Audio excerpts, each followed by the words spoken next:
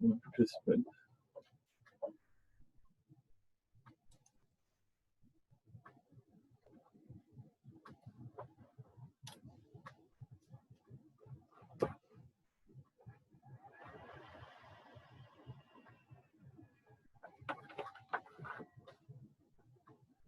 So I'm the only one. Should I close this one? Because I know there's some others that are waiting. Well, hang on, Phil. As soon as you opened up, it gave me a shot at joining. Okay, so participants 2 now, participants 4. There you go. Okay, so making you a host, but how do I do that? Let's get your camera set up first, and then we'll make me host.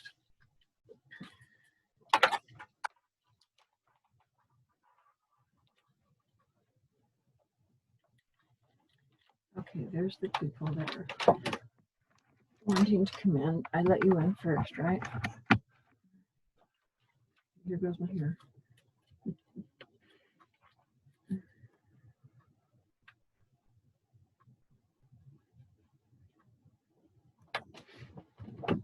Okay, I need to sign in on here too, don't I? Yeah. Okay.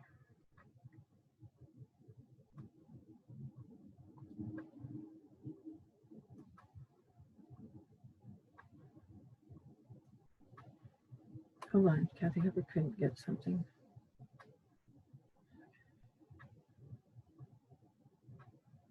Do that after you start. I'm trying to get onto the link, okay? So that's what I'm trying to find. My link so I can join from here.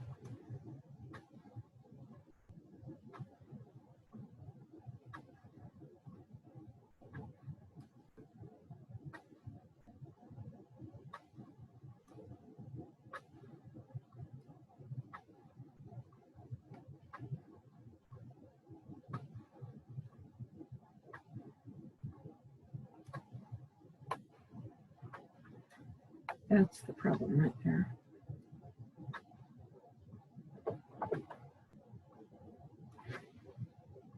Then you're not going to join, so you give yourself the echo. Right. Okay, I just did it opposite. Okay. Good job. So there is that. And it's in landscape. Hallelujah.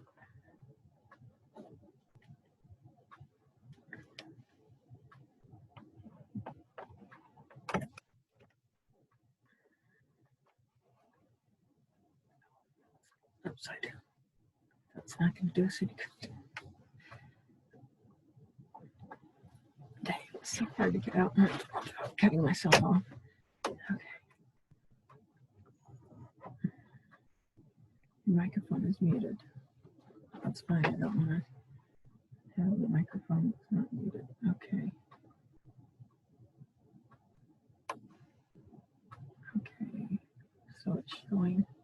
So I have to flip it around the other way.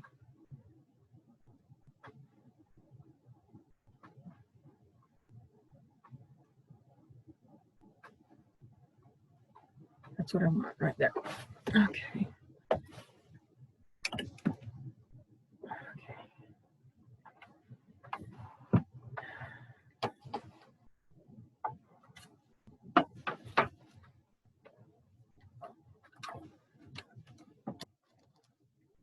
Okay. Should I start adding people in? Now. Admit.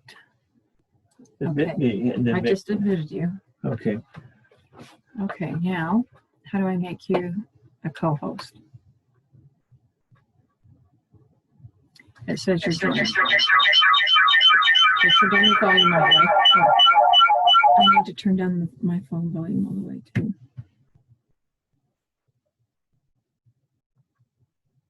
Okay.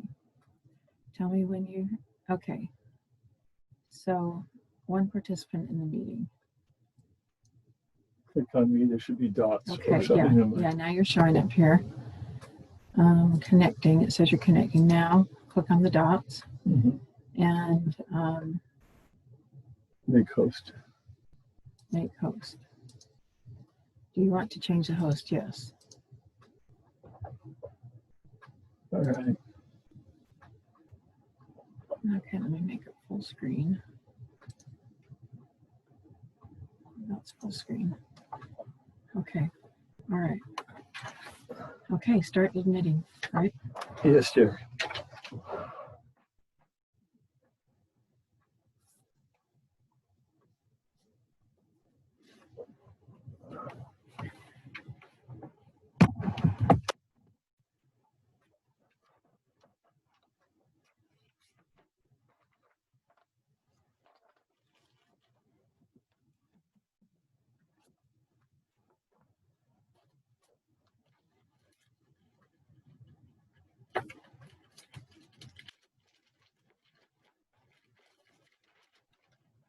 Are you letting people in?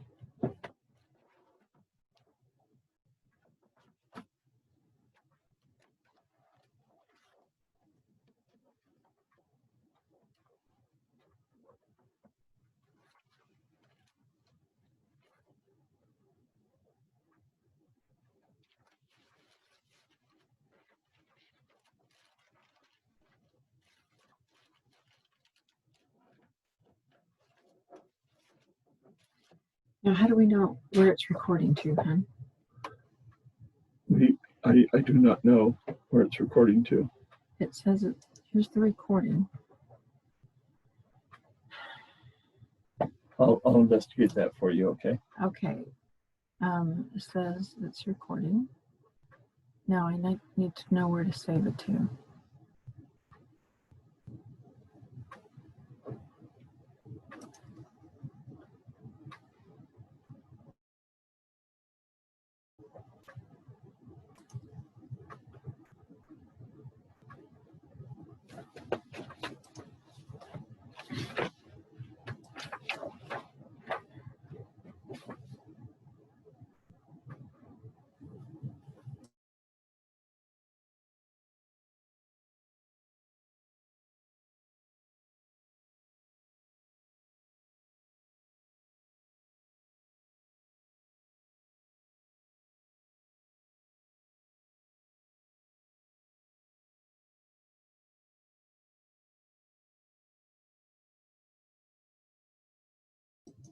There's the split. Recording. All right, it says recording on mine. Hello, everyone. Can you hear me today? Yep. How exciting. Let's see who we've got. I'm going to put it on gallery view. Can you see what I see? Can you see the gallery view with everybody? Yeah. How fun. Look at all your faces. All these people that I've seen in name, mostly. A little bit on Facebook sometimes. Let me expand my screen a little bit. How fun. Well, I hope you're all excited. This is going to be a fun class today, and it's not going to be too difficult. So that is a plus. Now, what you're looking at is upside down. I can see that. Okay, let me try to reverse it. Hang on just a minute.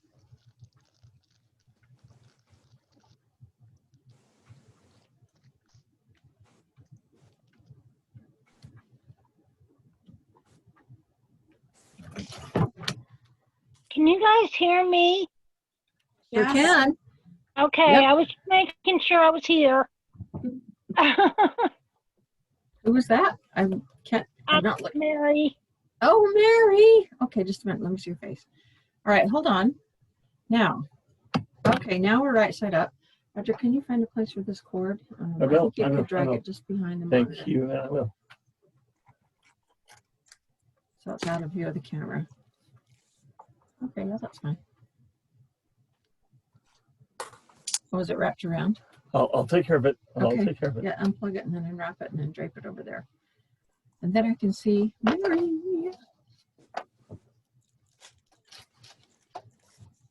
There's one of the pieces. There we go.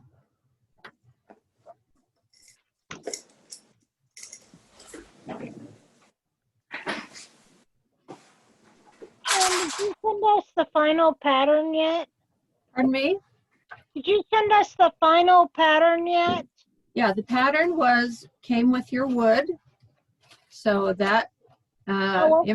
with the Where did- photo and everything. There's Lisa.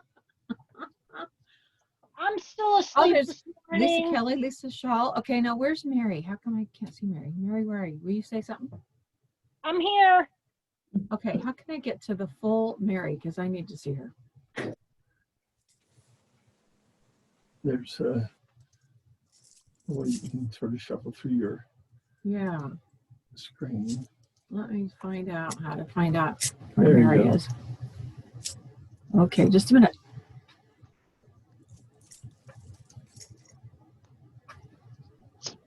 Mary, are you a little glittery snowman? Is that your photo? Yeah, it does. Are you going to Well, turn it's your... got three wooden snowmen. Yep, that's what I see. Can you turn your video on just so I can see your cute face? Let me see. Is that on now? Well, not yet, but it might take a minute. It says start video. It says start video on Mary. It should say that. Does I it tell don't you? have anything that says start video. I have your picture. It says record up in the little left side, and it's got like 5 little dots on the bottom. 5 little dots on the bottom. Can you hear Mary? I can't because we're plugged in. Mary says it's got 5 little dots on the bottom. Well, that's okay, Mary. But if you figure it out, then that will be great. So, Roger, I didn't really want to see all these friends here. How can I page through? Okay, I asked her to start video. She Okay. wants to start video. Oh, Roger asked you to start. Okay, there it goes.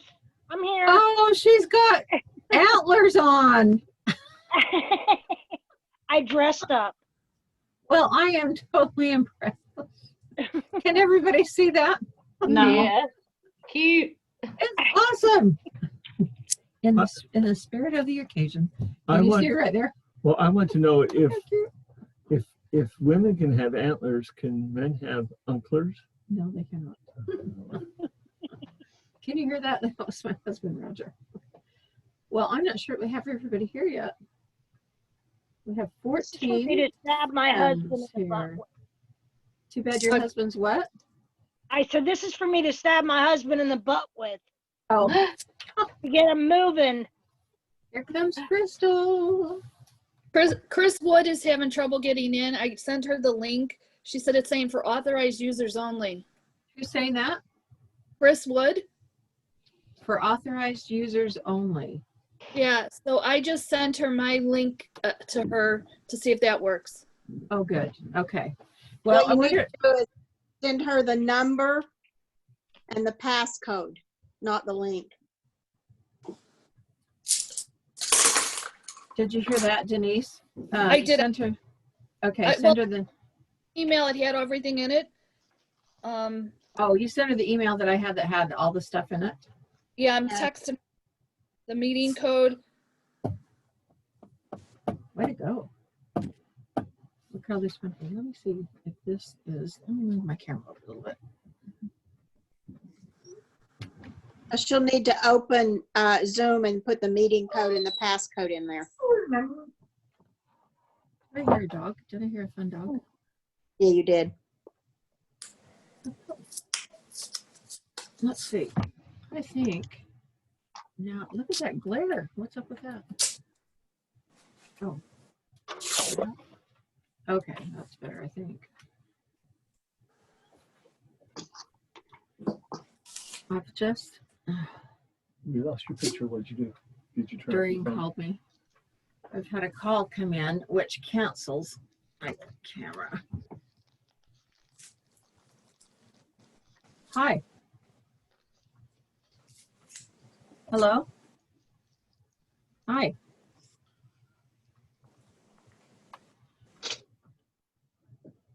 Hello? When you call me, it cancels my class. Your class camera on your phone. Yeah, it cancels the camera. Can you get in? You cannot get in? Are you on the pre-class or are you on the class? Hold on just a minute. Okay, what, say again?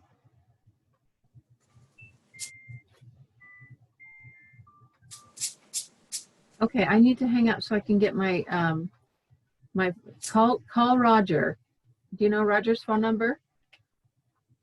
Call Roger, okay? Okay, thanks. Okay, bye. Well, that was my sister, who I love dearly. Now I'm going to have to join myself again.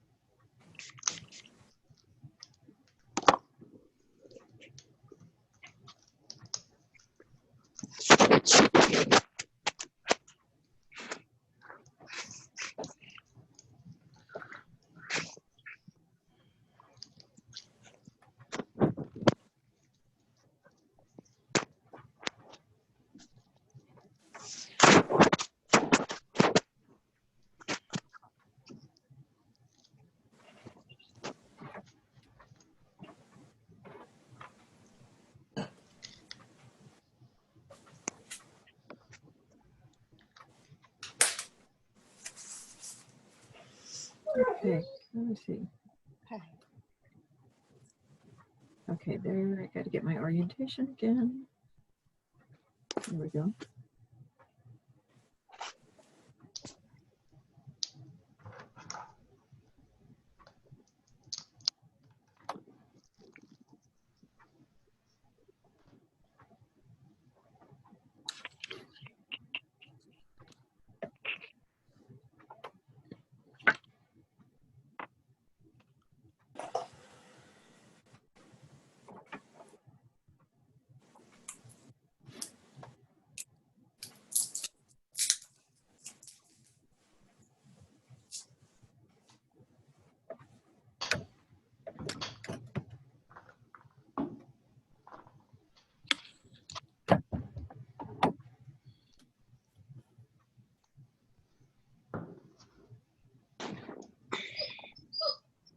I know.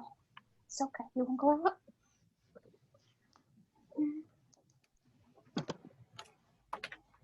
Right, last. While Sharon's finishing setting up, I wanted to just say hi to everyone. Hi, I'm Roger. I'm Sharon's husband. You're But the other. you know what I'm better known by, though. Some of you know what everybody calls me. I'm better known as Mr. Sharon Cook. And that's not really true. Everybody knows that. But it's true. See, people will say, I know you.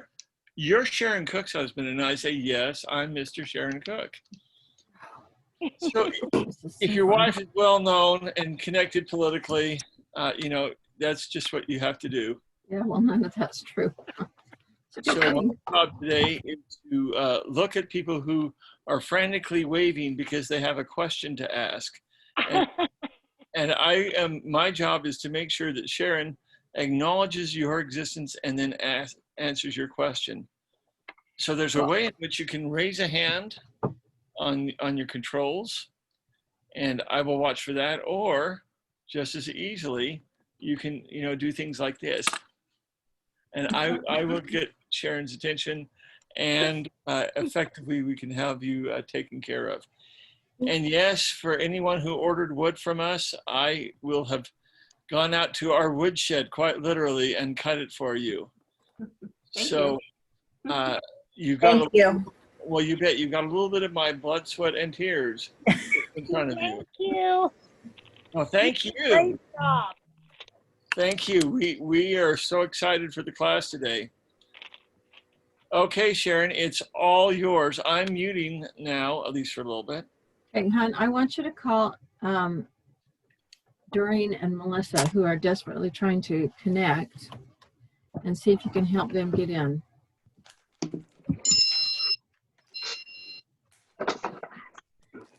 Cannot get this. Roger, you come in here, please. This is too hard to move.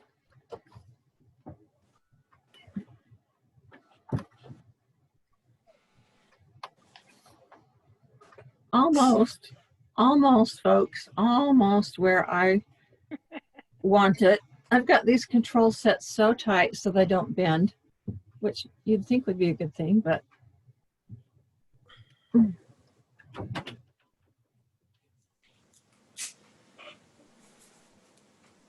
What can I help with, Sharon?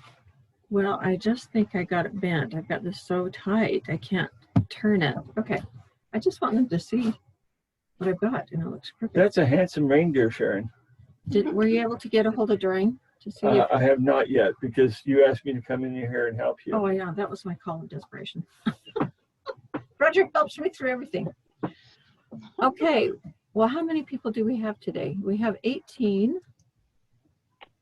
Do you need Doreen's phone number? I can't give it to you because it's on my phone. That's interesting. I'll do my best. Okay. Welcome. I'm so excited. I'm sorry that this camera's right in my line of sight, but I think you can see better. Does it bother you that you can't see my eyes when I'm speaking to you? Somehow when you can't see people's eyes, you don't feel like they're honest or something. Okay.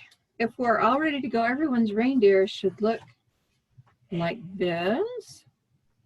And when we're done, it will all look like this, only without the glare.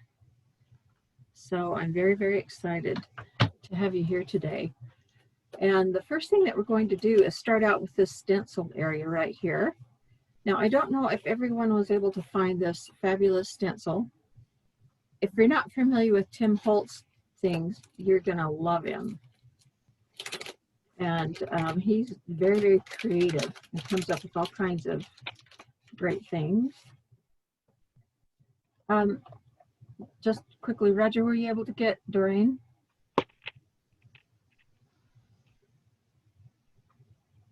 I'm working on that right now, Sharon. Did you find her phone number? I've got a phone number. I'm calling it. Okay, great. Thank you. Okay, bye. Okay, bye-bye. Okay. Do you have a second video with your piece that you're showing? Because we're not seeing that. You need to scroll spotlight. down. You need Yeah, to I spot. can't see that. You go No, you- down on the side and find it. Yeah, just you need to spotlight the surface part. Because all we see is you, Sharon. We don't see the surface. You don't see this? We I see do. it, but to spotlight it so we can make it bigger. Right, we do need to make it bigger. I only see you, Sharon. I don't see the piece at all. Me either. See faces. Glue. You need to go down through all the There it pages is. to find it. There we go. How's that? Trying to get Is him that to show you, me. Sharon? That's me. Well, that's my reindeer. Can you see Okay. my reindeer, everyone? Mhm. Why is it yours look so much better than mine? Who said that? Now, have I told you about the painting fairy? There's a painting fairy. It's kind of like the tooth fairy. But the painting fairy comes in the middle of the night after you've gone to bed and waves her wand over everything that you created in class, so that when you wake up the next day and you don't have everybody else's side by side, you think, wow, that looks really good. I did that. I don't know. Right now, mine looks really bad. Nobody's can look too bad, and we just wait for the painting fairy to come. Okay, I want to talk to you a little bit, because we are going to be stenciling. I want to talk to you a little bit about how to stencil without creating bleed underneath. And I also want to talk to you about the types of brushes you use. Now, I know that there's many kinds of brushes that people like to use, which is absolutely fine. You're going to use what you know and love. But for those people who have had struggles with stenciling, I'm going to show you some tips to keep it from bleeding underneath. So, I mean, how awful is it when you have everything done, your project's done, maybe you're doing lettering, right? And you get to the very end and you stencil and you pick it up and it's got bleeding underneath, and then you just want to cry or throw it in the trash, one of the two. That did But this way, if you follow kind of what I'm doing, I think you'll have really great success. The kinds of brushes that I like to use are anything. I like this brush quite a bit because it's got a fairly dense tip, but I use brushes that are rounded along the top. Let me get this at the right angle. Yeah, it's rounded like that all the way around. And I like these because as you go to apply pressure to your surface, you're not having all of the hairs hit at the same time. So this particular one is by Royal, and it's one of the ones that I specified. And I usually will go through 2 or 3 in a project because you do need to use them dry. Okay, first tip. Now use what I'm telling you with all different kinds of stencil brushes. This is one by Larry Spelt, and I like it, and it works. And this is one by Chris Hoy. It's flat, and that works too. It's softer bristled. But no matter what you use, all these same principles apply. Dry brush, okay? Dry, dry, dry, dry. The second thing, what if you don't have what? What if we only have one stencil brush? Well, I'll show you how to dry it out as we go, and you'll be fine.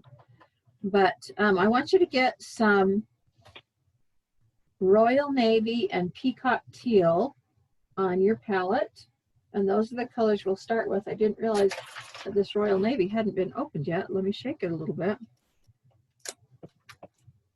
So Sharon, I couldn't get that exact stencil, and I noticed I do have it in a mini, but I think it's a bit too busy.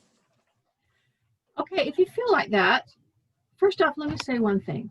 If you couldn't find this exact stencil, you're going to be okay, because the purpose of the stencil is just to give it some texture in the background. Okay, let me try to get the glare out of the way. You're trying to give it some texture and give it something, some interest. So if it's not this exact, that's fine. Put a polka dot stencil on. Whatever you might have is going to be fine. So whatever you like. And remember, you can always paint over it if you are not happy.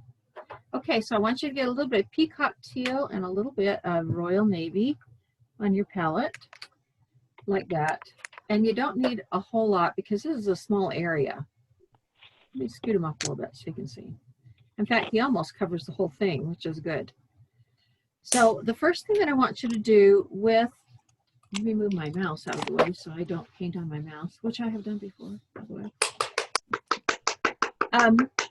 You want to barely tip your brush into the paint. Let me move it over white. I don't have a whole lot on there. I just have a little. And we're going to double load. So we've got 2 colors going on there. And the thought behind a stencil is to get the paint loaded into the brush, but not so it's saturated, and then rub out enough of it so that it's dry enough that it doesn't seep under. So with these colors on there, especially the first couple times that I'm loading, I'm going to take it to a piece of palette paper. I just use type paper. This is a piece of cardstock. And I just want you to start pouncing up and down like a sewing machine needle. So don't go sideways, go up, straight up and down like a sewing machine needle. And I want you to, this will actually disperse some of the paint around the ends of the brush. It will move some of the paint up in it a little bit so that we'll be able to get some good dry brushing. And then I want you to take it to a paper towel that's dry, and I want you to rub some of the stuff out. That way, you still have paint in your brush, but it's not going to leak underneath your stencil. Now, if you're challenged with the thought that it might move on you, go ahead and tape it with a piece of tape. Something this small, I usually don't, but you know, I'm going to be teaching you and maybe not paying attention, so let's secure that a little bit. And then with this brush that you've just prepared, I want you to lightly start pouncing. Now, the first time that you start to apply this to your surface, you don't know for sure how much paint is in here. I mean, you think you do. So start with your pressure light. If you don't see a lot of change, then you can increase the amount of pressure. The harder you pounce, the more color is going to be left on your project. You can see where there's some. Now it's blue on blue and it's a dark blue on blue. So I'm not sure how much that shows up. So I'm just peeking and it doesn't show up too much. So I'm going to do it a little more again, and I'm going to add a little bit more peacock teal. So now this is the second time that I'm loading paint into my brush, and I'm going to take it again to the palette paper and get out a lot of that, and then take it to your paper towel and kind of scrub it around and wipe out some of that so that we don't get bleed. When your paper towel starts to be where you can see some air or some color behind it, or it doesn't totally make it blue, then you're ready to move back to your stencil. Now you want to kind of stay away from your sweater. You don't want a sweater blue, but you can go up fairly close to it. And it doesn't matter that we're not completely on the edge because we're going to be shading around the edge with a darker color anyway. Okay, let's take a look and see how this looks. I'm just going to lift it up a little bit to make sure that my color shows, and it is starting to show. It looks a little brighter to me than it does on the camera. So let's keep working our color on down until we get it covered. Now I'm loading about the third time, and now I've got some of the paint that started to move up into the bristles, and so it's starting to get to a point where it's really going to be workable. I'm going to wipe off some of the paint on this paper towel. Never want excess.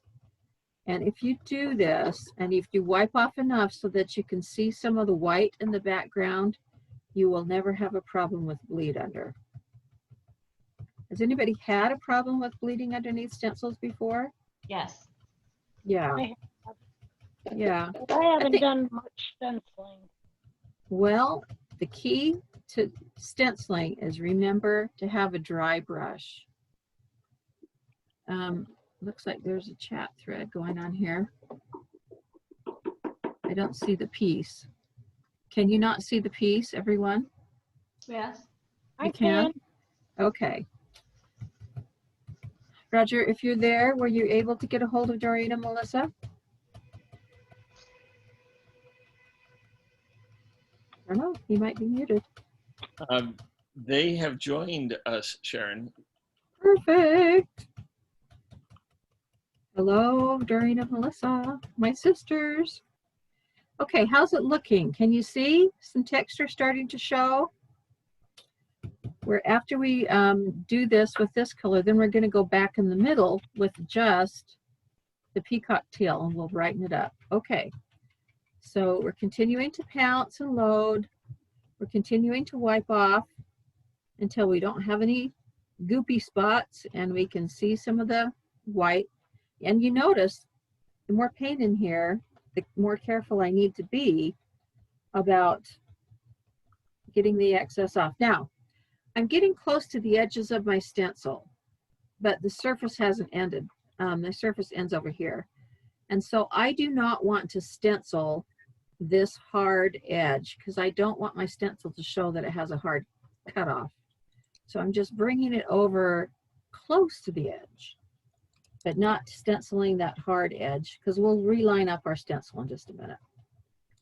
But first we have to get it covered. Does that make sense? If you were to stencil right along there, your stencil would have a hard line. That's not the look that we want. Even though this is eventually going to be covered with lettering and your eye will not automatically go to the stenciling, we still want it to look good and make it look appropriate and like it was maybe on the background the whole time. Okay, so I have covered my whole area with the exception of the ends where we're going to have to move the stencil. That went really dark. It went really dark? Oh, yeah. Sorry, I didn't mean to talk to you. Okay, well, you can put your microphone on mute if you want. Okay, here's what we have. You can see some of it starting to show. And I can see more in my view than you can on the camera. Okay, being careful that it's lined back up. Now let's just put on a little bit of just the peacock teal. And let's really get this dry. And we're going to do a little soft scrub in between, but in order to do that well, your brush needs to be really super dry. Okay, now hold it down with your fingers and really with the light pressure. I mean light. I mean so light that you could feel on your hand that you could just barely move your hairs on your hand if you have hairs on your hand. And I want you to very, very softly start swirling.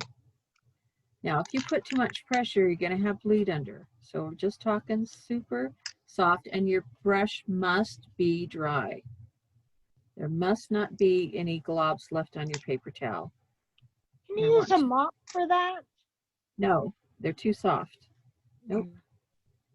It's the right shape, if that's what you're wondering, but the bristles are way too soft.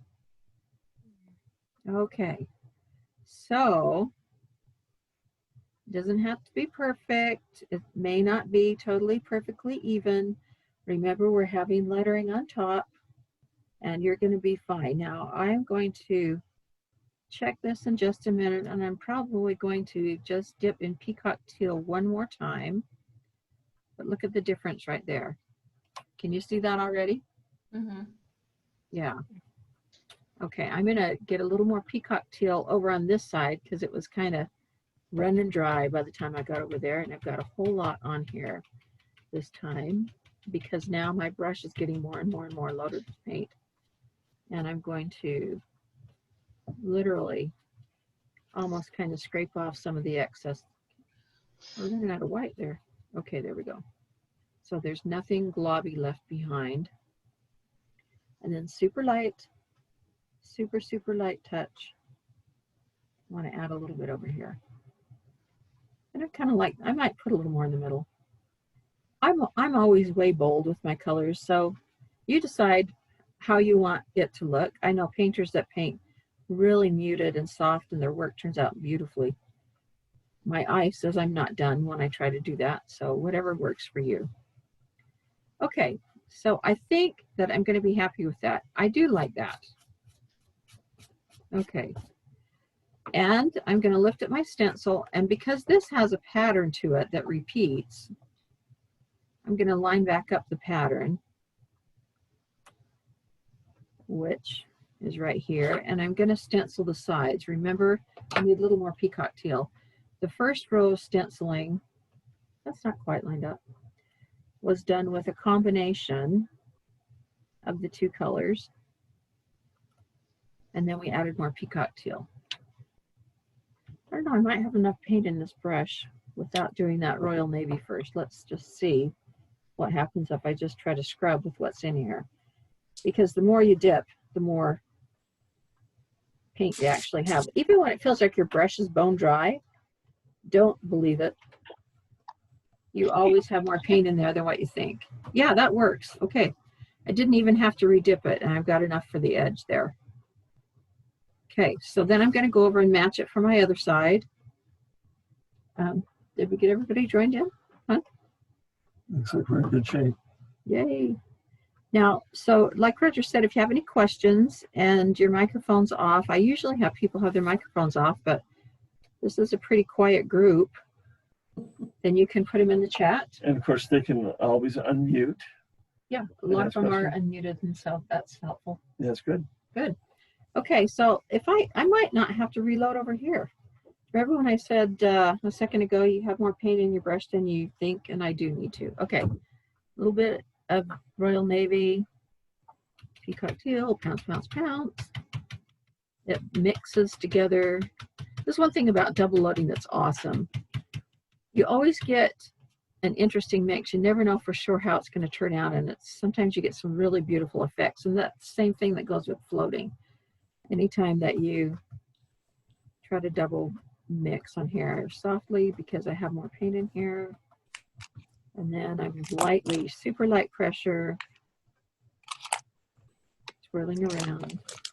Okay, that bottom corner needs a little bit. I don't have to go all the way to the edge. A little bit up here. Okay, and there you have it. How does yours look? Did it turn out good? Yep. Sharon, it's Okay. Denise. I have a question for you. Okay. I don't have eucalyptus leaf. Could I use just straight forest green, or is there something else I can mix with it?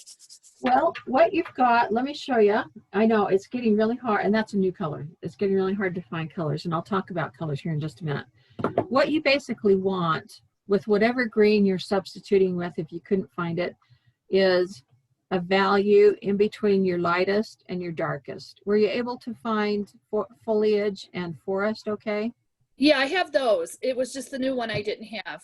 Okay, so mix these two together until you get a halfway point, which is basically how we're using this. Okay. But look, this has a tiny bit more blue tint to it. If you want to add a drop of, if you want to add a tiny drop of this Royal Navy to it, you might get a little more blue like that. But it's not critical. If you don't want to do that, that's okay. Basically, we're after the 3 values. Okay, so there you have it. Now, does everyone here know how to float? I assume you do. We're going to take a basic float all the way around the edge here, and that will kind of put an edge on our sign. And we're going to go with deep midnight blue, which is a really fun color and really versatile. You can use it for a lot of things. So just, I always have to shake up my paints. Oh, about brushes. Okay, this has got a lot of blue in it, and we're not going to want to use this without cleaning it on any other colors. So take it over to your brush basin and get out as much color as you can. Now, I think it might have been Mary, but somebody said they only had one stencil brush today. Was it Mary? Was that Mary? Okay. Yeah. That's okay. Get a lot of paper towels, and you're going to want to squeeze that brush between that paper towel just as much as you can. And keep in mind that even with doing that, you're going to have to be super careful about when you do your other colors. Okay, so squeeze it, squeeze it. This has still got a little bit of blue in it. I don't want that to transfer to my reindeer. So if I were using this as my one and only brush, do you have any other stencil brushes, Mary? I have a lot of dry brushes. Are they not stiff enough? They'll probably work too. I just want to make sure that we have success today. So if you get this really dry as you can, and we still don't have success, we'll try the same technique with one of the other dry brushes and see how we end up. Okay, but keep working it like this, Mary. Okay, keep pulling out as much water as you can, and that's what you can do.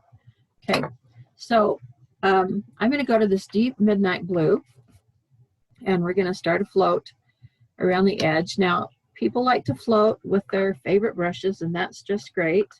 I started out using flat brushes, and now I'm totally in love with angulars. One of my students, actually, at one of my classes I was teaching, brought an angular, and I said, this is so funny. I remember saying to her, what on earth is that? I mean, I'd seen them, but I'd never really seen anybody use one, believe it or not. And she said, oh, I can't live without it. And once she showed me how she used it, I thought, oh, I'm going to try that. Because you can get into tight little corners with that angle. You can do all kinds of teeny tiny things. All this time, I've gone all those years without it. Okay, so just your basic float. I like to use a wet palette. This is a wet palette. And not everybody does. But I feel like my blending is easier on a float to get it on a wet palette. So go ahead and start floating around the edge. Now, some of you may have based your reindeer hoofs down below. That's okay. Yeah, if you did that, just float around your reindeer hoofs. So we're just basically trying to get an edge, a darker edge around the corner here. Now, one thing that I like to do is whenever you have a corner like this, let me see if I can get a paper to show you. I do not like the look of floats that come like this and come like that and have that corner. To me, that just looks like unnatural. So I will follow up and I will go in anywhere there's a corner and I will soften that corner to get it to blend around the corner. Does that make sense? So we're trying to avoid this look, unless you're floating around a block. Somebody says, do you clean your brush with hand sanitizer while you're painting, or is this done after? Probably you're done. Is probably what it said. I didn't see the whole message. I do it after. Okay. Well, it was Roger who's asking the question, but Lisa Kelly suggested that she uses hand sanitizer to clean her brushes. And so I was wondering from her if she does it while she's painting, you know, just take a second to clean it out, or is that just referring to when she's done? I pretty much just do it with the stencil brushes, especially if I need to use them later. It gets the paint out faster without, you can wipe a lot of paint off before you go in the water and rinse it. And then it just is faster to clean it and get it dry. So you'll get as much paint out as you can, and then you'll immediately use hand sanitizer to take out a little bit more then, is what? Yeah, I'll get as much off as I can, and then I'll put a little dab of hand sanitizer in my palm, and then just work it into the bristles, and then wipe again on paper towel, and then wash it in water, and then dry it real good. Well, there you go, ladies. It's just faster. Yeah, this is how to keep painting with little interruption. Is that our Lisa Shaw? Lisa, It's was Lisa that Kelly. Lisa Kelly? Okay, good. Sharon, do you know that we have 3 Lisas on board today? Yay. Lisa's the name of the day. I'm trying to keep this reindeer in view. Okay, so, you know, it's pretty dark on dark, and this is not really easy to mess up. There's not a lot you can do wrong on this float. And it's pretty forgiving. So we're not really worried about perfection so much. Where is my fellow in the camera? We're just trying to get an edge around him. And notice when I go around the corners, I am kind of bringing it up a little bit. And there you go. I don't like to cross floats too much, but this one's not going to matter that much. Okay, so I've taken it around here, and actually this corner that I talked about walking it out is going to be covered by your hooves anyway, but the principle applies to anywhere where there's a corner, and we'll work on that today. So we'll let this dry for a minute, and we'll go on to our next step, which is our stenciling of our letters. So this has to be dry. So what I want you to do on your lettering is get a little bit of tape, because you really do want this held down well. Now these stencils are cut from some plastic rather than Mylar, and the beauty of that is it's what my machine will cut. I purchased some Mylar for my classes, and it did not work. I could not get enough pressure on my machine to cut these. But when you're done with these, look how easy the paint comes off with just a piece of tape. So you don't have to worry about scrubbing these really tight. Okay, so I want you to get your lettering stencil in place now. Tape it down in a couple of spots, make sure it's centered. Now, this is kind of important. Just lay your feet in place, because you want to make sure that when your feet are on, see how close it is right here with the O and the it's.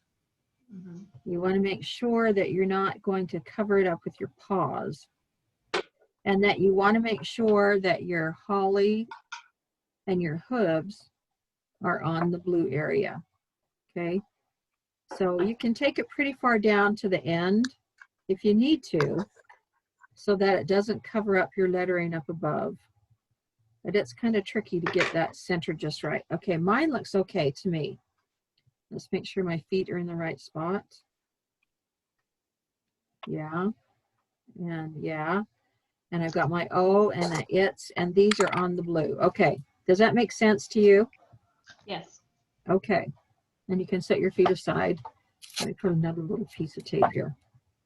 Now, because we're stenciling on top of a dark color, we've got that navy blue going on there, which I really, really like. But we also want our lettering to be bright and cheery. Sometimes it's hard to get, especially red, which doesn't cover very well. Let me get the glare off that. We want these colors to go on pretty bright. So I usually undercoat almost everything with white first. We're going to stencil this whole thing first with some white. Then we'll put some other colors on here to get this to come up to be a true red. So it takes just a minute. So, or light buttermilks will do the same thing. So it's light enough. We're going to start with light buttermilk. And I want you to actually stencil all the lettering here with light buttermilk. So let me try to get this in a place where I will not goop up my little reindeer. Okay. I'm going to set my palette off to the side a little bit so it can lay flat. And it's hard to get everything on the camera so you can see. I'm not going to worry about that too much right now. Okay, so go with, now Mary, if you got your stencil brush, it needs to be really dry, or use a different stencil brush, okay? So I'm starting with a different one. It's the same thing, it's very dry. We're going to do the same technique. We're going to load it in the white, and we're going to stencil over this blue so you can see it really well. And we're going to take out a lot of the paint, because look how loose it is at first. Remember, this is a dry brush. If you're using a wet brush that you've tried to clean, you're going to have to be so careful with this step to get as much paint out as you can, because the water in the brush will thin out your paint. Okay, I'm going to make sure that it's pretty dry here, and I'm doing it over this blue here so that you can kind of see it. If I did it on the white paper towel, you wouldn't be able to see it. And then I'm just super light. Remember, it's super light at first. I want you to start just stippling in an up and down motion like a sewing machine needle over all your lettering. Now, think layers, okay? Think layers, meaning to get the intensity that you need and want, don't try to get it all in the first step. It will never look very good, and it will very possibly bleed underneath. And that's exactly what we're not trying to achieve. It's better to go over it multiple times to get an opaque coverage and to get the intensity of color that you're seeking.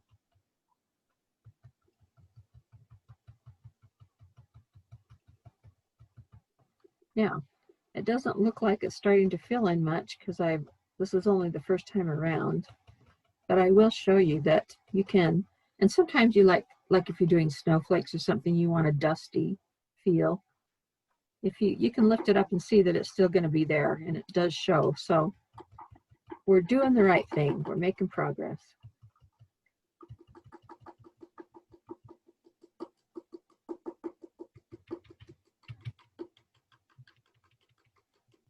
I hear some good tapping going on somewhere. And go ahead and do this holly word down here too. And you can do this in kind of light. We're going to cover this up with some other colors. But the white on the holly and the bottom letters on the bottom row are just simply an undercoat to brighten up the background so that we can get our red to pop a little bit more than what it would normally.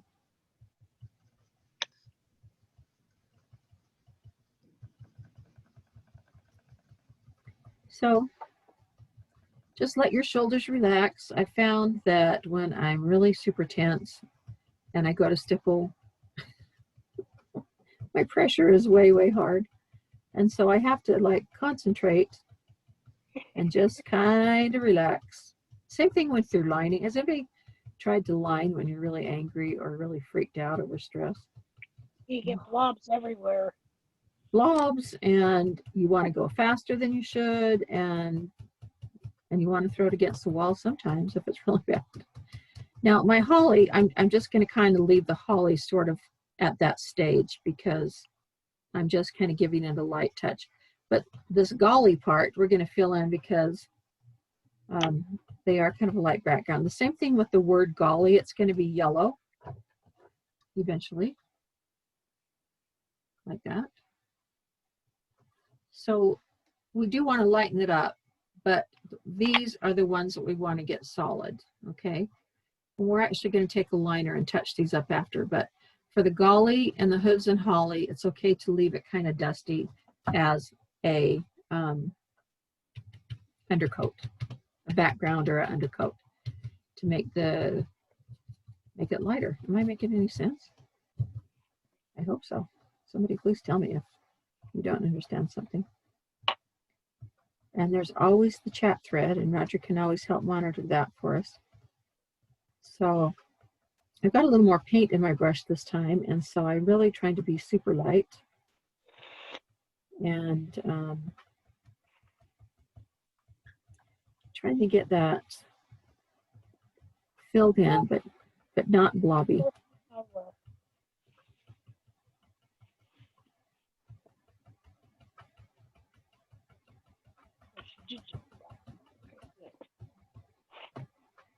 Okay, now we will, like I said, on these skinny letters on oh my and its, we will use a liner brush in just a minute to go over that.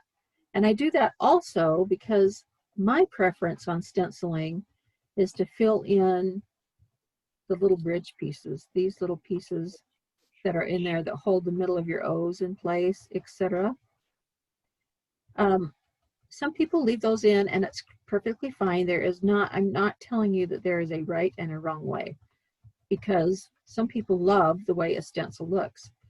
I usually fill in my little bridges. That's just my choice because I like it to look like it was not stenciled.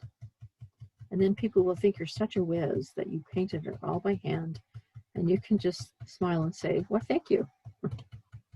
And they tell you that you're a great painter.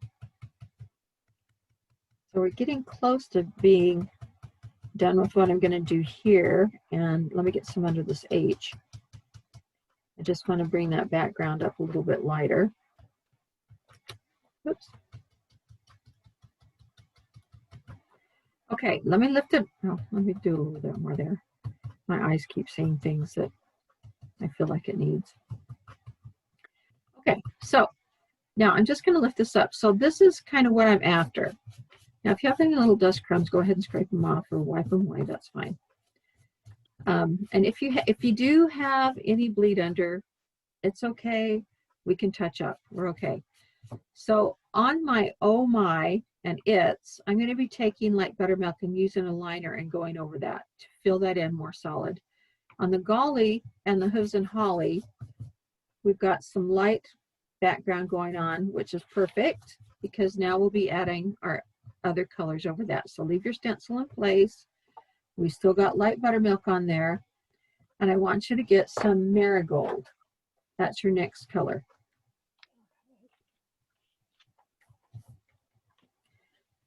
And we're going to stencil over the golly with marigold.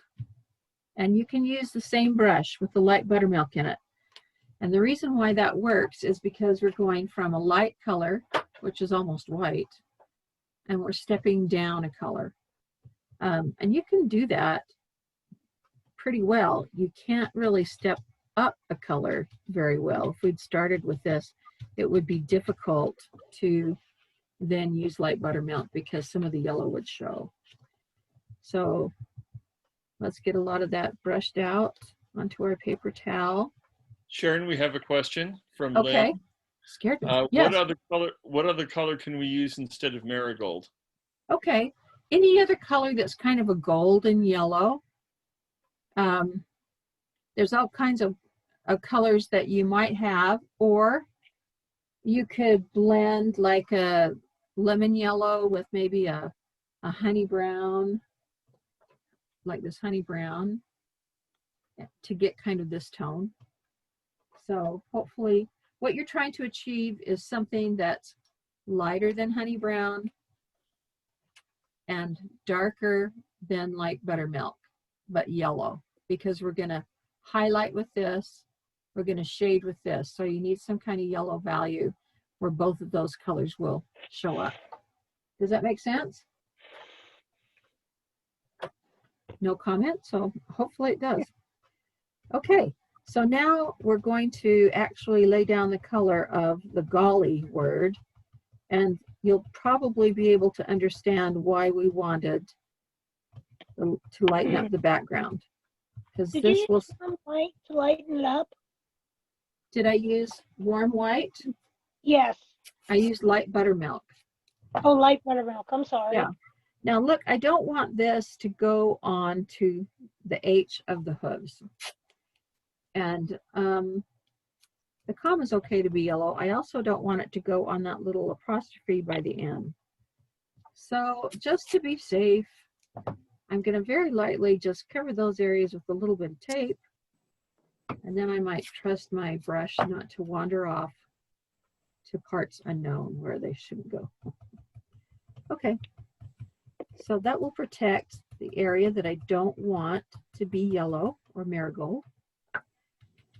And remember, it's a layers game. Stenciling is a layers game, right? We're going to do it in layers until we get the intensity that we want, instead of trying to get it all the first time around.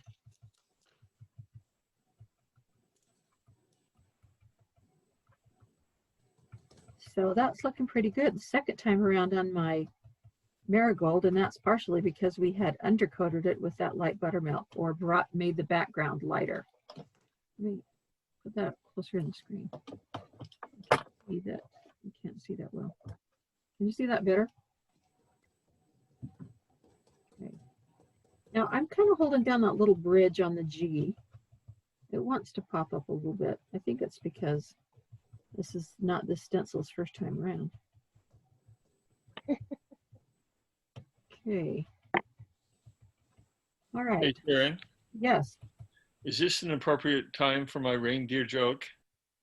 it depends on what it is. What was it? It's a fast one. So where's the favorite place for a reindeer to stay during their honeymoon? I can't remember. Well, it's the bridal suite, of course. The bridal suite. Oh, because I call this a bridal. Roger. Now you got to realize that Roger is a teacher. He teaches classes at BYU, so he's always got this captive bunch of students, and they laugh at all of his jokes. Because if that's your professor and you're depending on them for a grade, You gotta laugh at their jokes. and he's got a fresh batch every semester, so he can use the same effort. I dropped my brush, you guys, and I can't pick it up. So, excuse me for just a minute. Do you need me to retrieve that for you, Sharon? Nope, I just got it. Okay, so now let's look at the golly, and that's looking pretty solid. Now you may have a few little, just a few little specks from your brush. Don't worry about that. In cases like that, I like to use my paint eraser, and you may wonder what on earth that is. These things are so handy. This is just a Q-tip. And so I dip the end of my Q-tip into my water, roll it across the paper towel, and you can erase almost anything, any paint that you have or little specks that you have with your paint eraser. Yeah, I mean, there's a little piece right there I'm going to have to touch up. Okay, so we're going to float over this, and we're going to shade with that, and we're going to fill in those little bridges in just a minute. So I'm going to take this tape off now of these other parts, and now I'm going to work on the hooves and holly. So I may use some of these little parts to block what I don't want our red color to go on, because hooves and holly is our red lettering, as you can see. So let me make sure that that is not blocking the hooves lettering. And I'm going to put some right there because that goes down pretty low. And just to make sure, just to make sure. Okay. Maybe one more, just to be safe. Okay, I think we might be able to use this yellow brush. Let's make sure we've got as much yellow out of our brush as absolutely possible. Another tip you can do is on your paper towel where it's damp from when you've been floating, you can also lightly kind of scuff some of the paint off the tips of your brush that way. That's another way to get some of it out. If your paper towel is super sopping wet, you might get your brush a little too wet, but mine is not too drippy so far.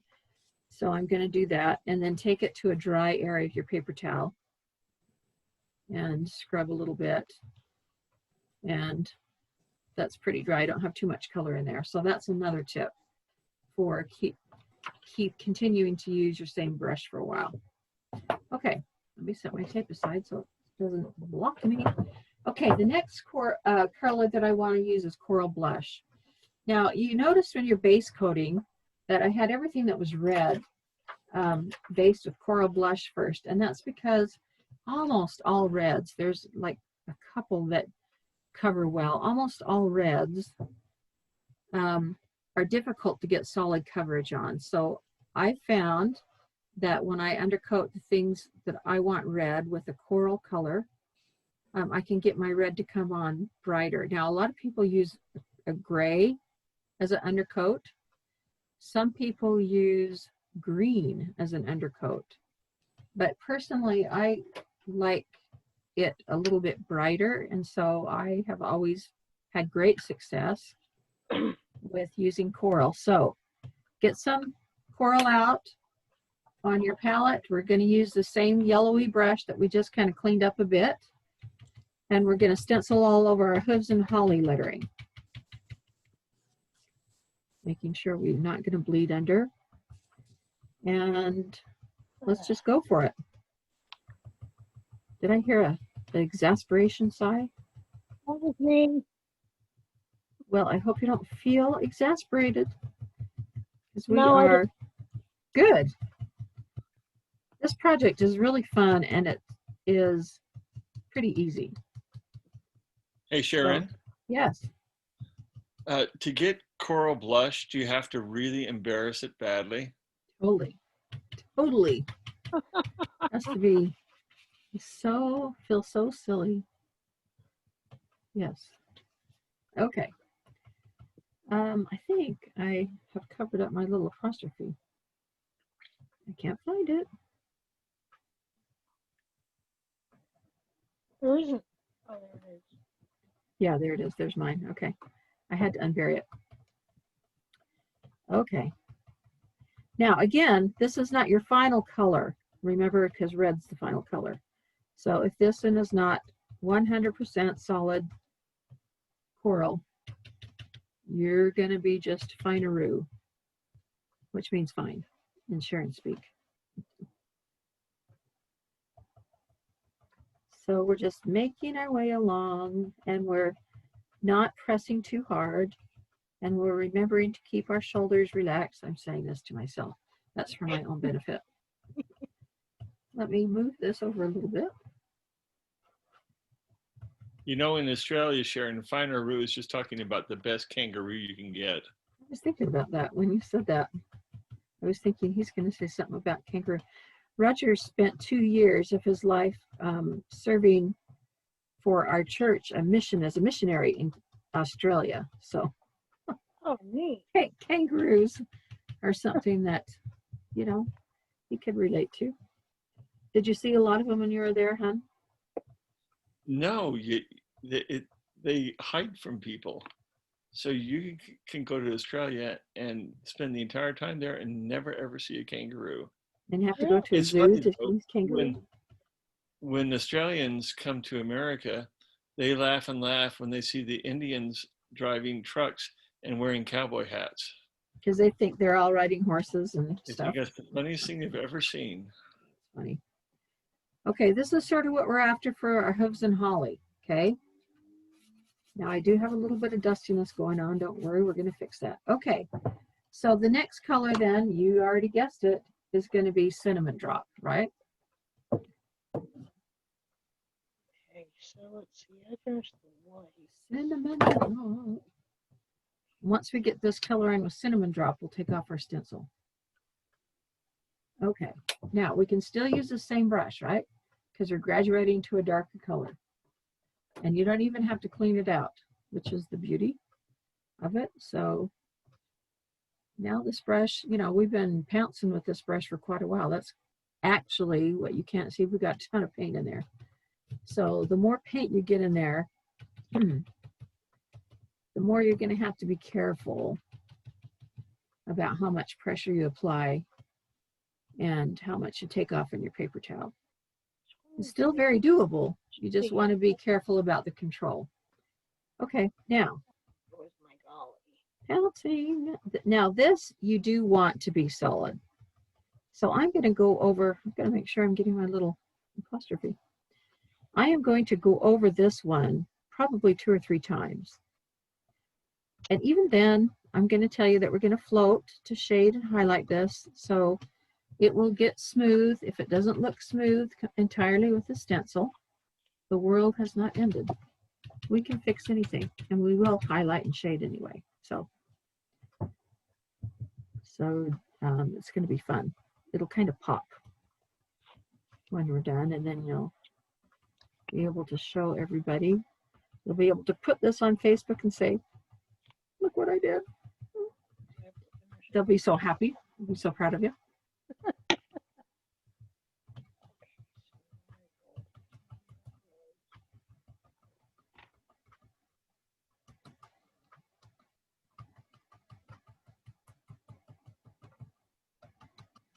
Everybody's quiet. Their heads are all down, and they're just working their little tails off. I'm so glad you chose to paint with me today. It's been fun so far, and we've only just begun. Now, while we're just stippling along and stenciling along and getting all the paint out of our brushes, I just barely posted a brand new class. I don't know if anybody saw it yet on Facebook, but I did. It's adorable. do you want to see what it looks like here in just a second? You had somebody who ordered the new class kit, Grandma, just a few minutes ago, in fact. We did? Oh, how fun. Sorry, Is I'm that going the one croaky. with the 3 cows on it? Yeah, Hallelujah Chorus, which is being taught in late December, which is crazy busy, I realize, but we just thought we'd try one more thing just because it's fun. Here they are. Let's see if I can get them on the screen. Here's the Hallelujah Chorus. It comes with an actual jingle bell. It really does ring, actually. And these little heart buttons are made out of clay. And so that's part of the kit too. So you get everything in the kit. So the bell and the bow. Are you saying, Sharon, I have to make the clay buttons too? Yes. Yes. You and I are going to make a jillion clay buttons. I have clay. I can make clay buttons. Way to go. Good for you. That's nice. I like to use an epoxy, a 2-part epoxy clay. It's called a modeling compound, and it dries so hard. It's called Aves Epoxy Sculpt, and I don't know if anyone's ever heard of it. And it costs like 25 bucks, but man, it goes a long way. You use it forever, and you can even drill holes in it after. When it's totally dry, you can sand it. It's awesome. So whenever I sculpt things with Aves Epoxy Sculpt, which doesn't apply to this project at all, I usually sand it and sand the edges down until I'm smooth. You smooth it out with your damp finger as you're shaping it, but I always end up sanding it off a little bit too. So What was it's the awesome. name of that? AVES, Aves Epoxy AVES, Aves, Epoxy Sculpt. Oh. And you can get it on Amazon. And you can get, I think you can get it from a lot of places.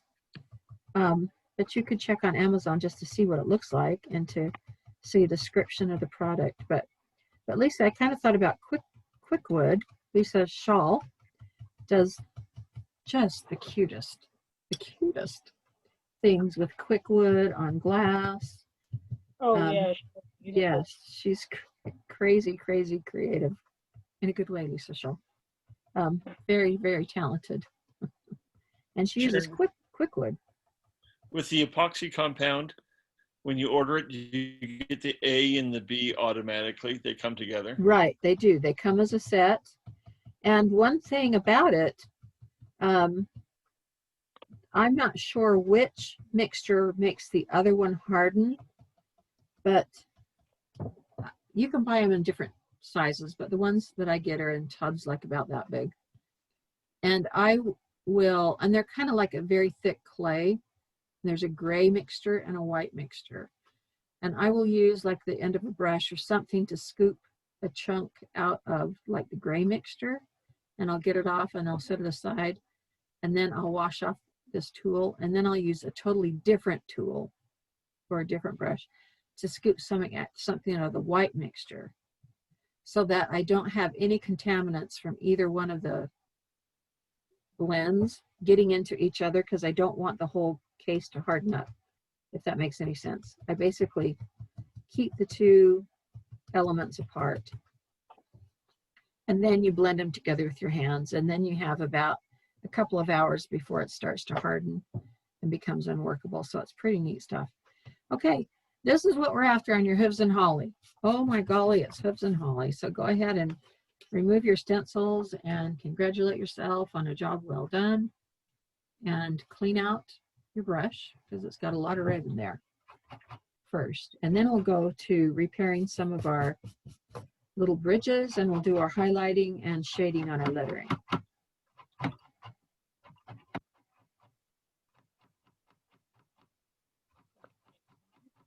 Red or after the yellow.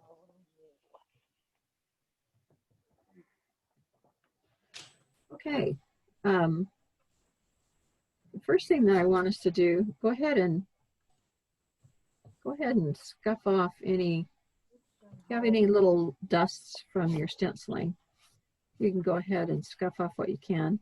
Now, sometimes when you stencil with white underneath, like we did on the holly, sometimes you'll see a little white edge around the sides, and that is fine because we're going to be highlighting and shading over that, so that'll take care of all that. All right, so setting this aside, I want you to get a little liner brush.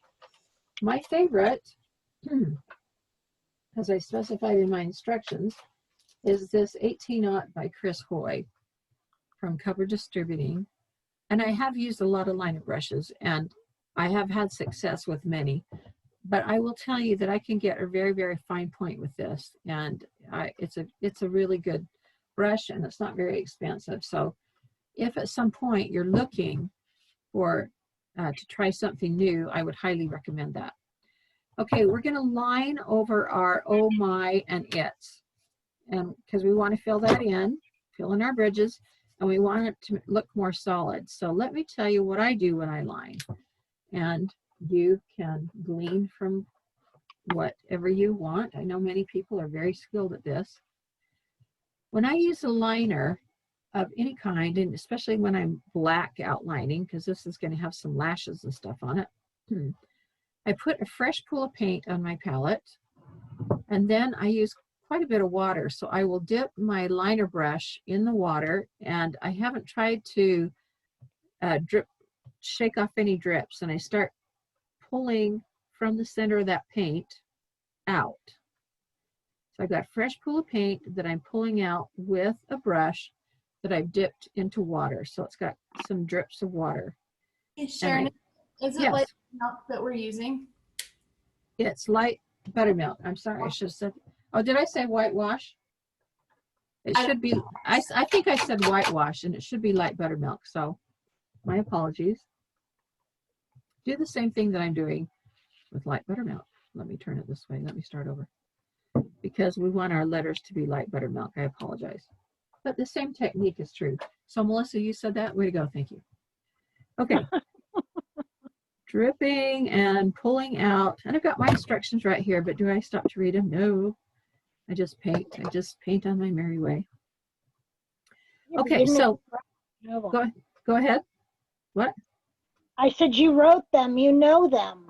I did write them, but sometimes I don't do things the same way. So if you get home and you're finishing and something doesn't make sense, just send me an email. Okay, now I've got this paint and water kind of about 50-50 mix. Now to get that into a fine line, I'm going to take this brush and I'm going to twist it between my fingers and pull away and lift up. So I don't know if you can see that up close. Let me try it up here close by the camera. Oh, maybe that's too close. Okay. So I've got my paint mix in here and I'm going to see how my fingers are rolling and twisting. I'll do it again. See my fingers are rolling and twisting. As I pull this brush through, I'm going to roll and twist my brush and then I'm going to pull it up. And that will take all the hairs in that brush to a point so that you can have a very thin line. And then I'm just going to... So I what? So you actually, when you line, never mind, I'm losing my train of thought here.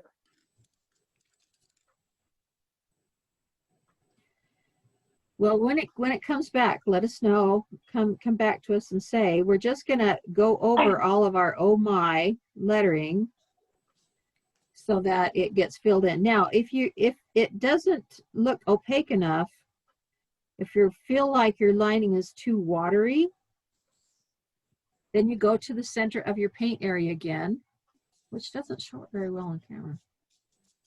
Which doesn't show up at all, to tell you the truth. There we go. If you feel like it's too watery, mine isn't, I don't think, but if you feel like it is, because eventually it'll get too watery, then you can pull some more fresh paint into your little pool here.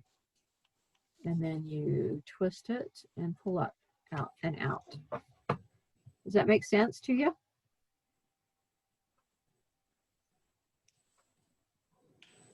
Now see, when I lined, I just used the tip of my liner. Maybe that was what I was doing wrong.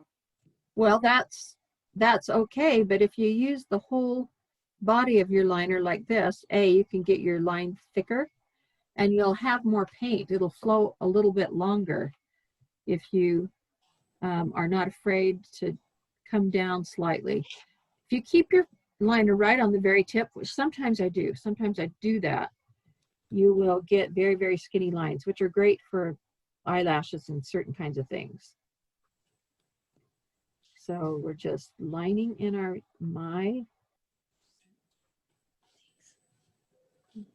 oh my golly. And this part doesn't really take too long if you don't stop and talk all the time like I'm doing. Now, remember, if there's anything that happens that you don't like, we've always, and you want to touch it up and hide it, you can always very sheerly and softly use our Royal Navy and Peacock Teal and touch it up, and you probably can hide something if there's anything that you've done that you're not happy with. But we won't worry about that right now. I'll just let you evaluate that as you finish your project. And you might want to wait before you varnish, because in the middle of the night, the painting fairy will come along. And the painting fairy fixes a whole lot of things, if you know what I mean. I think I need to have a talk with mine. Do you? It's kind of like the tooth fairy. Maybe they'll ask if you've been a good girl. Maybe that's my problem. Well, that's one question that Santa always asks. I don't know about the paint fairy. I've never had a one-on-one conversation with her, but she just always comes and has done it for me.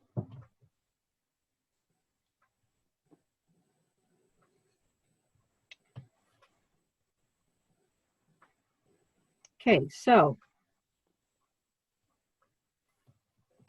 Maybe a broad line.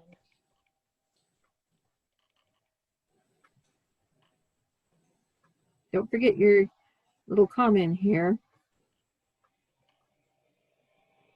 There's a little comma right here after the O. Mine didn't stencil very well, so I'm just kind of writing it in.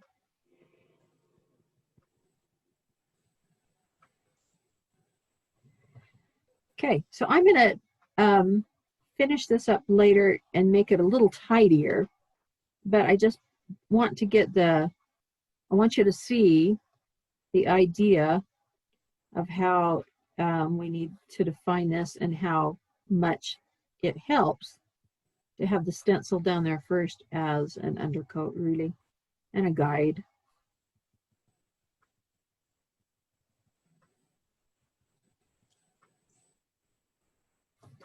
And also, don't forget your paint eraser. Remember your dampened Q-tip. If there's something on there that you don't like, scrub it off lightly with the damp Q-tip that you've rolled most of the water out with. And I do that all the time, especially when it comes to floating. And we will do some floating on here today.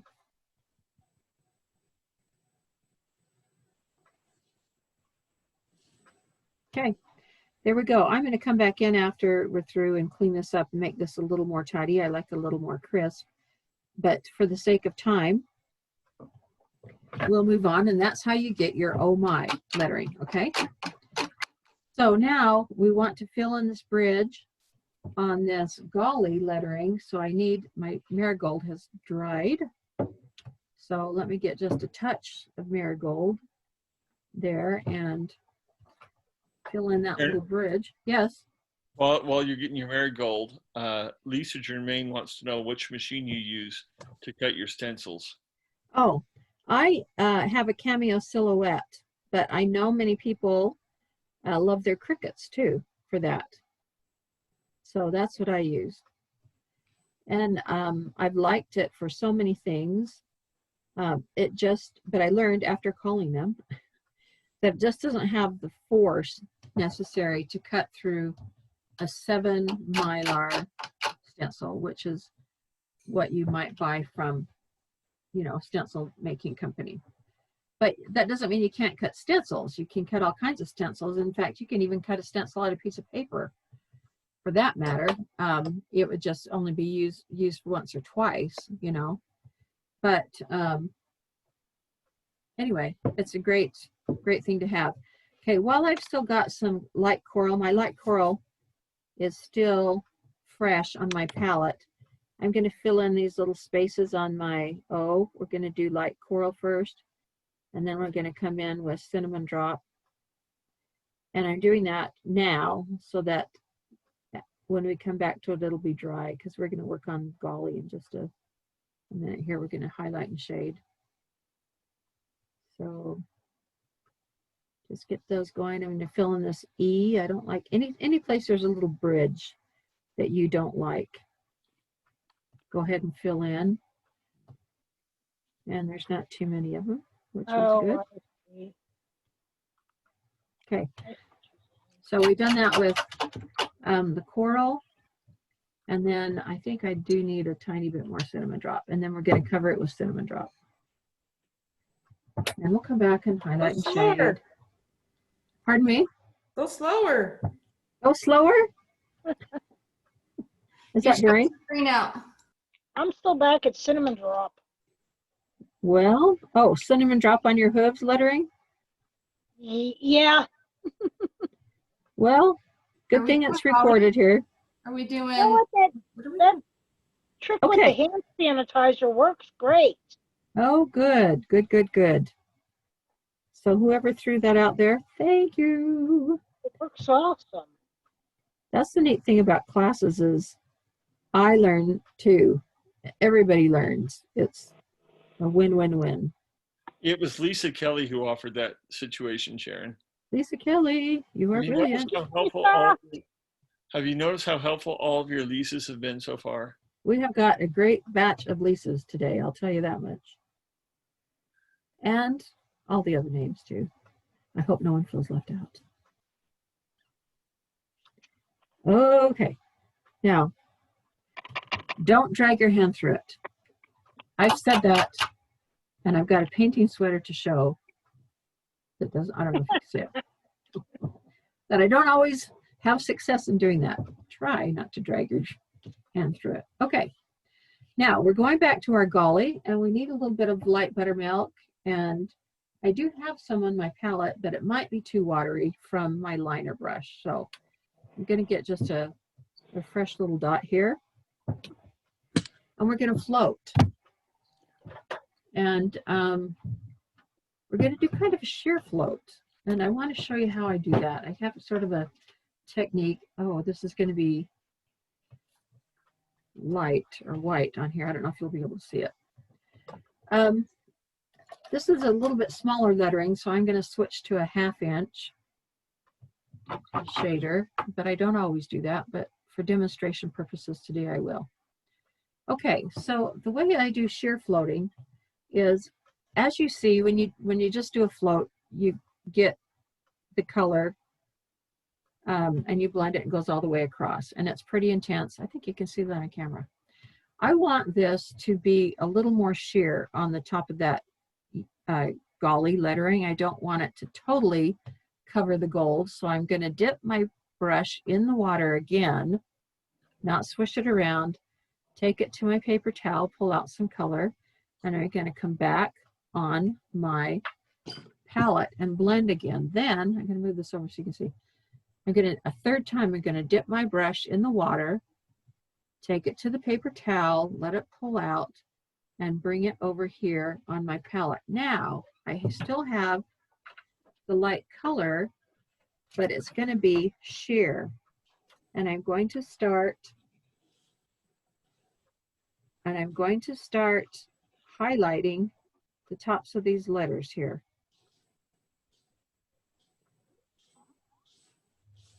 With the sheer. Now, it shows up and it brightens it, but it doesn't completely obscure it. Roger, let me see that message again. What's it? Okay. So this does not take a lot of time.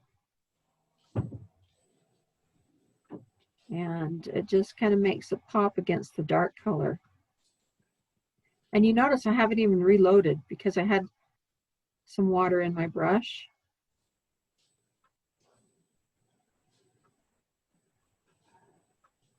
Can you show us how you load that again one more time, please? Yep, I will. Well, because we're going to do the same thing on the Hooves lettering. So the top's highlighted. Okay.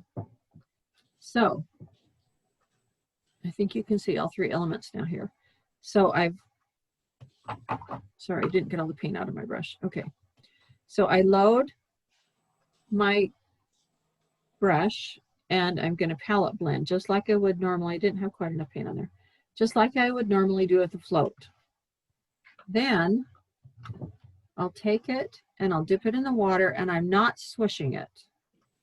Take it back to your paper towel, pull out some water, blend again. Sometimes you can get it on 2 dips. Sometimes I'll take it back for the 3rd time, blend.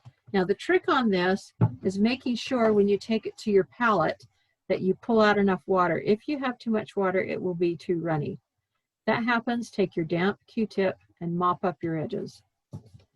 But this is the way you can get floating to be sheer. Okay, we're going to do the same thing on the bottom of this lettering with honey brown.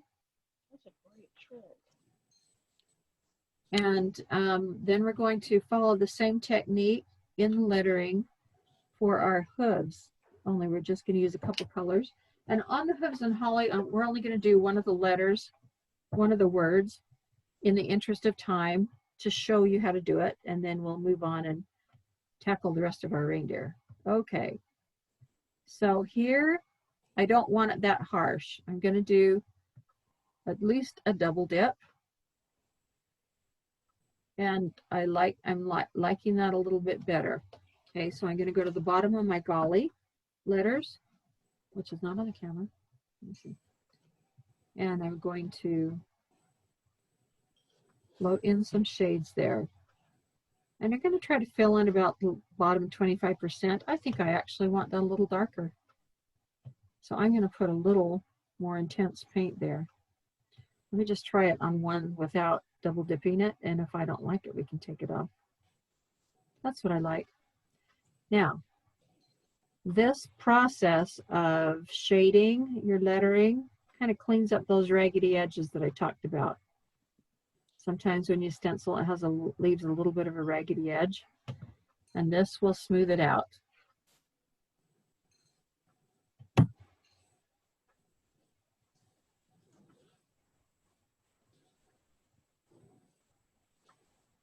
Okay, so we're almost done here.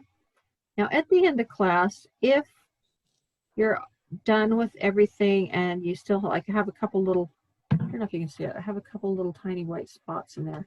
I will touch it up with the blue after. Now on the Y, I'm going to kind of do the tail and this bottom part right there. Okay.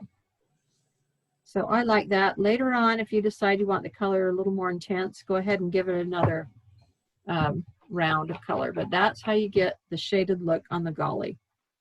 Okay, so now let's work on the holly word. And so that you can see how we did that. Okay, once you get some scarlet, scarlet's a new color, and some people have asked, said that it was hard to find. And so basically it's a mix between a, here's the red that we use, just so you can see the difference. It's a mix between a bright orange and a red. And so you can see that this is what we've been using with the cinnamon drop. So if you weren't able to find scarlet, just get a bright orange and mix it with a little bit of your red. And we're just going to do the same thing that we did with the light buttermilk on the top of the golly. We're going to highlight the tops of our red lettering. Okay, so I double dip that. Just showing the camera. Okay, same thing. Just give it a little pop. Oh, how to get my... How would it look with hot shots? It might look really good with hot shots. I used hot shots a lot. Okay. It'll be a little bit different. Hot shots is a little more pinky, but it would still look really good. Who said that? Was that Heather? No, it was Linda Clay. Oh, See, yeah. see, Sharon, every one of your Lindas is helping here. Every one of them. Awesome. How many Lindas do we have? Well, you've got 3 Lisas, but it also just happened to be the case that all the Lindas are participating too. Now, can you see on the camera what a difference that makes? It doesn't show up as much in real life. The colors just don't show as much, but it just makes that kind of jump right off of the page per se. Not really so much page, but jump right off of visually. I don't know how to say it. Anyway, so that's, we won't go across all of them, but that's the essence of what you do. And this little apostrophe, probably just do the very tip. And there is the advantage of having an angle brush. Okay, so that's the top of your lettering, which doesn't show on the camera so well. Okay, your next color that you'll do on the bottom of your red lettering is Heritage Brick, which is kind of this brownish red, the color that's been around forever. So again, if you weren't able to find it, mix some brown with your red and you'll get kind of that tone. Okay, so we'll just, we don't need very much. We'll just do a little bit on the lettering. So all of the highlights basically on the hooves and holly and the golly are sheer. Yes, and then if it doesn't show up enough, then you can either float with it regular or go over with a second coat of sheer. I do that a lot if I am not sure how much color I want. It's easier to do it sheer. You can't ever really hide something that's too dark without painting it over again, which is a drag, but you sure can brighten something up that's been put on in a sheer manner or a light manner. So this, I want a little more punch in the shading, in, for instance, with this heritage brick. So I have not necessarily sheer floated this, but I didn't do that the first time I tried it to see how it looked, you know. So you'll have to try. Does that show on camera? Let me scoot this up a little bit. Let's see, how can I get it in? Okay, no. There we go. Okay, I kind of have to hold it over in a weird area. So I'm shading at a weird angle. Okay, same thing with the Y. I want to do the bottom part of the letter and then the tail area I'm going to shade as well.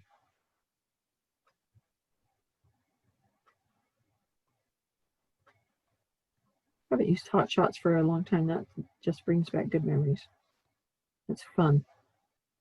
Okay, that's the essence of your shaded lettering. It shows up more to me than what it looks like on the video there.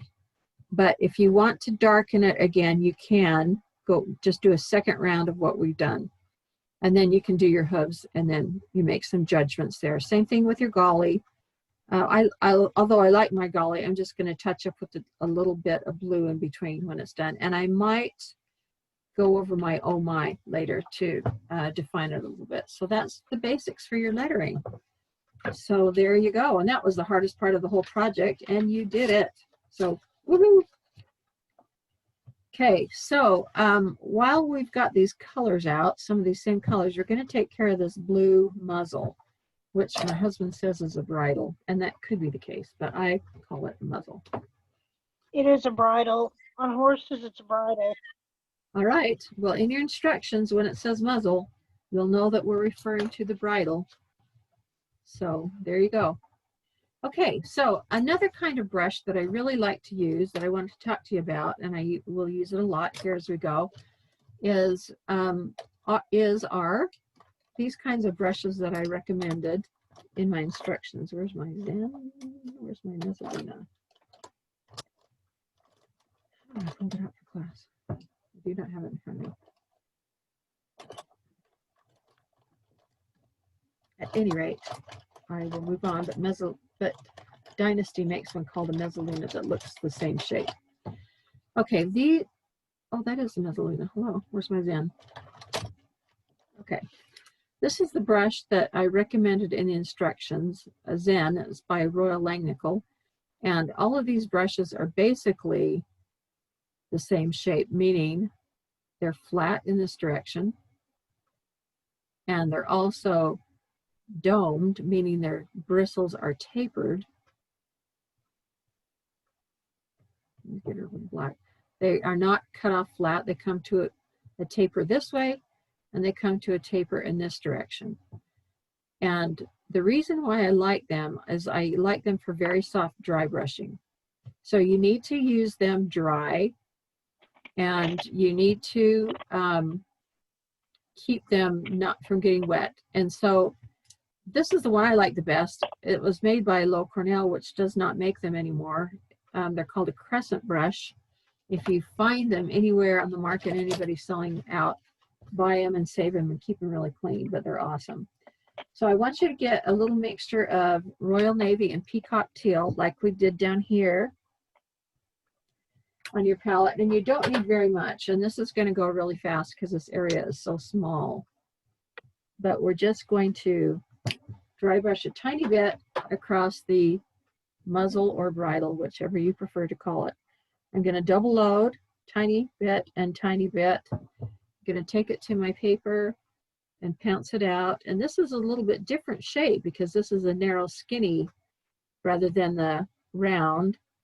And I'm going to make sure there's no excess on my paper towel. And the first time you dip it in, it almost has no paint in it. So I'm going to do it a second time just to get a little more paint loaded up into those bristles. And I think I want it a little more peacock teal than I do royal navy, just so it'll show up. Now I've got a ton of paint in here. I've got a ton of paint in here. And so what I want is, as I lightly press down, I can see air underneath it. That's what I want. If you're doing it and it looks like that, it's too dark. If you're doing it and it looks like that, you're good to go. And because this is a skinny brush, see how skinny it is? I can get in lots of tiny places. I'm just going to start scrubbing some highlights across his bridle or muzzle. You put blue across his head? Pardon me? You put blue across his eyes? Across his eyes? No, we're just going right here across this blue bridle right here. A little bit of royal navy and a little bit of peacock teal. When you want to brighten it up a little bit, which I'm going to because you can't see it very well on the camera. So I'm going to use a little bit more concentration of peacock teal than I might normally, and just put that all across the center part. You don't have to go all the way to the ends. However, up here, where you're a little bit closer to the light, you may want to make it a little darker. Okay, and it's so easy. There you've got your highlight in all ready to go, and fill it in the center part the most. Okay. Can you see that? Does it show up? A little bit. It's a lot brighter to me than what it looks to you. Let me just get a little more intensity so you can see what I'm actually doing. Okay. You can see that a little bit better, right? Okay, then you're going to go ahead and wash this out, because this color you don't want to get in brown. And dry it out as best as you can. And then get a little bit of the deep midnight blue. And we're just going to float around the ends of this muzzle or bridle with deep midnight blue. And then we're done with our dark blue part. Yay.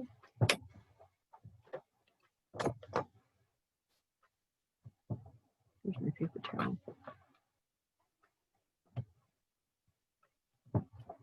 And since this is dark on dark, I really don't need to double dip it twice. I'm not so worried about having this sheer. And I'm just going to take it around the ends. I'm going to tuck down in that corner with the angle of my brush. And just get a little bit of dark color in there. Flip my brush over and pull it out just a little bit. You can't really see what I'm doing. Okay. And again, on the other end, not sure how much it shows up on camera, but I can see it here.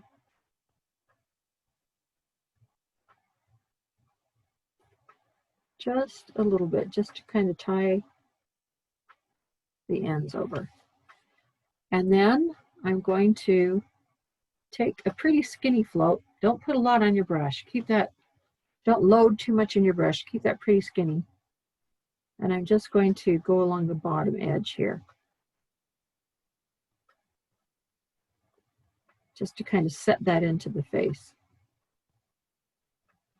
There we go, and that's it. That's all we do for right now on the bridle until we put the colored spots in.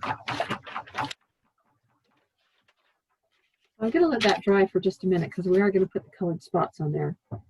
But I do want it to dry a little bit first. Maybe we can do it. Maybe we can do it right now. Sharon, did you Yeah. fill the top as well as the bottom on that No, bridle? no, I just went along the bottom. So the top here Okay. is what the color that was left from the original base paint, base coat. Okay. So I think maybe we can actually put the dots on there. So it'll be okay. So get out some foliage green. Now, if you want to draw on where your dots of color are, you can. We're going to put on these two dots with foliage green. I'm trying to get the glare out. I'm not going to trace them on. I'm going to use the bottom of my brush, and I'm just going to do a next guess. You can put your line drawing there and look at it, I really think. But if you're not comfortable, trace them on by all means, so you've got them in the right place. And we're just going to take a brush with a little bit wider end, and I'm just going to dip it, and I'm going to touch it and drag slightly and lift up. Now leave enough space in between here to have a gold dot, red dot, gold dot, and then your other green one. So bring it down here a little bit. And we'll move on. Now we don't want to drag our hand through that. You're gonna have to be super careful. If you were not here, I would take the blow dryer and do that first, but it's too noisy when we're on the camera. So I want you to make some red dots with the coral blush. Remember, everything that's red is coral blush first. So it doesn't take very much, just a dot of coral blush. And the red dots go one here, and one here, okay? So,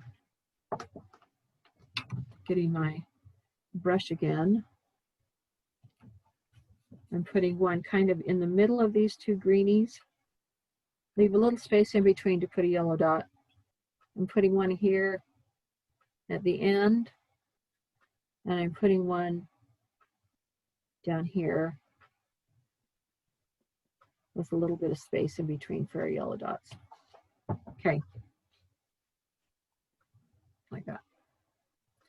Now that's going to have to dry before we can highlight and shade it. We are actually going to highlight and shade those when they're dry. And of course, we'll have to go over it again with cinnamon drop in a minute. But for right now, we'll set that aside. Okay, I want you to go to your next stencil, which is this star one. And we're going to work on our sweater area. We're going to have to be super careful that we do not drag this stencil, star stencil, over the dots that we just put in. Able to get the little star stencil. Pardon me? What if we weren't able to get the little star stencil? Then just you can use anything that you want, or you can even put polka dots if you want.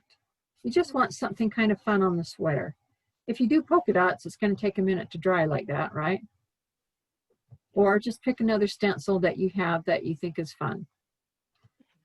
So I'm going to use the star stencil because I like it, and because I don't want to risk taping it down. I'm going to tape it down.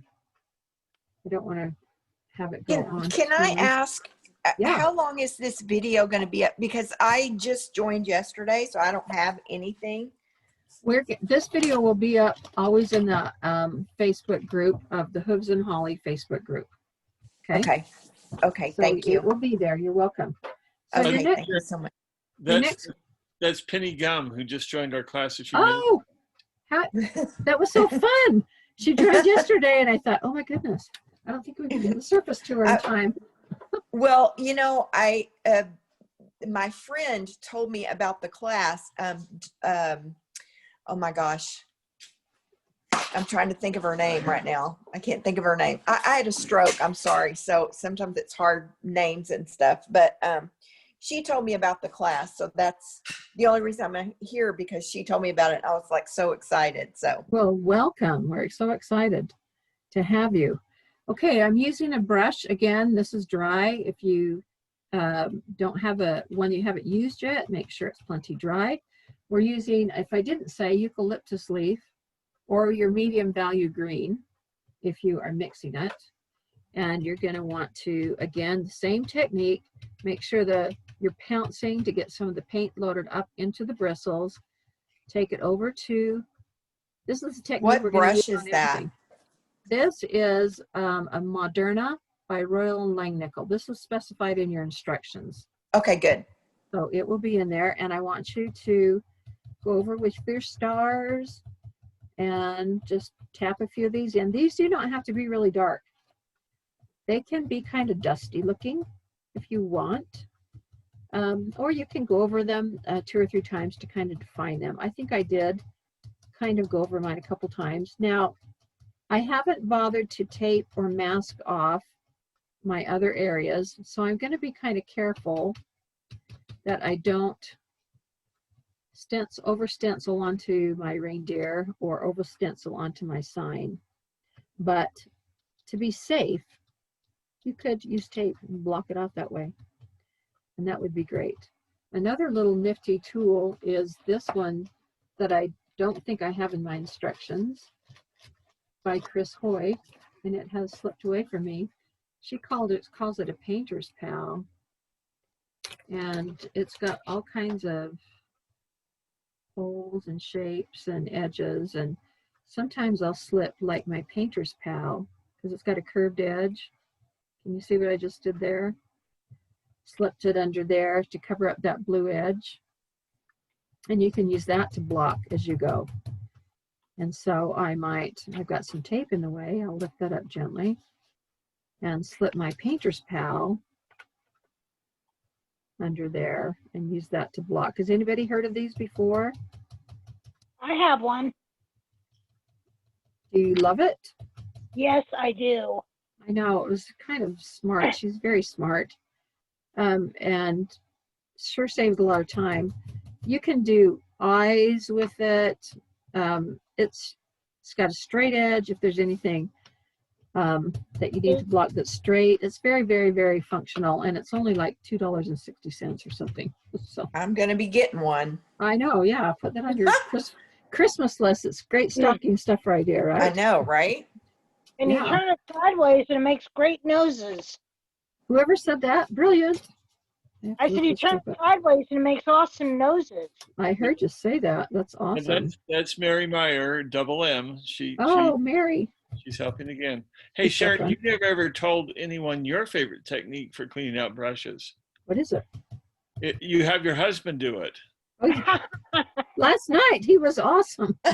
Okay, check, see if you like it. You know, if you need to go over a little bit more, that's okay. Now, when you feel like your brush, I keep waving it off camera. When you feel like there's not a stinking drop of paint left because you pounced the heck out of it, and you think there can be absolutely nothing left in there, wrong. Because look, you still have color in there. So when your brush gets like that, and you felt like there's nothing more to add, then you can go back and gently swirl over your stenciling if you are interested in smoothing out your edges, which I like to do sometimes. I will go back and swirl-a-roo, but only dare to, oh, I slipped. That's why you tape your stencil down. Only when you feel like there's nothing left in the brush should you dare to do this. If you do not do it when it's that dry, you'll have stencil bleed, which is like a swear word. Okay, there you go. There's your sweater. Isn't that fun already? That's awesome. So there's his pattern. We're going to rinse out this brush because that green will not look good stenciled on the brown or red. And we're going to set it aside. Okay, now we're still using eucalyptus leaf, and our dots are still not dry yet up there. Okay. Oh, now look what I did. I got some coral down there. I don't know when I did that, but I did it.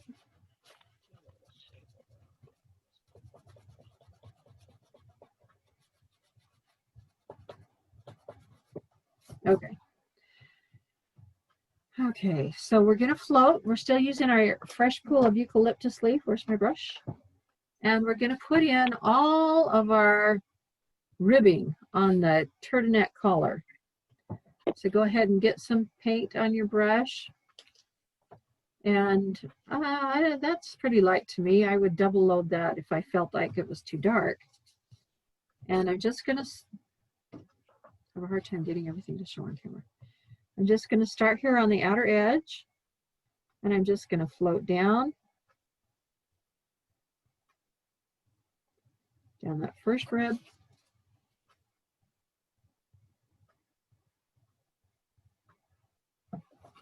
You know, I need to have you, we forgot to put in some lemonade. So let's stop for just a minute. I forgot to have you scrub in a little lemonade. So get a little, one of these brushes that we talked about, and get a little lemonade on your palette, and that will make it look a little more dimensional. Okay, you want it really dry. And I've already stenciled stars on there, but it's not going to matter. I'm going to kind of move around them, and we're just going to, in the center area of our sweater, does that show up on camera? Okay. We're just going to get a little bit of highlight in there. I apologize for not having you do that first, but it's okay. You can always go back and define everything, but it's by the time we get the ribbing and everything going on in our sweater, you will not even notice. So you can gently dry brush, touch a little bit of lemonade in between those ribs, and this doesn't take too long. We're moving pretty fast on this. Let me try to keep this in view. And I'm just touching a little color in those ribs. And then you're going to go down here a little bit on the sweater. It's kind of a small area. I touched my hand and my dots that I told you not to do. And we'll get some color down here. Now this feels like there's nothing much in this brush, but look, there really is. And that's when you get some of your softest, best dry brushes. Okay, now I've gone a little bit in each of the ribs. Now I'm going to go again with a very, very, very dry brush, and I'm going to go on the upper parts of each of the ribs, because that's where the light is more likely to hit, probably about the upper third of each of the ribs.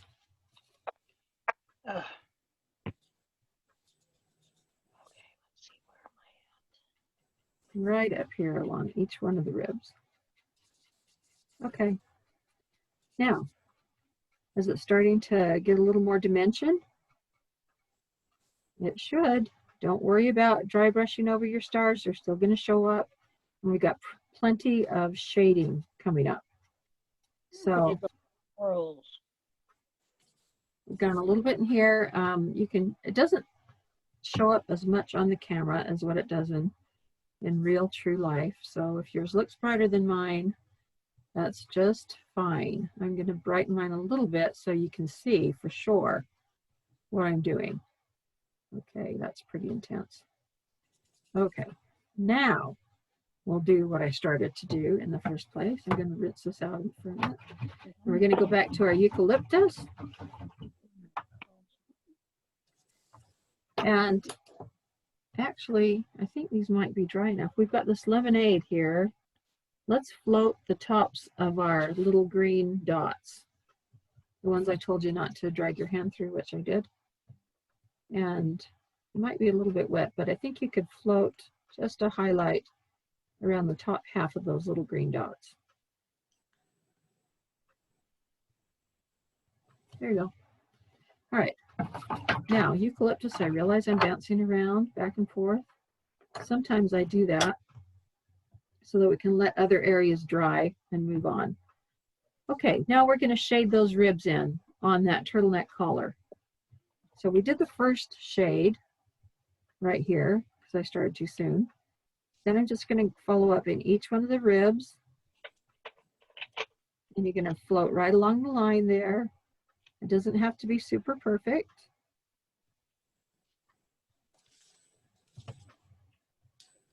And we're going to get some more. Keep your floats kind of thin because some of these ribs are not very wide. So float in there. This goes pretty fast. They're not perfect. We're not seeking perfection. We're just giving it the appearance of a rib net. Now, when you get to the center, stop doing it in this direction and flip it over and do it from the other. Let me show you what I mean. I'm almost there. So you're starting from the outside, working in. I've got a few more floats, and then I'm going to flip it over and go the other way. Can you see on camera what I'm doing? Now that looks really dark on camera. This is so interesting what color does under video light. Okay. You can decide where your center is, but to me, it's where the lines stop going this way and start going this way. So I'm going to let that be alone because it's still wet. But if you look at the way the line drawing is, this one curves that way and that one curves the other way. So that's going to be the center of my rib. So I'm going to now start on the outside of this turtleneck rib edge and ribs and work my way in towards the center. If that shows on there, I hope it shows.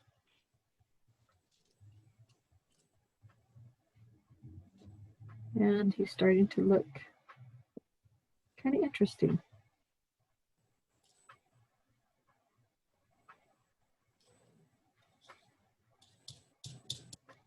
And notice I haven't even reloaded yet.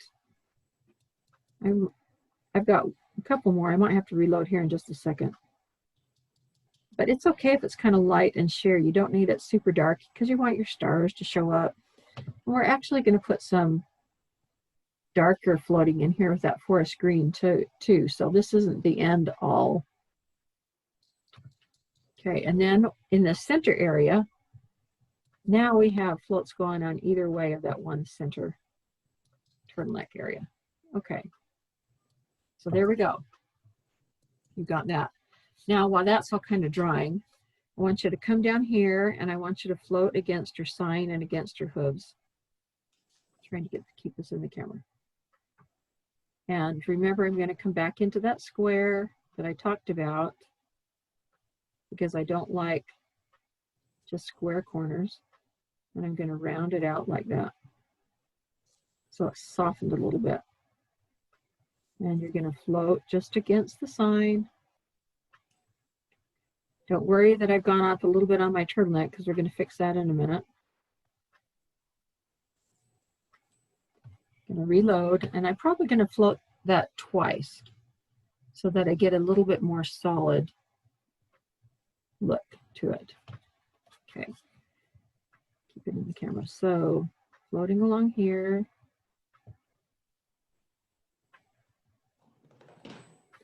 And up here and softening that corner because I don't like hard corners.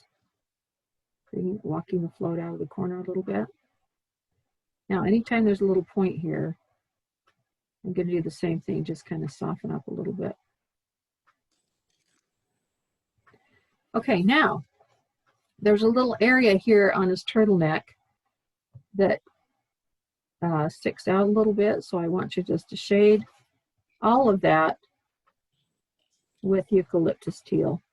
Basically, you're just filling in the area with kind of a float instead of just solid.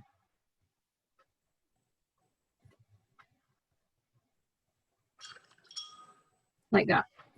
All right, now we're going to float along the bottom area of your turtleneck. So right here, I want you to float all the way across the bottom of where you put those ribs.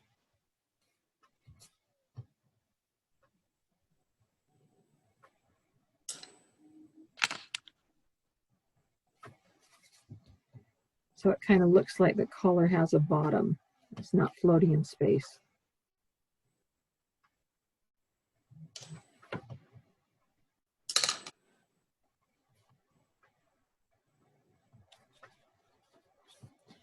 And you're going to do the same thing around the top.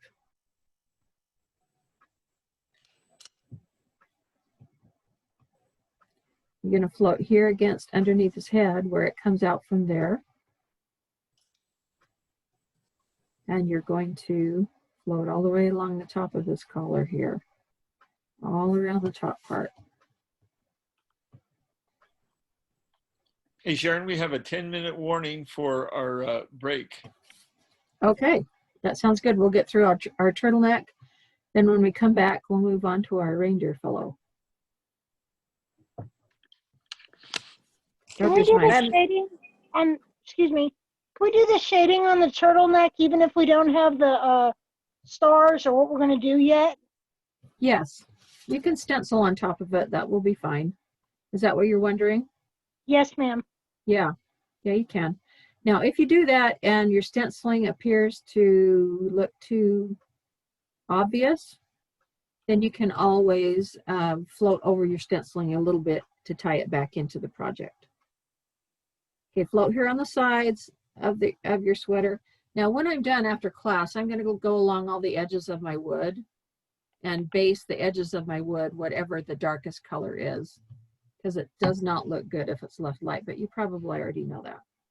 Okay, then one more place, and this is going to make it blend in, but we will reestablish this line with darker green. I want you to float underneath here.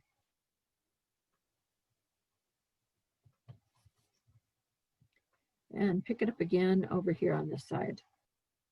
Roger's so good to help me with timing and breaks and stuff. I would just keep going forever. Okay, so I think this needs to be darkened in a little bit right there. I'm going to float one more time inside that little void area. Okay, so just to review, oh, let's do the bottom of these little dots while I got this color out, sorry. And then we'll review. We might as well do all the green stuff while we got the green paint out. And before we go to break, we'll base these dots red so that they'll be dry when we come back for break.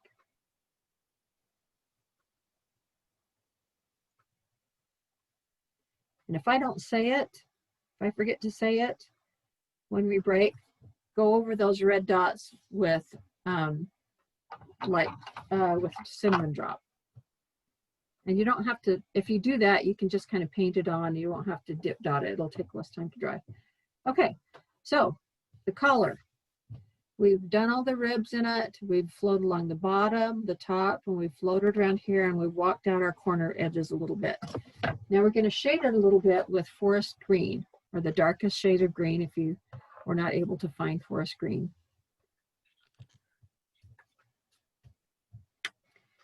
And this is where I was just going to say to you, the girl that told me about your class, her name is Diane Offsback.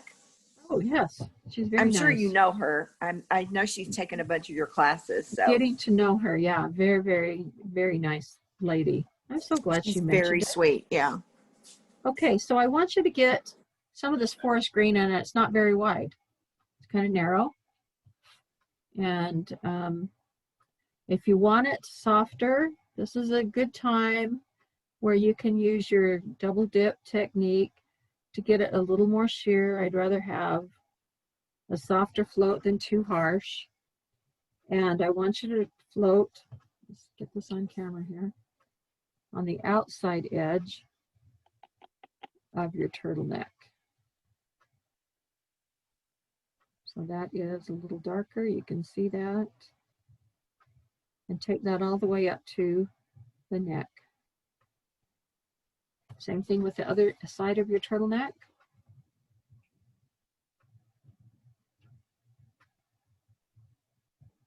I'm so glad she mentioned that too. That's awesome.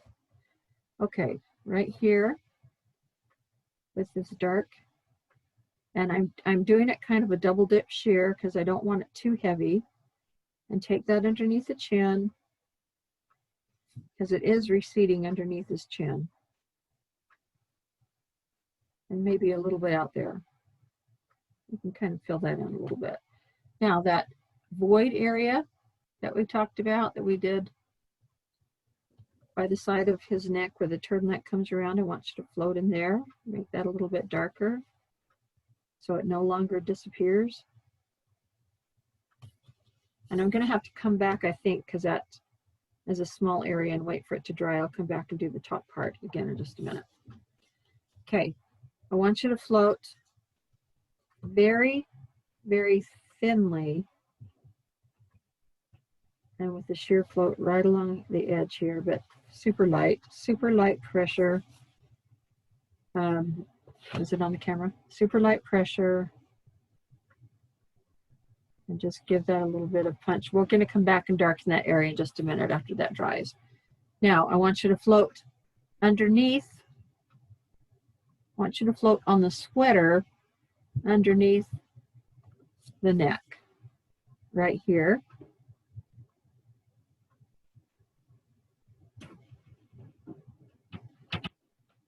So that we can see the end of the neck on the turtleneck. Sorry, I'm having a hard time keeping that in camera. Somebody please say if I'm off of view so I can move it into view. Okay, and that's done sheerly. Now I think that needs a little more intensity. Look from the camera, it does too. So I'm going to come back and do that again in just a minute.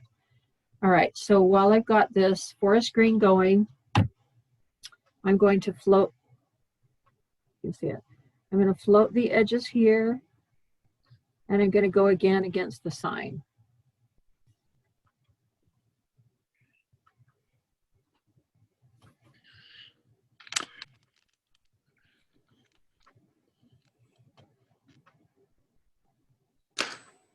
Rounding out my corners. And this can be pretty sheer. This doesn't need to be super dark because we're just darkening the area a little bit.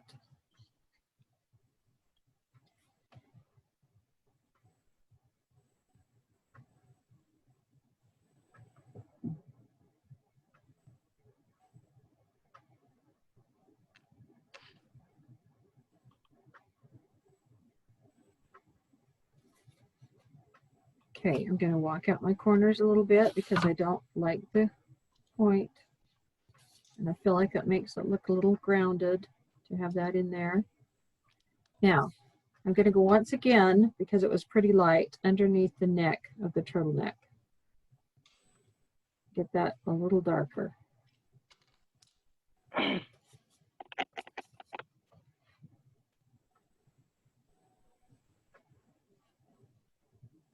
Tuck a little more color in here and bring that in a little darker.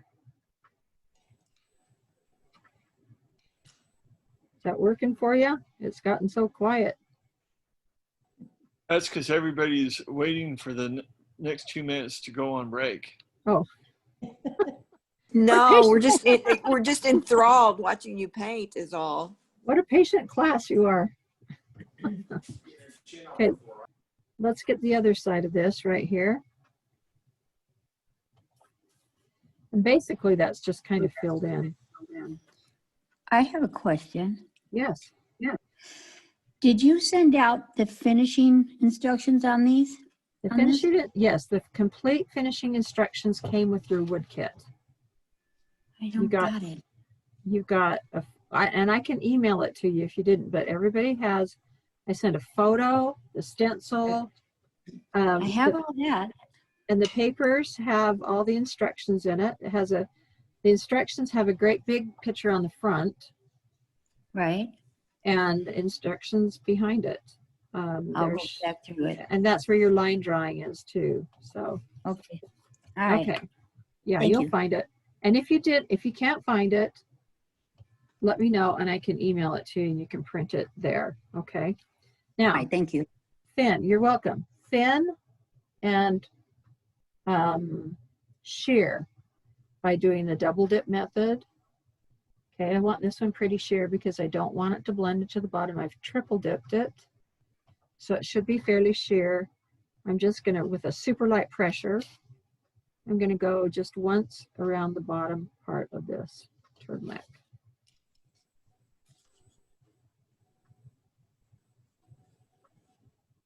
Is that still in the midnight green? It's forest green. Forest green. Yeah. Yep. Okay. So that's it on your sweater. Base the size of your sweater forest green when you're done. I think my eyes just feel like I have to get this darker right there. If you feel like that, go for it. And remember, you're going to line too with black, and that will also set it apart. So you know what? Nothing's done till it's done. Okay, so let's, oh, while I got a little bit in this brush, let's again just touch up the bottom of our little spots here. And I'm remembering to say to paint your red spots here with cinnamon drop, and we'll come back in 10 minutes. So here we are. That's where we are so far. Thank you so much. Oh my goodness. So wasn't that fun? And that was easy, wasn't it? It's just, and you've got texture. There Well, you go. watching it, it looks easy. I don't know if it's going to feel that way when I'm trying to paint it, but. It will, because the only things that we've done so far are we've dry brushed and stenciled. It's all the same, right? And that's what we're going to do on him to give him some texture. And we floated. So you can do it.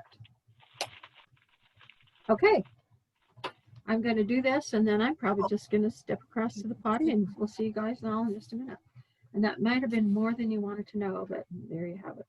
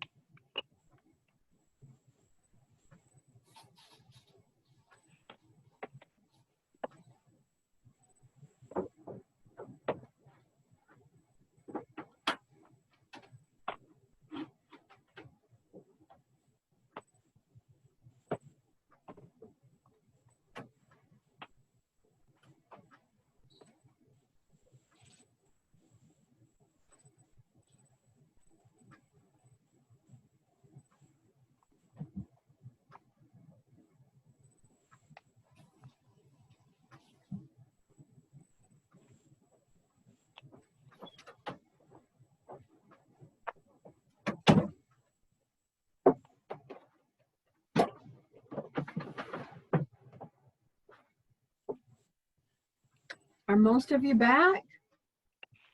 Is it time to gather?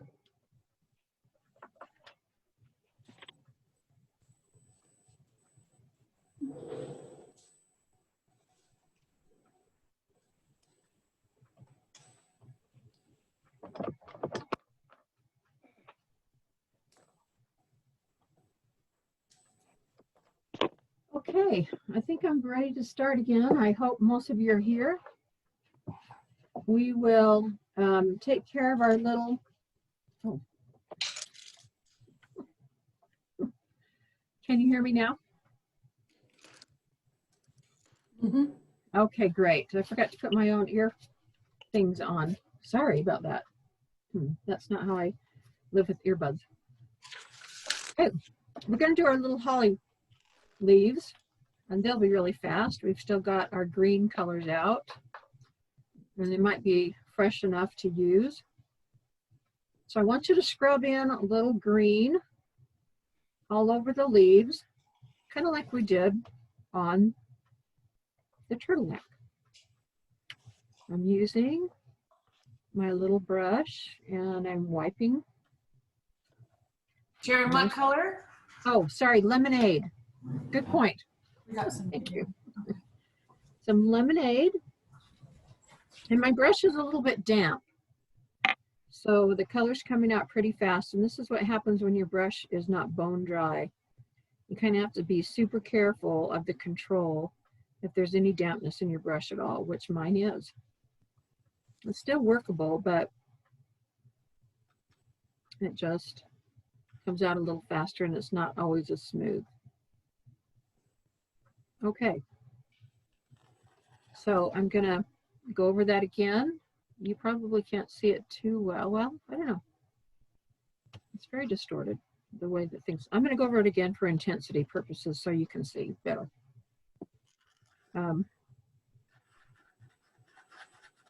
There we go.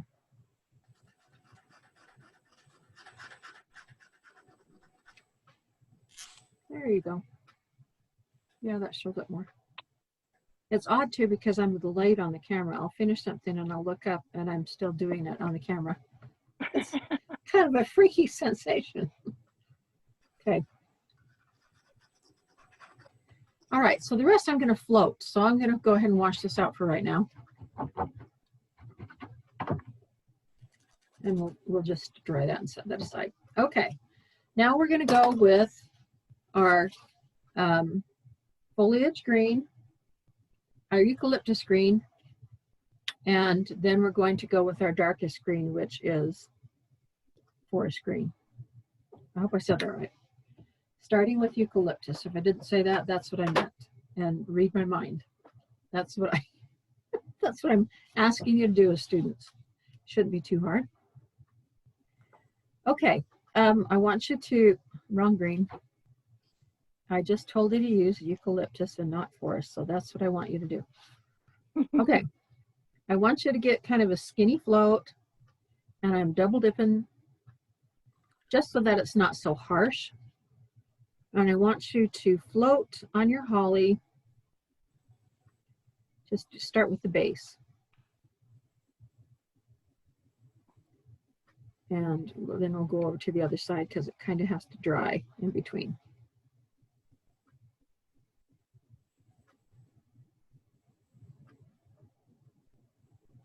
And get right up next to the berries.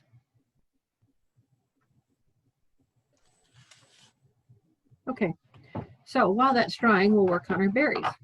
So they are red, and we're going to get a little bit of Scarlet O'Hara. Scarlet O'Hara. And I think I've still got enough fresh on my palette. And we're going to highlight the berries. Now, in order to know which way's the top of your, put this on black so you can see, of your holly berries, the berries angle up, or the leaves angle up like that, okay? And so because this goes like a V, like that, this is the top, okay? So for the berries, you're just gonna get a tiny bit of scarlet, and it needs to be just teeny. And you're just going to float around the top part of 3 berries. I don't even have the lines drawn on, but I can see in my head where they are. If you've drawn your lines on, that's fine. That will be great. But these highlights and shades will differentiate them well enough, and you'll be able to see those. Okay. You can probably see that slightly in your view. Now let's move back to the eucalyptus. Now, I want you to put the center vein in. Now this is going to need a shear float. So dip it into the paint, palette blend, and it's not very wide. Dip it into my water and dry it out again. And palette blend. Now it's pretty thin and it is kind of sheer. Starting in the middle, and I'm doing this on the bottom side. Remember, there's the top side and the bottom side. Starting on the top side, I apologize. I'm going to start here in the center and I'm going to sweep up and out until that looks smooth.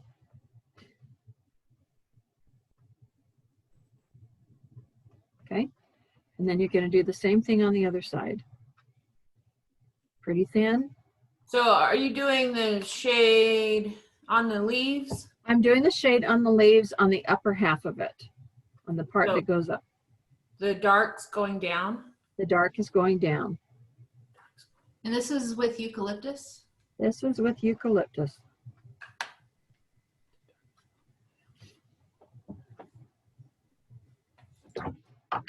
So now you've got that kind of thing going on. Okay, and we have to let that dry. So I want to touch up my scarlet. I just want to punch it up just one more time. So I'm just gonna put the tiniest bit on there. Can you see it up there? I'm gonna try to keep it on the camera. Just touch up, touch up. Okay, now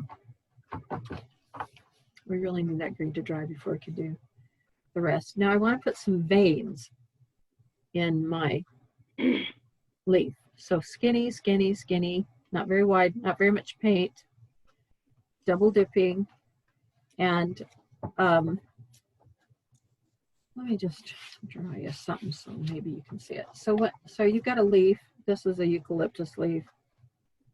Does that show up on there? And we've done this thing.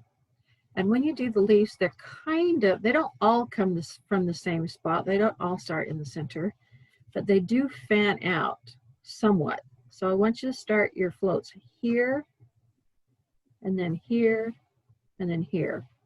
So they're not all going, you don't want to do this. So you don't want to go straight, straight. No, sorry, that's not even straight. You don't want to go straight, straight, straight. I mean, you can, it's for a certain kind of look. You can do that kind of a modern look, you know, kind of a funky. But you've got this going on. I want you to think like it fans here and then fans further out. And then, so it's going up and up and up. Does that make sense to you? Okay, so now my float's dry. I have to stir a little bit. So that's how I want you to do it. And it's real tiny. And you don't have very much paint. Let me get my pencil out of the way. And that's pretty sheer right there. So I want you to start here at the bottom and go up. And I start from the center. And if it gets too much, there's too much paint on there, use your handy duty paint eraser. And that's not quite enough paint, that doesn't show up enough.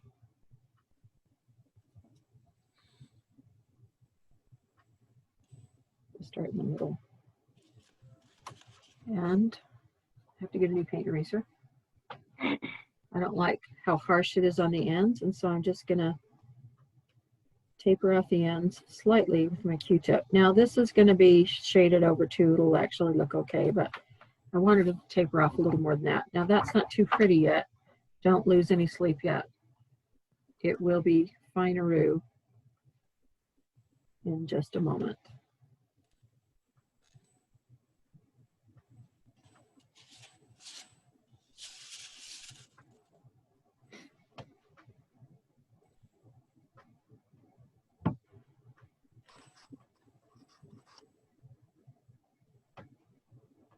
Sounds like somebody's stippling. Are they? That's just too watery.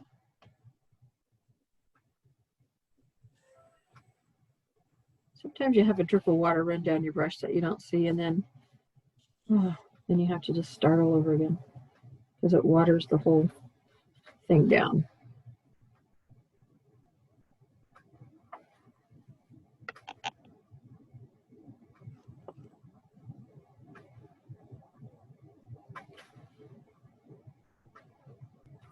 Okay, I don't know if that's exactly as perfect as what I was thinking in my head, but at least they do not stick out like straight spikes. Okay, that's not very pretty yet. Don't worry about it. We'll come back to it. Okay, I want you to get some heritage brick.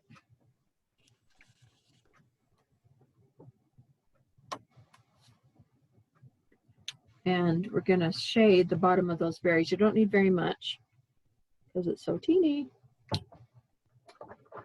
And we're also going to shade, we should have highlighted the top of these on here with scarlet, but we'll do that. So we're going to go to Heritage Brick.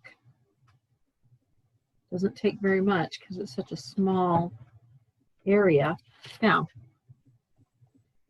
I don't know if you can see it on camera, but my bottom berry is the one that's all the way round, and these other berries are tucked behind it. So I'm going to kind of shade up and around that berry, which makes the one in front kind of jump forward.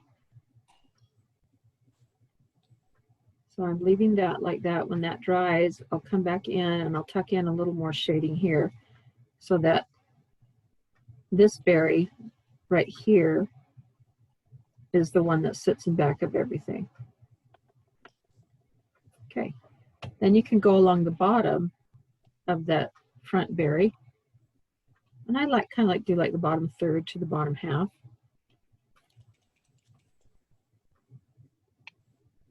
And they're starting to get some dimension, which is different than dementia. I was waiting for Roger to say something like that. He always does. Okay. While you've got your scarlet out, go ahead and float a little bit of scarlet on the top of those red dots. And then we'll go back to our holly leaves. Just get a little bit of highlighting in there.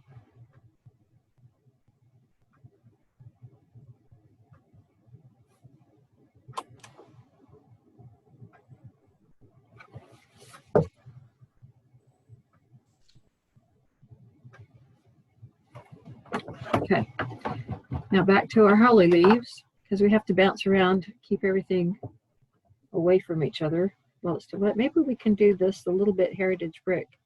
Those berries might be dry. Okay, this one berry, that's the furthest one. There's 3 berries, and this one's in the very back. He gets an additional float on the side right there.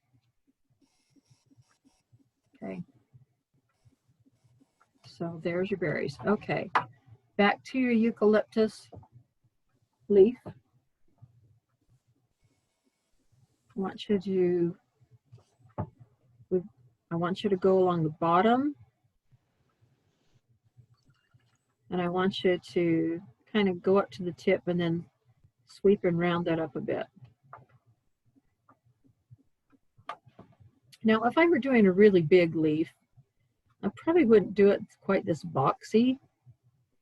I would put a little more attention into making sure that everything was blended and had some other places that dipped in and jumped out a little bit with more highlights and shading. But this is just a small embellishment that is not showing that much. And yes. Which colors are you doing eucalyptus? Which colors? Is this still a eucalyptus, or are you Yes. going to forest? Yeah, we're still eucalyptus. We'll do forest in just a second here. Okay. Yeah. So so these are not, we're not realistic painting here. These are not super fabulous. Okay, then on the top part, because your leaves go up like that in a V, right? So in the upper part, I just want you to float in this little dip down here. Leave those little tips highlighted. Don't bury those. with the shade. Just pull a little bit of shade down there where it dips down a little bit. And use your paint eraser to soften if you must, which obviously I must do. Okay. So that one needs to be a little darker. Our next color is forest green. That's the darkest of the values. And this needs to be kind of thin. I want you to take and float against the berries, the base of the leaves, against the berries, and a little bit out along the leaf, but not all the way across the bottom. So that's a little more sheer than I like. I'm going to add a little more paint to my brush this time. And I'm going to repeat that just so that it defines it a little bit. So I'm floating around the berries and just pulling it out a little around the bottom portion. By the way, at the end of the project, I would paint the sides of my leaves with this dark green, the edges of the wood. Okay, same thing here. You're going against the base, floating around the edge of that berry and bringing it up kind of about that first area. Okay, now on the bottom part of the leaf, we don't necessarily have to go straight all the way across. We're just going to, like we did along the top, in the kind of the bend or the, I don't know what you call it, part where it bends up slightly. We're going to tuck a little bit of green in there, taper it off, and we're going to tuck a little bit up in there and taper it slightly. When that dries, I'm going to come back to that center vein and just very, very sheerly float over that again, just to define the middle part. Bless you. Thank you. Yes, whoever that was. That was me. Whoever me is. Sandy, sneezing. I hope you're okay. Yes. Okay. Now, sheer. Remember our sheer thing, our double dip thing? Sheerly. Start in the, is that wet? Let me go on the other side. Start in the other side. Sorry, I didn't mean that. Start on the base of the center vein and really super lightly pull out, but don't go all the way to the end. Super lightly pull out, but don't drag it all the way to the end. If you have to taper it off with your paint eraser, so be it. You can do it. You can touch a little bit on these veins too if they're crying out to your eyes. You don't need to go all the way across. Just kind of at the base where they start to come out, and that'll help them pop a little bit more. Mine doesn't look anything like yours. I'm sure it's beautiful. I'm sure it's beautiful.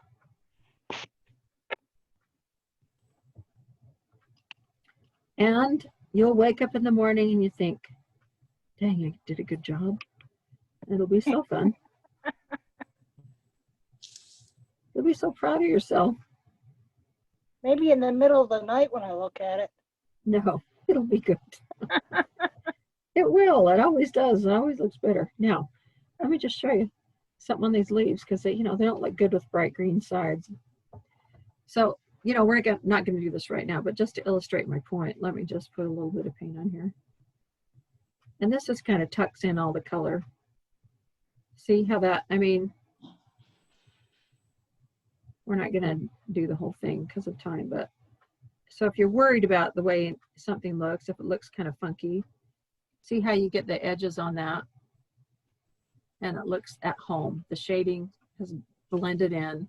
It looks the way that it should be. This one looks kind of odd, but so keep that in mind around your edges because you're going to do that. Remember around your turtleneck and it'll all blend in. That's part of the fairy magic also. Okay, I think we're done with this. So for right now, we can set that aside and we get to move on to our reindeer. Woo-hoo, I'm excited. Okay, he's fun. Okay, our best friend color that we're going to use for right now is honey brown, which is a shade up from that, and then we're going to graduate to marigold. So those are the two paints that we're working with at this time. We're going to start with the lighter we're going to start with honey brown first, and we're going to dry brush again. Make sure your brush is pretty dry. Get a fresh pool of honey brown, and we're going to do our favorite technique. Pounce, pounce, pounce. Rub, rub, rub. Until it's dry. And this is how we kind of get it really light and airy, and he looks. Let me show you. Let me pull him into the view. That's where there's no glare. Okay, see how fun and soft he is, if you can see it without the glare? This is how we get all this stuff, all up in the ears and everything. So it's going to be fun. Okay, a little bit on your brush. You already know how it goes. Pounce, pounce, pounce. Now this brush has a little bit of water in it from before the break. I can tell already that it's going to be a lot wetter than what I've had before. So when I get to this point where I am to the paper towel, I'm going to push down a little bit and try to pull out some of that water. I don't want anything splotchy. Okay, since I don't know how light or dark it is, I always start out with the light pressure to see what color is going to land. I don't have a lot that's showing up yet, so I'm going to increase my pressure a little bit. There we go. Now we've got some color that's starting to show. And you're just going to go all over any sable brown area that you can get to. Some of these tiny areas will probably go in with one of these brushes to get in some of those tight places. So just work your honey brown magic and go pretty much all over the whole thing. You don't have to go all the way to the edge, but you could go to within about a ½ inch or so of the edge, assuming you can get that far in some of your tight places, and just pounce. Let your shoulders relax, pounce, and when it feels like there's not an ounce of paint left in your brush, then you can do the dry brush scrub. We'll worry about the highlights on his mouth and so forth in a minute. So just get some color and texture. This is what makes him look a little fuzzy and fluffy and like you want to go up and pet him, because he's made out of suede or something like that. Makes him look friendly, at least in my imagination. I don't know. As you're painting stuff, don't they have personalities? Yes. In your head, anyway. All animals have personality. What'd you say? I said all animals have personality. Yes, they do. Yes, I have they do. Pork screams out there about 5 o'clock every night for dinner. That is their personality. They're saying, hey, you, I'm important. I'm here. Don't forget me. Okay, by the way, you probably don't want to go up and pet the reindeer that shows up. It probably has Lyme disease. You got that from some movie. What movie was that? I think it was from the Santa Claus, where they said he probably has Lyme disease. Now you're gonna have a nose in here somewhere. I think I do want to draw. I did not draw on where my nose goes. I think I want to draw that in because we're gonna have to shade eventually where that nose goes. So let me, and that affects where we dry brush too. So if you don't have that line on, draw it on. Now listen very carefully. Listen super duper party super carefully. I'm going to draw this line on, but I'm not going to draw it. I just tore my tracing paper. Do not do that. I'm not going to draw it exactly on that line. Why? Because when I go to line up my nose, what if my nose doesn't exactly fit that shape? Okay, I am going to trace. Should have grabbed my stylus first. I am going to trace just barely within this line, like maybe the 1/16 of an inch, enough so I can see where my shading needs to go, but far enough in so that if it's not an exactly perfect match, I don't have to worry about covering it up. Okay, can you see that? Now, that gives me wherever I place my nose, if it's slightly this way, slightly that way, whatever, when I go to glue it, I've got a little bit of wiggle room. Okay, so now back to our dry brushing. We're gonna make sure that we don't have to go down in here now. That was part of my point. And we need to know where to dry brush on the mouth because we'll eventually highlight that and we'll eventually shade around that where that nose goes. So scrub, scrub, scrub. Out. I'm sorry, what'd you say? No, I said you're smoothing it out. Yes, that's I what was the going to say scrubbing. mine look like splotches. But do you see how rubbing it when you feel like it's all done helps smooth it? Yeah, but if you do it when it's wet, it smears it. That's right. You have to have it dry. And you have to only do the rub part when you feel like there's not a drop of paint left in your brush. That's the secret in getting the soft technique, is always dry. Okay, I think I've got enough of this color done on a snozzle. So I'm going to go up into the face, and I'm not worried about where the eyes are because we're going to be painting over those. If you base those in already, don't worry, we're going to have to go over them again. I'm going to turn them a little bit this way so I can sort of reach them. Try to keep them out of my paint palette there. Pounce, pounce, pounce, pounce, pounce. Swirl, swirl. Getting the color in there. Getting some on the side of his face. Getting some above his muzzle or bridle, whichever you prefer to call it. Getting some down the side of his neck, close to his hat, but not on his hat. Now, getting down to the side of the neck, that's kind of a skinny area. We'll worry about that with our other skinny brush in a minute. But we can get inside this ear right here, all over the ear. Hope I'm on camera. All over the ear with some of this. Now, I'm going to move to my smaller brush that we talked about. Let me get some of this out of the way so you can see. And I'm going to tuck some color into the smaller areas that are kind of hard to reach with these big bristles. And it's got to be dry. So I'm going to get some down in here. Get a little bit up by his hat up here in this little crook here. Above his eyes right here. And I'm running out of paint.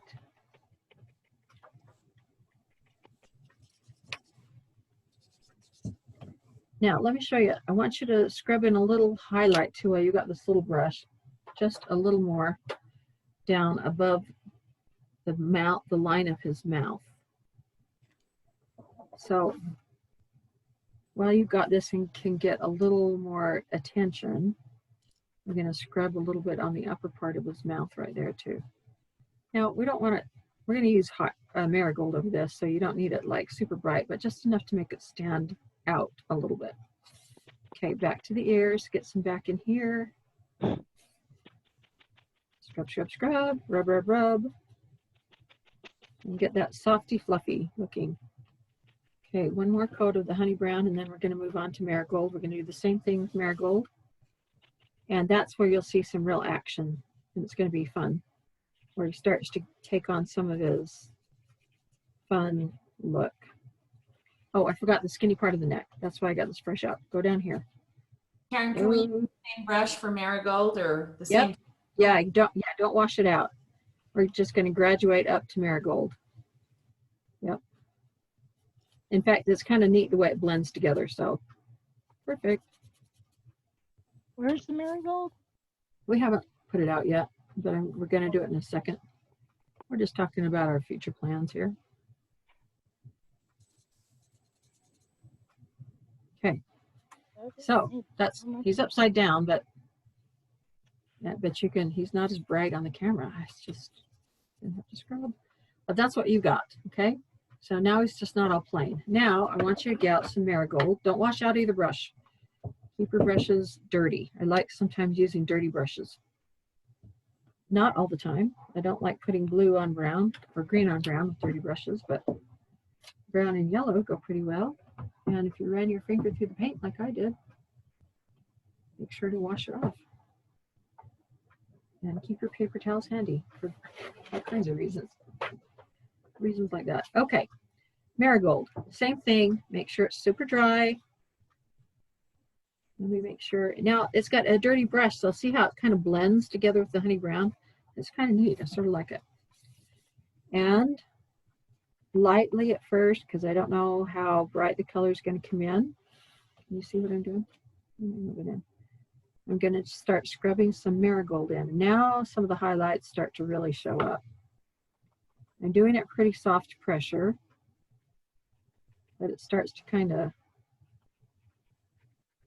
bounce. I'm going to get a little bit up here by his forehead with my little brush. And you can see this better probably on camera than you could the other colors. And I'm going to get some down here by the sides of his face. And I'm going to get some up here. That was the marigold? This is marigold. Yes. This is marigold using the dirty brush that had the honey brown in it. And now it's marigold. Now that should probably show up pretty well on camera because that's pretty bright. Can you see that? I can. Good. Okay, well, I got the skinny brush going. Let's go down the sides of his body. I need to get a little more on, make sure it's not globby. Get some softness going in here. This is how they look, soft and fluffy, and like I said, like you want to go up and say hi to him. We can graduate. Once you're done with your smaller areas, you can graduate back to your bigger brush and we'll go a little bit faster. That's a little bit bright right there in the middle there. I think it'll be okay though, because we put some pink in there eventually.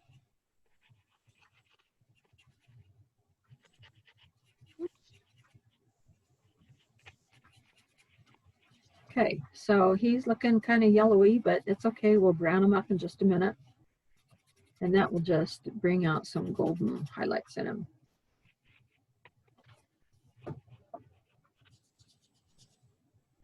For some reason that looks like it's got a streak, but it will be okay because that's where the ear folds over. Okay, bigger brush.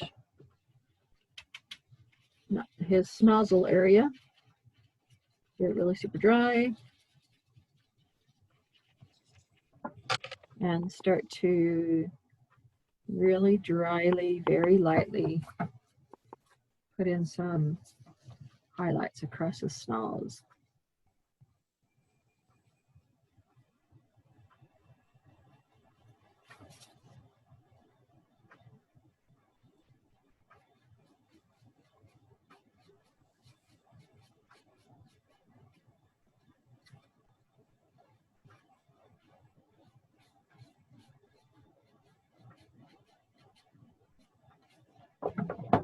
Okay, that's what you're after. See how it kind of pops now? Now he's getting some personality.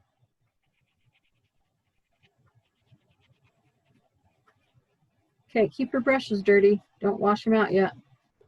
Let me get back to my instruction page so I can see where we're at.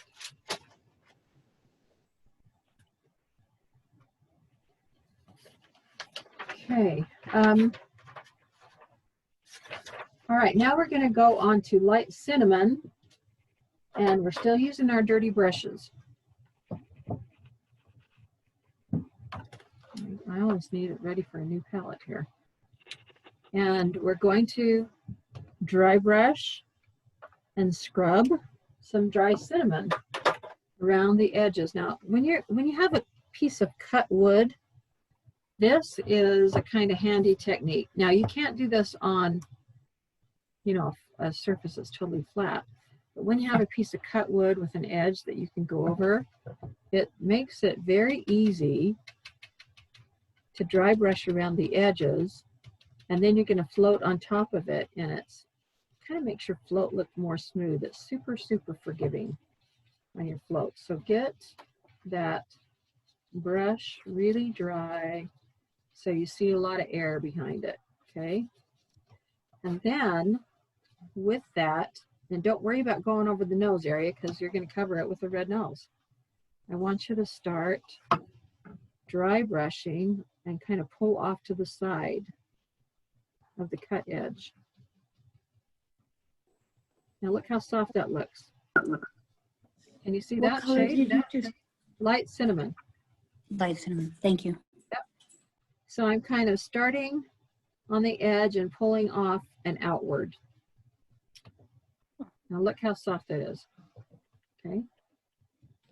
So that only works when you have the edge of the wood, but it gives you a little bit of area to work with, and I'll do that same thing along the neck here. Get a little more paint on my brush. And make it dry bone. Sharon, Yes. I'm sorry, I had technical difficulties. I just got back on. What color are you using to do the outside? Light cinnamon. Light cinnamon. Okay, Light thank you. cinnamon. Yep, you're welcome. And we're doing light cinnamon wherever there's a cut edge of the wood. And then we'll come back in with our other brushes and fill in the other areas. It just makes it a little bit faster to start your shading, your stipply, fluffy-ish shading. I'm still flipping on my reindeer. How's he looking, everybody? You like him so far? Yes. Silence. I think in a minute everybody should hold up their piece. Sharon. That would be fun. I'll go to gallery view. Okay, so now I want you to scrub in as much as you can. We'll use our smaller brush to define it more. But scrub around these edges that don't have the cut edge, and then you can also just kind of, if you need to soften your cut edges, try to go underneath your bridle. This is a big brush. We'll need to go to our smaller one. But try to get underneath your bridle, or your instructions are going to say muzzle, if you can. Same thing above it. I'm probably Is this ready. the same dirty brush you used the yellow with? Yep, same dirty brush. So all those colors are mixing together. Just kind of scrub along there. Okay, I'm ready, I think, to move to my smaller brush. And when we get our light cinnamon on, we'll take our project for a walk. And what on earth does that mean? We're going to hold it up for everybody to see. We're going to hold it far away from our face. And you get, when you hold it far away and look at it from the distance, you get a different perspective. And you can see more easily what needs to be darkened, what needs to be brightened. And you're going to show me on camera, and it'll be fun. And it'll give you a chance to visually kind of step away from it. Okay, you're using your smaller brush now, and you're still using light cinnamon. And now you're going to define that scrub, especially in the tighter spaces, like up under the bridle and all the ears and under the hat, all those places that we couldn't really reach so much with our wider brush.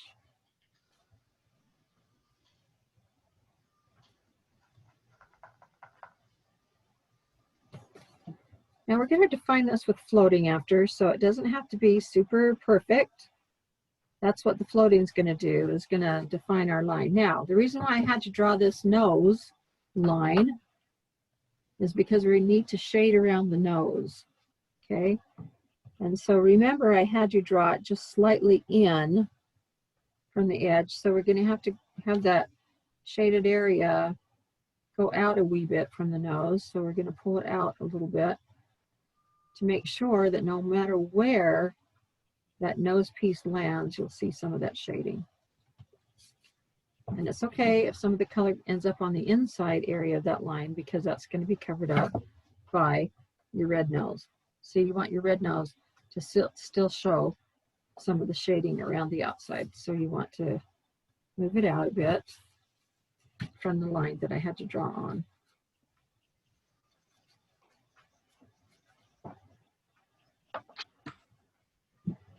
And then I also want you to, I need a little bit more right there. I want you to put a little bit underneath his mouth. We had to go above his mouth with honey brown and marigold. I want you to go underneath his mouth with a little bit of light cinnamon. So I've got all the way around the nose. I've gone under the muzzle and around his snoof area, or his snozzle, whatever you want to call it. I need more paint. Where is it? There it is.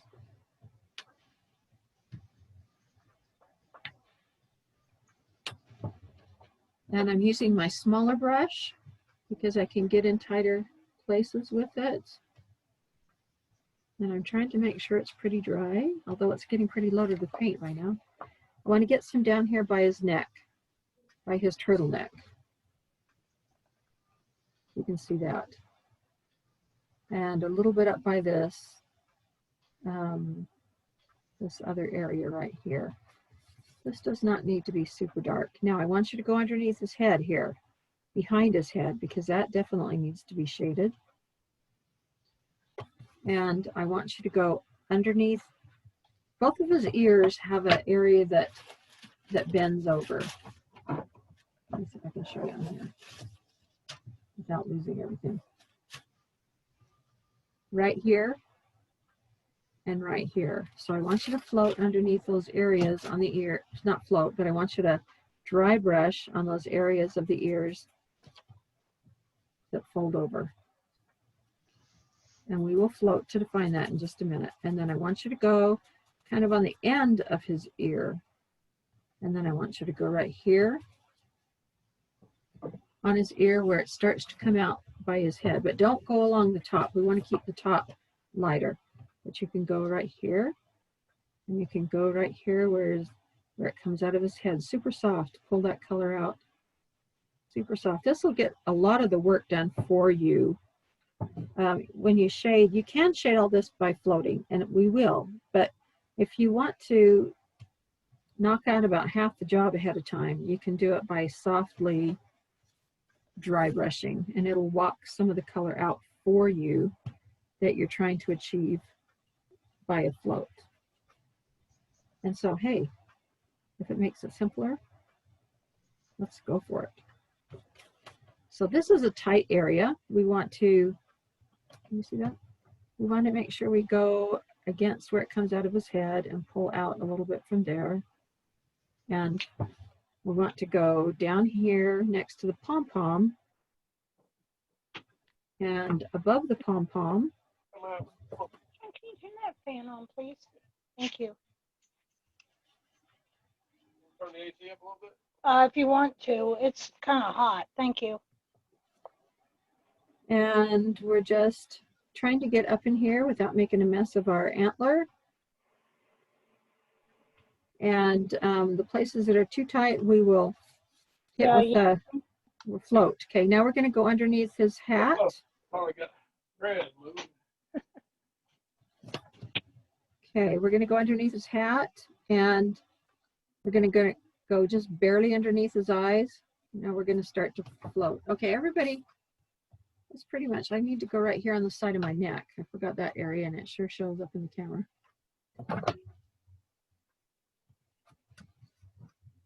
Now, Roger, when we go on gallery view, do I do that or do you do that? Because I got you as the, do I do that? Yeah, you'll click on gallery view for yourself. That way you can see everybody's work. Yay! How fun. Okay. I put my mouse out there in Neverland so I don't paint on it, which I've done before. So I click on gallery view up here above, right? Yep. On the There's everybody. Now, show me what you got. Here's mine. Oh, I'm going to go over here to my bigger screen. Look how cute. Oh, I'm loving it. Are you happy? Is there anything you hate? Do we need to fix anything? We can do it later. We can fix anything. They look great. Look at that. Linda Clay, look at your color. That's awesome. Oh, Sandra. Oh, we've got Chris Stale, and then it says Sue. What do we call you? Sue. Sorry. Sue? Okay. Yes. Sue, look how cute that is. Whoa, whoa, whoa, whoa, whoa, whoa. You guys, I'm proud of you. Oh, Chris. Am I seeing everybody here? I wonder if there's more people so I'm not seeing. Can you see mine? Well, there's an arrow over to the right and then an arrow to the left so you can see the entire gallery. So try your arrow right, arrow left. Okay, I want to see Marie Velez's face. Did you? Yes, Marie, will you put your face in the camera? I had a friend. Look how cute you are. I had a friend in high school named Marie Velez, but I don't think it's one and the same. I just wanted to see who you are. Okay, have fun. Okay, how do I do that, Roger? There's on the right-hand side of the screen and on the left-hand side of the screen, there's an arrow right and an arrow left. And that will allow you to move the gallery so you can see everyone. Well, it show non-participants, non-video participants. Well, right now you've probably got a screen with 20 people on, and you've got more than 20. So that's why you have to toggle again to the right or to the left. Oh, Mr. Sharon Cook, you put your name in as Mr. Sharon Cook. Well, that's what everybody calls me. That's what they know me by. Hello, friends. Okay, yeah. Oh, there's I have Melissa no and first Doreen. name. Roger.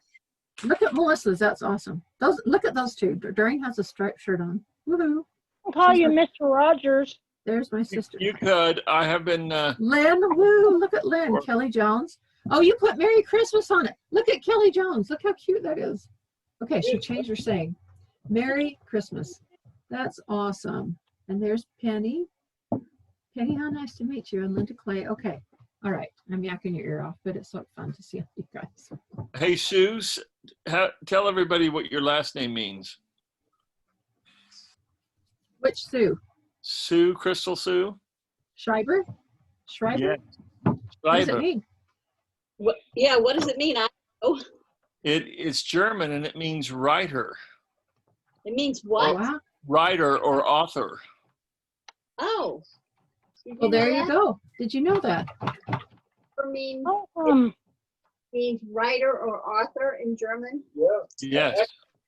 My maiden name is Verhovac, and it means over the hill in Croatian. Over the That's hill. awful. Well, don't take it to heart, Mary. You don't look over the hill. Over the hill or on top. Lisa. There's Lisa's. Way to go, Lisa. Good job. I tried to figure out what the meaning of Daubmann was. Daubmann. And I can't decide whether it's German or Danish, and so I haven't been able to figure that one out. Maybe a mixture of both. He's studying German, as you can tell. He's maybe a mixture of both. Could be. It's actually Daummann, but I figured it was probably German, but I'm not absolutely sure. My maiden name is Tham, T-H-A-M-M. What is that? German. German? T-H-A-M-M. Do you know the meaning of it? No. I'm looking it up now. Now somebody's got radio or something in the background, so if you have that on mute. Okay. Wash out your brushes. And My last name is Taylor. Your last name is what? Taylor. So have Elizabeth Taylor for your name all your life. Taylor? Yeah, that's English. I had Elizabeth Taylor. That was my name growing up. Oh, that's so funny. Oh, wow. Did I get these? Well, and if our cousin is Judy Garland, my husband's husband. Like the real Judy Garland? Yes. Her last name was Gum, and she's related to my husband. I did watch a story on her. That's true. Her name is Gum. Yeah. How funny. I was amazed. That is hilarious. You know, they said her voice is, Lady Gaga supposedly has a voice that's almost like Judy Garland's as far as reaching those high notes and stuff. I didn't know that, but that's I didn't either until I was watching the thing on it. They said very few singers can actually do that. She was very gifted. Everybody loves her. Oh, yes, she was. Okay, pull out a fresh pool of light cinnamon and get out a brush that we can float a wider float on. I'm going to move to my 3/4 inch angular. And I want you to start floating. This is going to take a minute, but move fast. We're going to float over our light cinnamon And you'll see the advantage that we had once you start doing that, of doing the dry brushing beforehand, because it's pretty forgiving on your floats. And it will help set them in a lot easier. Can you tell? Have you done one yet? Darren, can you put it back on your piece, please? I'm seeing me. Are you not seeing me? No, I'm seeing somebody I else. see you, not the piece. Okay, now what do I need to do? Where did I do that before? How did I do that? Reggie, help me. How did I do that? We need to spotlight you again. Yeah. Are we saying that we can't see you? I can see I you. think You can see her, but we can't see what she's working on. Okay. You put it back on speaker view if you've got it on. Right. Put it on the spot. Put yours back on speaker view, Sharon. I'm trying to find out where it is. Roger Cook. Well, I can see you on speaker view. I can see your piece that you're working on. Am I big? Like on speaker view? Yeah. I am? Yeah. Okay, so do I need to do anything? I don't think so. No. Okay, can everybody see me now? I can't. I don't know what I'm Who doing. cannot? Me, that Mary. Okay, Mary, can either, I I had can this see problem you, I cannot see yesterday. the piece you're working on. I see like 4. You have to leave and come back in. I had Leave this and- problem yesterday. You have to leave and come back in. That's the only way I could correct it. You had to rejoin? Okay, so exit the meeting and then come Yeah, I back had to in? leave the meeting and then come back in. Well, Okay, let me try that then. Anytime I pulled up the whole group, I had a problem, so I don't pull up the whole group. all right, I got it. That's good to know. That's very, very good to know. Yeah. Who is that? That's Linda Clay. Yeah, it was our happening smarty to me Linda Clay. yesterday. Wow. So everybody else can see the piece she's working on? Yeah. Yes. Okay, we're okay to move forward? Okay. All right, here we go. So I floated one float there. I haven't gotten very far because we got sidetracked. With light cinnamon, I just went below the muzzle. I'm going to go above the muzzle. Any place where you have softened the area beforehand with some dry brushing, you're going to get a little bit smoother transition of your float. I hope you can see that. Is that working for you? Silence. Okay, I'm going to go all the way around. Don't forget to go around his nose, go around his snoofle area. All the way around. I've got a little bit too wet of a float. All the way around the bottom. I want you to float underneath his mouth line. I haven't done it yet, but that's where I've headed yet next. And we may put a little bit of honey brown and marigold on the top part of the smile, but we'll see how it looks. If it needs that definition, we'll go back and put that in. Lisa, did that work for you? You can see the reindeer again? Yes, it did. Thank you. That's excellent. That's good to know. Good to know.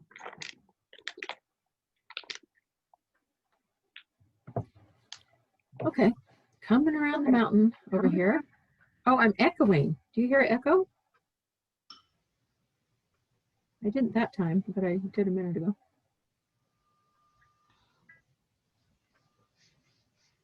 Now you're floating with light cinnamon, correct? I am. Now, that's kind of glary. Okay, see how the dry brushing helps it to blend in a lot better? We'll come back and touch some things up. I haven't done around the bottom of his mouth yet because it's still wet. And I haven't gone around the nose because it's wet. Now, I want you to go over here and go behind his head. Mary, did that work for you? Has she joined back in yet? She's joined back in.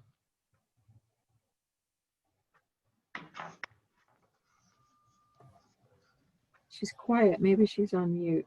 I think she may have exited a second time. Okay, now, I don't like this harsh square end of a float. So I use my damp paint eraser and I always tap that off, and I want to go on here against this toffee area of his body And I want to smooth out that transition. And I'll probably come back and hit that one again a little bit darker. Okay, we want to go underneath his hat.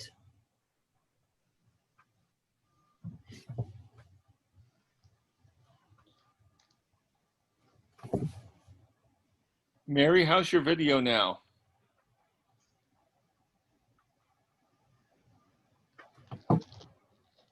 Can't hear her.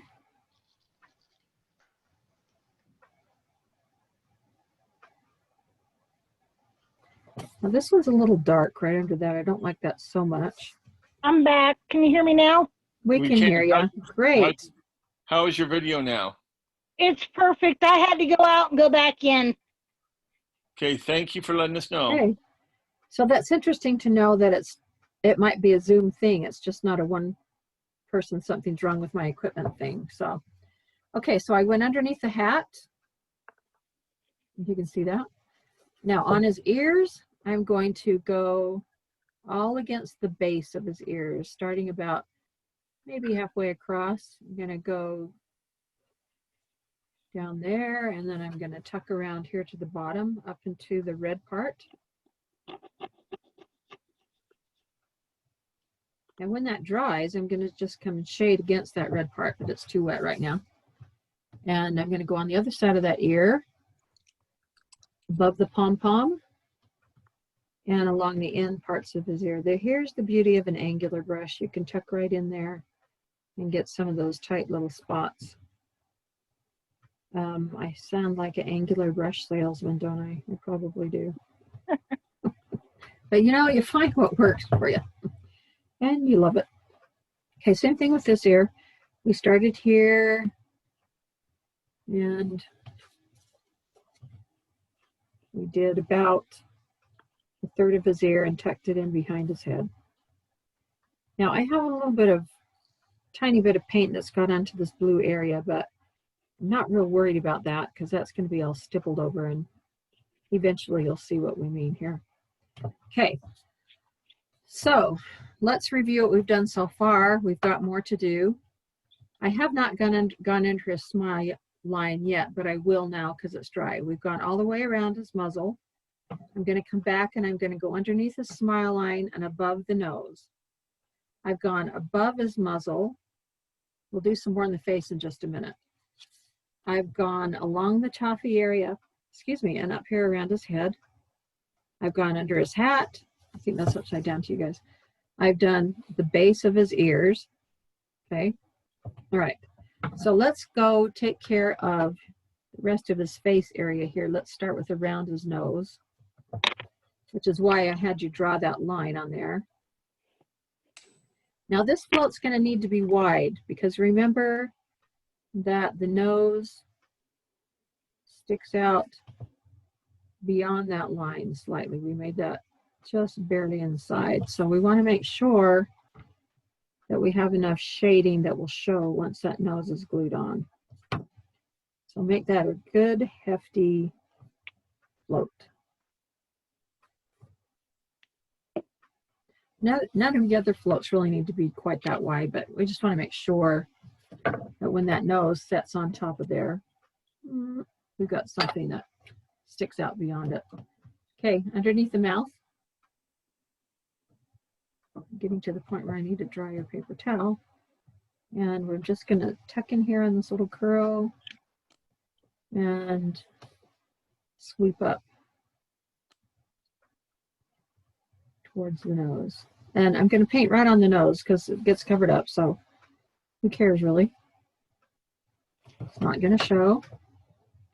If you are OCD, scrub it off, but there's no need to because it's not going to show. Okay. I like this. I need this corner darker, I can just tell. So I'm going to tuck in a little more color there. Okay. Now we're going to go around the eyes. So I want you to start out with going underneath the eyes. Now we have not done any dry brushing here. So you probably want to be a little more cautious because it's going to show more than on the areas that we have dry brushed underneath. So let's go down there and come up around here.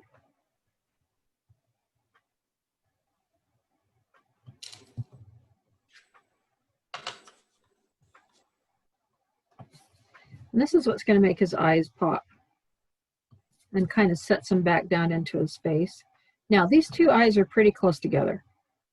So all I'm going to do is going to take that on an angle and tuck some color down in there. I'm going to come back and do the rest of it. Maybe I can do this part right here. But we'll have to do the other eye after this one is dried. And in fact, I'll come back and float that again to make sure it looks more smooth and make sure it's dark enough for my liking in a minute. Okay, moving on to the ears. Okay, I want you to first float the bottom of the ear all the way across. All the way up to that point right there. Then that's going to have to dry. Do the same thing. I already did the same thing on the other side. Okay, now I want you to go on the bottom of his head very thinly. Okay, we floated behind it, but it also needs just a tiny touch right here on the side. And this is, I got a pretty big brush here. And it's okay, we're going to use some darker brown in a minute to separate that between the front of his head and back behind his head. So go ahead and get some of that on. And I'm going to go back to work on the eyes. This eye is now dry, so I can tuck some color up in here. Now you're going to paint your eyes white. So go ahead and paint in that area, it's okay, because we're going to base over them anyway. And go all the way around this eye.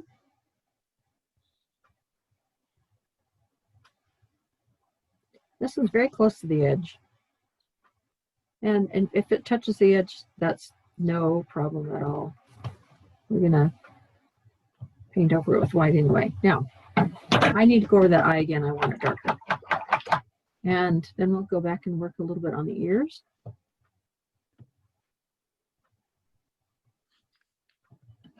Okay, I want a little bit more dark. So I'm going back to this other eye that was dry. And I'm just putting another coat on, and I'm not minding at all if that float is pretty wide, because we do want his eyes to show up. They're kind of the soul of the whole operation, right? That's what looks back to you when you look at him. You see his eyes, and he looks happy, and he makes you feel lighthearted. And so we want his eyes to look good. We want to be happy with them. Okay, we'll wait for that to dry.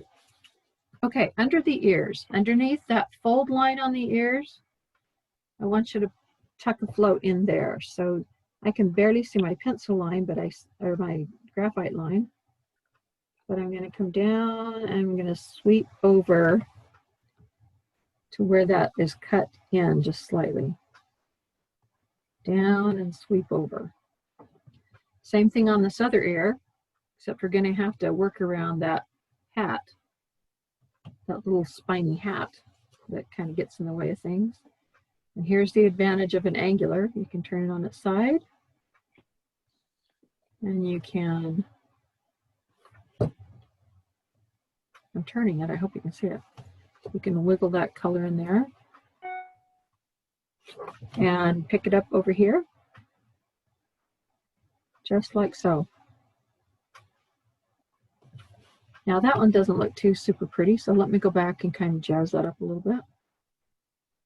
Now we'll come back to that again. Now I need to go back to my eyes because I wanted to make them a little darker and have to wait for it to dry for that to happen. And I'm going to go up and around, and I hope that I'm flipping. I hope this doesn't make you dizzy as you're trying to see me seesaw around up here. Okay, I'm going to fill in a little bit right there between his eyes. I just feel like I want a little definition, a little more definition. So just kind of walk some float up. And I'll have to let that dry. Now, down here at the bottom of his neck, Tuck some color into that little corner. And get that pretty dark against the turtleneck. And come up here on the side. And remember to round out your corner, soften that. And shade this guy all the way up the side of his head.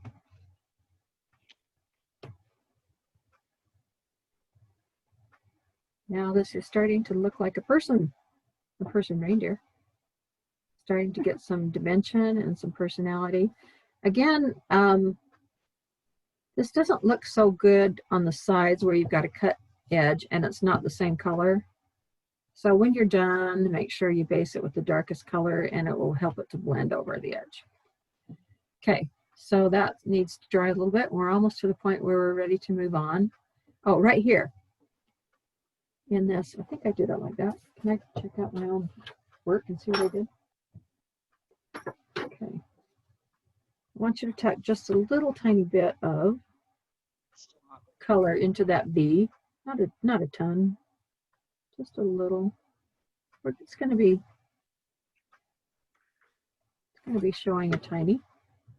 Just a tiny. So tuck some color in there. We're going to have a cheek going over there, that action too, so it'll be fine.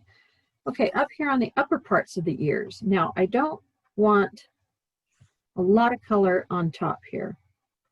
Just a very thin amount to kind of define an edge. So thinly start at the top here. Can you see that? Let's move it in a little bit. Thinly start at the top here and work its way down. It can get thicker when it's down here, that's fine, and that is a little bit watery, and so I'm going to kind of mop it out with my paint eraser, my nifty, thrifty paint eraser. And let's get a very thin float and do that on the other side too. Don't have a lot of paint in your brush. And let's just put enough thin float on there just to define an edge, but not so much to remove any highlights there.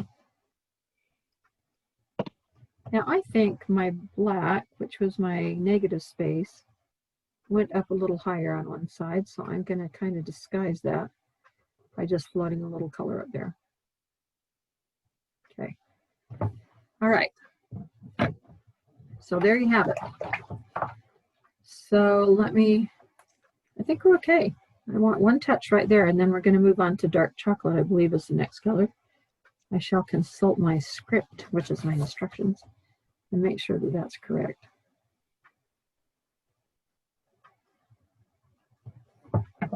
Okay. Does that make sense for everybody so far? Silence. Do I assume silence is okay?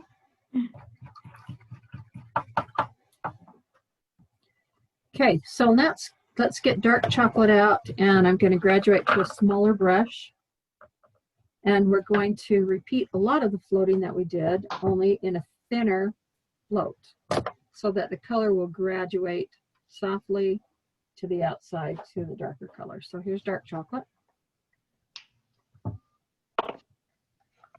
You're getting personality, guys. As soon as you get those eyes on there, you're going to go, oh, hello, Mr. Reindeer.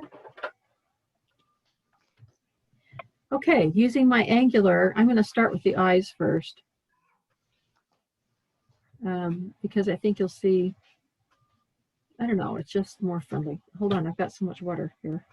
Water issues. Again. Let me just try to fix this. What is up with this? Okay, hopefully that'll work.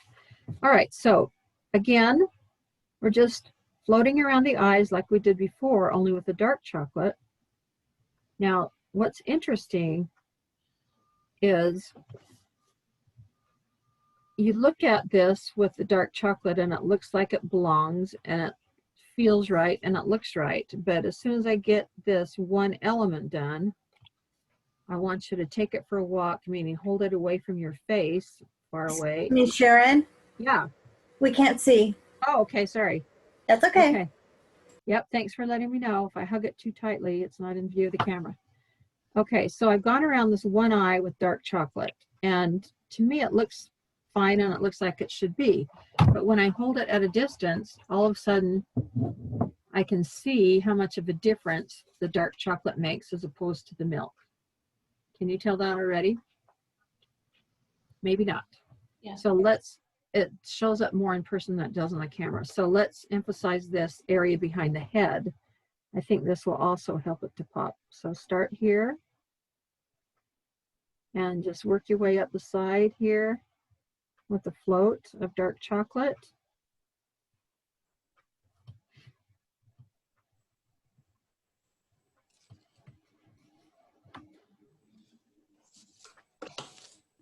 Let me put it in camera. Okay, keep reminding me about that if I ever get off camera.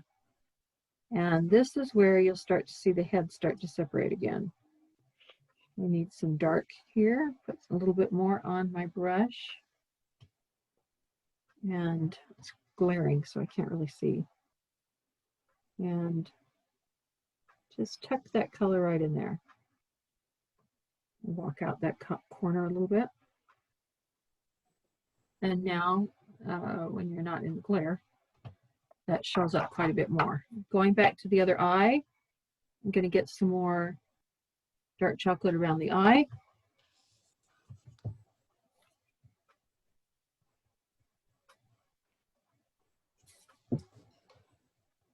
Okay, we're going to start zooming, meaning we're going to pick up the speed here. You know where to float. Everywhere where you have milk chocolate, just do it again, thinner with dark. Particularly if it's an area that sets behind something, such as this nose where it sets behind the bridle.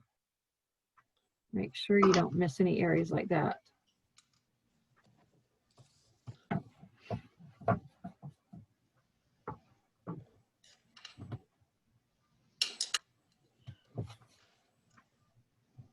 Above the bridle or the, whatever I called it in my instructions. Okay, you need to do it on the ears where they come from behind the head because that needs to set back. And the dark brown will help set that back away from the head. Same thing on the other ear.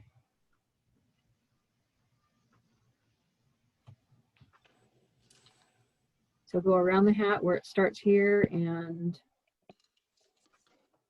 pull that out, and that you can see a separation more distinctly between the ear and the head now. Okay, I want you to go along the bottom of the ears, but you don't have to go all the way along the bottom of the ears. I want you to kind of start just at the very bottom and taper on and taper off. And this is going to be a little harder to do here, but you can still do it. Don't go all the way across. Taper on and taper out, and then tuck in here against the hat a little bit. Now you may want to, we didn't mention this before, but you may want to pull in a little bit of soft color when it feels like your brush is empty and tuck in some color in there. Not a lot, doesn't need to be dark, just a tiny bit. Just set the ear behind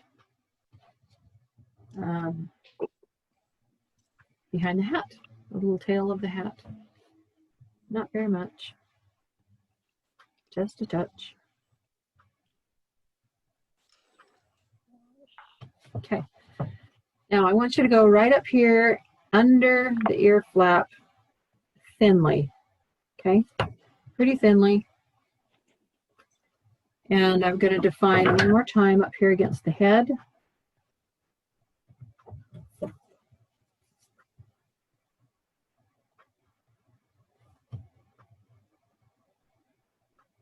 Sharon, you're off camera again. Up here across the head, I'm going to put a little more color in. And down here underneath the mouth, pretty thin. It's kind of glaring. I can't really see from my angle right now. I don't know why. What's changed, but anyway. And around the base of the muzzle, or the snout, or whatever the bottom of his face area. Start here, and it's thin. Let me try to get a different angle. And I just want you to swoop. Swoop.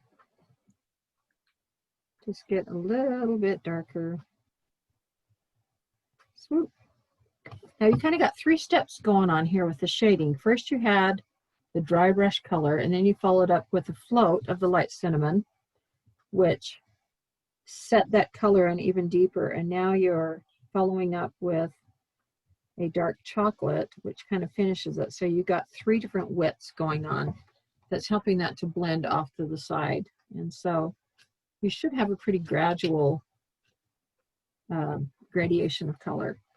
And I want you to go around the nose. Now remember that this part has to be a little bit fatter than the others so that it shows once that nose is in place. And we're going to go to the very top of the nose, and we're not going to do all of it. We're only going to do some of it. We're going to do right here where it comes from the bridle, and we're going to taper off. I'm not going to go on this brightest part. And we're going to go right here as it comes from under there. We're not going to go very far. We're going to taper out. Okay, so that part gets left untouched. Okay, that's pretty good. I just need to do a couple other spots here. All right, now I want you to go to Cinnamon Drop. No, first we're going to do Coral Blush. And I want you to get one of those skinny brushes, and it needs to be very dry. So if it's, I think I'm going to change to a new palette. So I have some spots that are clean. And we want to get this very dry. We're going to start scrubbing a little bit of color around him. Give him a little cheek, a little personality, a little bit inside of his ears. And then kind of some hidden spots that you don't really notice too much that we'll talk about. Okay, so we'll start with the biggest area first to make sure that you've got it dry enough and that you're happy with it. That's his cheek. Okay, there's not really a circle that you draw on for his cheek, but his cheek starts here above this little V, and it encompasses a little bit of the V, and then it goes kind of in a circle. And you want the darkest color in the center, and then you can spiral out from there. Okay, only you're not going to go that big, but let me. So you're going to start here, and then you're going to get bigger and bigger and bigger, which that did not show at all. You're going to start here. You're going to start in the middle, till you establish some color. Then you're going to work your way out and get bigger and bigger and bigger. And the farther out you go, the softer those edges are going to become. Now I have to reload my brush. But that's how you get a really, really fluffy, dry cheek. So you start kind of in the center and kind of establish the color. Rub it around until you can see the color. Am I on camera? Rub it around until the color starts to show.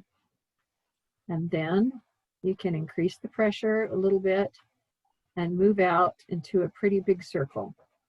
Now I have a lot of people that say they have trouble with cheeks, and so they use blush or chalk.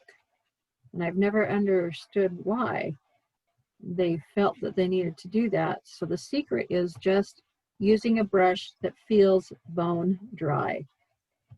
But as we've talked about before, we always know there's more paint in your brush than what you think. Now, I've done that cheek and it feels pretty bone dry. Now we're going to tuck some color in around his body that you might not suspect you would have color. So I'm going to take this scrubby, quote unquote, bone dry brush, and I'm going to start scrubbing in a little color on the front of the snout. And guess what? Can you see that? Very, very subtle, right? Super, super subtle. Because it felt like there was no paint in there. So we've got, but what it does to your eye is when you've got color going everywhere, it makes everything feel at home. So we got it as an undertone in here, and we've got some here, and we've got some here. And now we're going to scrub a little bit here on this side of the face. Not a lot, just a little bit. And I haven't even reloaded yet. And I still got color in there coming out. So is that turning out soft as you do that? Yeah. Good. Okay, now get a little bit more, and we're going to work on the insides of his ears. Okay, so the insides of his ears are this middle part. I think I need to get a little more on here so it shows up better for you. Okay, because everything's lighter. Okay, right up here under his ears, kind of coming from the inside, and we're gently working underneath the brown and kind of filling in the middle area here. And this is kind of a gentle sweep, so you don't have to do the hard scrubber. You can do an actual graceful, gradual swoop if you want. It doesn't have to go all the way to the bottom. In fact, it probably should not. But you can be sure to fill in the middle area pretty well. And this is going to be a little tighter, so you're going to have to kind of wiggle this in a little bit on this ear. But let's get some of the same coralish color over there going on.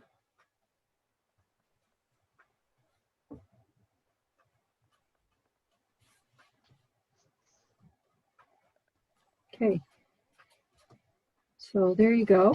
Now he's got red on there, so it kind of detracts, and that's okay. All right, so now I want you to move to cinnamon drop, and this is not going to take a lot, but just a touch of cinnamon drop. Okay, so you know how we just did that technique with coral rose? After antlers are done, we may not get all the antlers polka dotted and dried in class, but after the antlers are floated and polka dots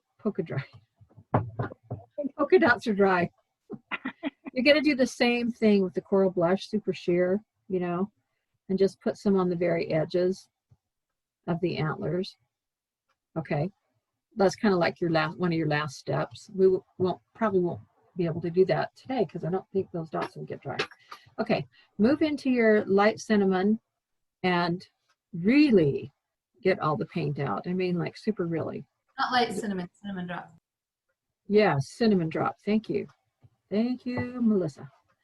Start at your cheek because that's your biggest area, and start in the middle like we did. And pin well out, but you don't have to go out as wide as you did with the coral. And your pressure is so stinking light. Now, you can always darken it up, but it's really hard to lighten it up. So if you want to go back for a second round or you want to smooth it out, go for it. I have a tendency to like bright cheeks, a lot brighter than some care for. And I want some of this color inside my ears. And to the point or to that stage where it feels like there's no color in there, but really there is. And that's how it gets kind of soft. Now this is cinnamon drop, not like cinnamon, right, Melissa?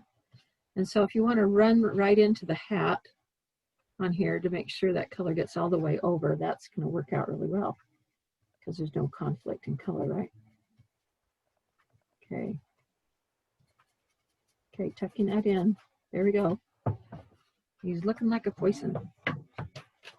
Okay, now we're going to base his eyes with warm white, and this is going to take 2 or 3 coats, so we'll do different things while his warm white eyes are drying. So go ahead and get some on and get those painted in quickly. And we'll start moving on to the red hat in between our coats of warm white eyeballs. Usually takes about 3 layers. Okay. Where is my brush? Okay. Now, I painted over some of the lines, you know, when I was shading, so I'll have to kind of reestablish them. You might be able to see your original lines, or you can just guess, or if you're nervous about it, put the pattern back on and draw them in.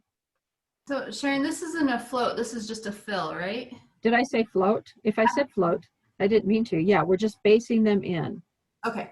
Straight paint. And it will take 2 or 3 coats to get opaque coverage because we're going over a darker color and because that's not completely, it's not a completely opaque. It'd be great if 1 coat of white would do it, right?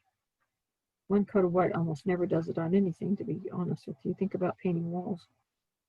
Yeah. But this is where the fun starts, when we get all the, we're going to do some little spokies in his eyes, and then we'll do a pupil, and he'll look back at you and you'll think, oh my gosh, he's here. He's arrived. Our reindeer is here. Already looks better with an eye in it, doesn't it? Starts to see some personality already. Just try to get that as smooth as you can. Now this one on the left, this eye on the left that almost runs off the edge, it is slightly less wide. So no, you haven't drawn the pattern on wrong. It's just the way that the design was in order to get an eyeball to fit on his head that's turned a little bit sideways. So you'll be just fine, but just realize that it isn't anything that you've done wrong.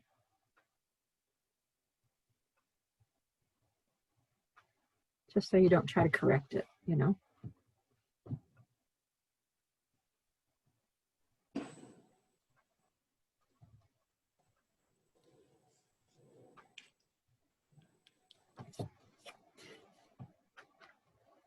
Okay, how's everybody doing? You doing okay? Good. Okay. I kind of like having the sound on.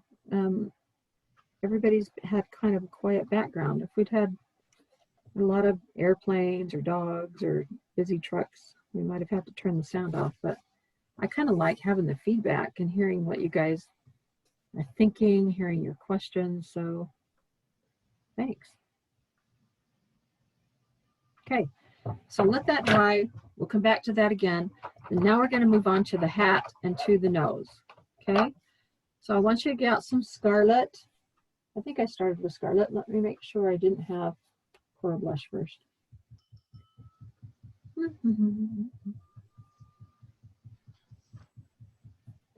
That. Oh yeah, okay, scarlet, right. Scarlet O'Hara is next. Okay, so on your nose is a little more flat on one side and a little more rounded on the top part. I'm pretty sure that's the top. Let me check my line drawing to make positron, but I'm pretty sure that's the way I drew it. Yeah, the more rounded side is the top part. Okay, so you can differentiate. That's another reason why I had you not draw that line exactly in case you ended up with it upside down. It would still be okay. So we're going to highlight the top of this. We're going to think of the more rounded part as the top. And we're going to, by highlight, we're going to start out by dry brushing. And we're going to dry brush all in this crazy kinky hat, all over everything. We're not worrying about the stripes yet. We're going to get some scarlet in there, and we're going to go kind of bold with it. We're not going to be shy about using this scarlet here today. So let's just get some pounced in there. Kind of get that color mixed. Now this one is not, this color is not so super different from the cinnamon drop that we have to worry about having it really, really, really airy and loose, because it's going to show up less than if we were doing the same step with white. Does that make sense? They're just a little closer together. Hey, Sharon. This is kind of an off-the-wall question. I'm trying to find all the information and everything. Where is that? Is it in? Does that come in the kit when it comes, or? Now, who is this asking? This is Penny. I'm sorry. Okay, so Penny, Penny just signed up last night. Okay, so Penny has not received her materials from us yet. So Penny, in the materials that you received yesterday, there was a download that contain the line drawing and all the colors that you would need to base coat your project. And then when you get the kit, which my husband has already cut out for you, we just haven't mailed it yet. That will come with the complete pattern packet with all the instructions, the stencil that we used for this, and the other things that everybody else got. But I can see why you may wonder, because you don't have anything in front of you to look at. So. I know, I'm just sitting here watching you going, oh, I hope I can do this. I mean, you know, and I can even email you the pattern if you want it like right now, but you'll get a better photo and stuff when you get your kit. So yeah, you'll get kind of a big color photo. Okay, make sure you go over the edges of the nose, because this is a part of the design that's, when you pick it up, you're really going to see it. So you're really going to see over the edge. You can't ignore it. So make sure you get that. Huh? What? So I have done about half of that, as you can see. I kind of worked my way down in here and didn't feel shy about that at all. I want that pretty bold. Now, Sean. Okay, so probably one of the other two. See, we're going to. Is somebody talking to their husband? If they could just put it on mute for a minute, that would be great. Unless it's Sharon talking to her husband. Yes, I have to not put him on mute. So I've done two kinds of glitter here. I don't know who heard this in the other classes or who's aware of it, but the paint companies, when they were shut down for COVID, DecoArt is what I use. They were considered a, quote, non-essential business. And paint another coat of white on your eyes while I'm talking to you. Do not rinse out this brush yet. And as such, they had to lay off or put on furlough, I guess maybe is a better word, all of their employees. And so their paint production just stopped dead cold. And it was a very awkward time for them because they had just barely introduced their new line of colors, not only of Americana paints, but they've got all kinds of fun things, satins, and they've got some suede paint, etc., blah, blah, blah, blah, blah, which they had only an initial stock of, which was to take to the shows and just show for their initial inventory. And they sent some to us as designers, which we started using in our designs. And then COVID hit, and they couldn't produce the regular paint, let alone their new stuff. And so finally, weeks after they were closed down, like, I don't know, 6 weeks or whatever, the state that they are in finally let them start production with only 25% of their employees.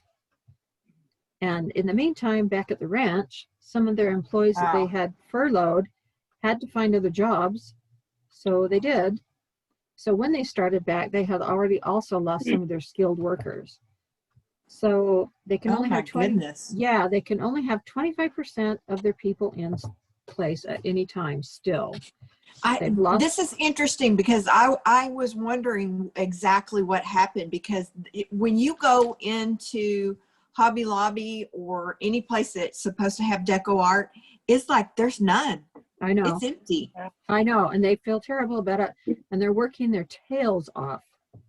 Working their, I mean, they're even getting new manufacturing equipment so they can bottle faster, but it's not here yet, and they don't have all the employees yet to take care of that. So basically, and they're not making all the colors either. Yes, so are they that's in one of the states that are doing another shutdown? Are they what? I said, are they in one of the states that are doing another shutdown? Not that I know of, but I don't claim to follow their state rules very far. Anyway, do that eye and then go back and stipple some scarlet in there. Sharon? Well, yes. I happened to go to Walmart grocery 2 nights ago. They had DecoArt Americana paints for 25 cents. I bought everything I could. Oh 25 my goodness. cents. Wow. Which one? Where's it at? 134th, they're probably gone by now. 134th and 2700 West. Okay, Sandra, you're in Utah. Did you hear that, Sandra Barton? Okay, this is what this means. When Walmart can no longer get a product, they will close out any of the products and get it off their shelf. That likely means that Walmarts across the nation are not going to carry the paint anymore. Exactly. So you might be able to go into Walmart and cash in big time if the what is true in the store here in Utah is true of other stores in the nation. But we don't Well, I really need want to go look. We don't want to start rumors. We don't know for sure, but that's a possibility. Well, no, wait a minute. Well, I want to start a rumor. Don't go to Rosemary Reynolds at Deco Art and say Sharon's husband said. Need it, but I My Walmart doesn't have any of the deco art. Yeah, so let me finish the rest of the story. There's more to the story. So what they decided to do, I mean, they've got so another meanwhile back at the ranch, there's all these ranches going on. Nobody can go anywhere, right? It's just boring as all get out. So you've got people that haven't painted for 25, 30 years, and I am not exaggerating, pulling out their paints again. They're bored. They've got it. So paint sales have gone up 300%. Right. So you got the problem. You got the problem of not being able to produce, and the demand has gone up 300%. So it's crazy. Yep. So what they've done is they have looked through all of their stuff that they sell, all the products, and I mean they sell decoupage and they sell all kinds of junk, and they have whittled it down to the products that sell the most, and that's all they're going to manufacture for right now until they can get caught up. And so out of their 300 and something colors that we use and we're used to having, this is going to make you cry. We have like 52 colors. Oh 52. my. Yes. Camera again. What? Camera again. Oh yeah, sorry. So that's all we have to work with. So I've got all out of all my shelves. Oh, can you see? Maybe you see behind me. Oh, we probably can't. I've got shelves behind me full of paint. And I've got 4 shoe boxes filled with anything that I can use, and that's 3 or 4 of every color. And I feel like crying. I open my drawers and I think, and that's it. That's all I got to work with. But it's really fabulous. They've picked primary values of every color and made it such so that you can mix just about anything that you need. Who knew? This whole time. We could have done it this whole time. So like this guy right here for it. 90, like a lot of these colors are mixed. This is 3 colors to get this coral rosy color. Because well, how do you know what to mix? Do you have a list of what to mix? They do have some instructions on their website. Go to decoart.com, and they do show some mixing formulas. But all of these colors are mixed, almost all of them, to get what I wanted. And some of them are basic because they're already there. So that's the problem. I just didn't want you to understand that we're trying to publish colors that you can't find just to frustrate you. It really We didn't think that, but I'm glad you told us, because I've been wondering what's going on with them and what the deal is, because nobody knows. Even when you ask someone at Hobby Lobby, you ask them what's going on with the paint. I don't know. I keep ordering it. It's not coming. That's what they keep telling me. Right. Because they don't know. So these are this is the glitter that I recommended, Glamour Dust. And I know you guys have been all over the place, and I recommended a Michael's version, which is good. That's fine. But they're only making, see, all these colors are Glamour Dust. And this is the only, they're not even making Glamour Dust. They're making white Craft Twinkles, which is clear like this. And this is their new Galaxy Glitter. That is it, folks. That's the way she rolls in the world of glitter. I mean, the ice crystal and the crystal are good because they can go over any color. But when you used to have like 20, 30, 40 kinds of glitter, and narrow down to these 2. These are our 2 choices here. So I just thought I'd put this on in case you haven't found glitter yet to see the difference. So this is Craft Twinkles. This is not even what I recommended, but it's still pretty cute. Yeah. So the difference between the glitters is this Glamour Dust that I recommended is the very, very smallest glitter particles. Okay. Right. Very micro glitter. This one, Craft Twinkles, I'm going to turn it different ways. I don't know if you can see it. It's kind of a medium size glitter. And this one, which is their newest Galaxy Glitter, has multiple sizes. Let's see. let's see, I got it just a minute. Has multiple sizes of glitter in there. Yeah. Okay. There's not really that much difference, or it doesn't look that way on through the camera. No, but this galaxy glitter has bigger particles and will obscure some of your painting. So I just want you to be aware when you're shopping. I don't want you to hate deco art, and I don't want you to look for something night and day until you're about dead to try to find something, because it's not going to exist right now. You know, some of Chris Hoy's new patterns, like the gingerbread ornaments, those are made in the deco art palette now. Yes. We have the 50 colors. Right. Right. And so is this cow design. That's the first design that I've designed. Paint another thing on your eyes while we're talking. That's the first design that I did since this change. Okay. So anyway, I want you just to honor these people who are working like literally around the clock, almost running themselves to death, sometimes with new employees trying to figure out how to be trained to try to meet our needs. And so, wow, when you see Rosemary Reynolds on there, just give her a virtual hug, virtual high five. Make sure she knows she's loved, because she's the one that she's like the public figure for it, and she's very gracious, that Southern graciousness, but she's been asked a lot of questions, and I think she takes a lot of heat for it. So make sure she knows she's loved. Yeah. Okay, moving on to Heritage Brick. Okay, you should have 3 coats of white on your eyes. It's not completely transparent, but it's going to be transparent enough for what we're going to do. Let it dry. Let's go on to Heritage Brick and get some shading in our nose and our hat. So we still haven't washed out our brushes. We're still using them dirty. Pounceroo, scrubberoo, and time-wise, we only have a few more minutes on the clock. I want to show you eyes. I want to stay and finish the eyes at least and show you the basics on, and I want to show you the fur. Are you okay with staying? If you can't, it's recorded. You can watch it later. But I want to get you through that. What? I recommend that we take a 5-minute break in just a couple minutes, and then just do a final marathon burst for the last, 10, 15 minutes. How does that work for you guys? Yeah. Sounds great. Okay. Let's get through the dark shading on our red. Okay. Will your recording have everything on it? Will it be the whole way through? It will be the end of class when we stop here. The recording will show you at least how to do everything. We're not going to get all of our stripes done, but we'll do 2 colors of stripes. The stripes have 2 colors. So you know how to shade each color of stripe. Okay. Okay. Sharon, this is Liz. I'm leaving. This is Liz. Did you say I'm leaving? Yeah, I have to go. Okay.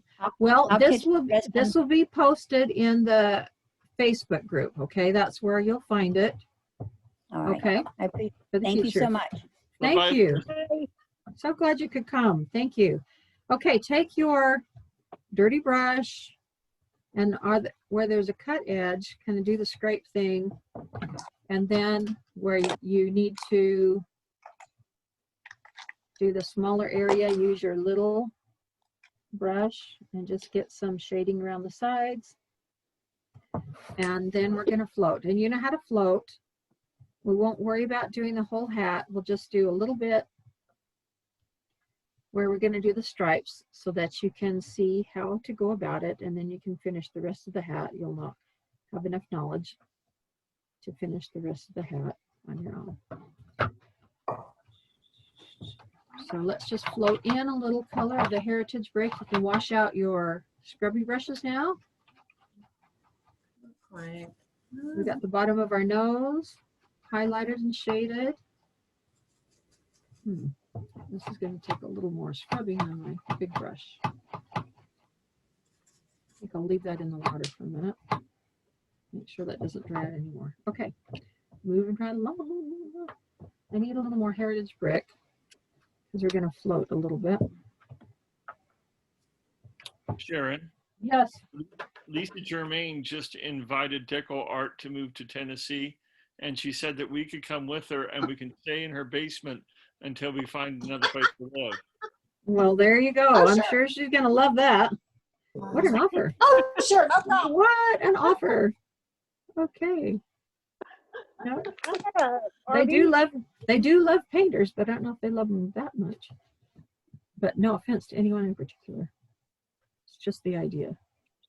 Can you imagine? I don't know if Okay. you all know, Chris Hoy did a thing on mixing, how to mix your colors. And she I did. think it's either on her page or CD Wood's page, but it was a free live watch. So if you went on her page and looked under the videos, you should see that. Yeah, and she has a page, a paper that she did with all the colors. Then she wrote on the sides of them what she'd used to get those colors, didn't she? Yes, Yeah. she did. Yeah, she's a pretty much smarty pants lady. She's wonderful. So there you go. There's another resource. And that is part of the beauty of being together in a class. I am tucking some of this heritage brick in between all these stripes. We're not going to do the whole hat. We don't have time. I just do a couple stripes so you can see that when they're close together, meeting down here, we're only worried about getting that tiny angle in. This one's spot's a little wider. And then on the other side of the hat, on the outside where the spots are further away, or the stripes are further away, you just want to shade in between all the stripes and get that really well. Now, I don't want you to shade above and below all the stripes, just on all the sides, okay? Okay, Sharon, pick a stopping place and we'll take a 5-minute break in just a Okay. moment. We've got one more line. We've got 2 more lines of the heritage brick, and we're going to stop.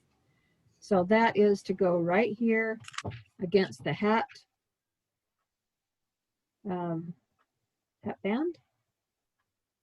We need that dark on there, and we need this stripe on here because we're going to fluff the hat, which has to go over that.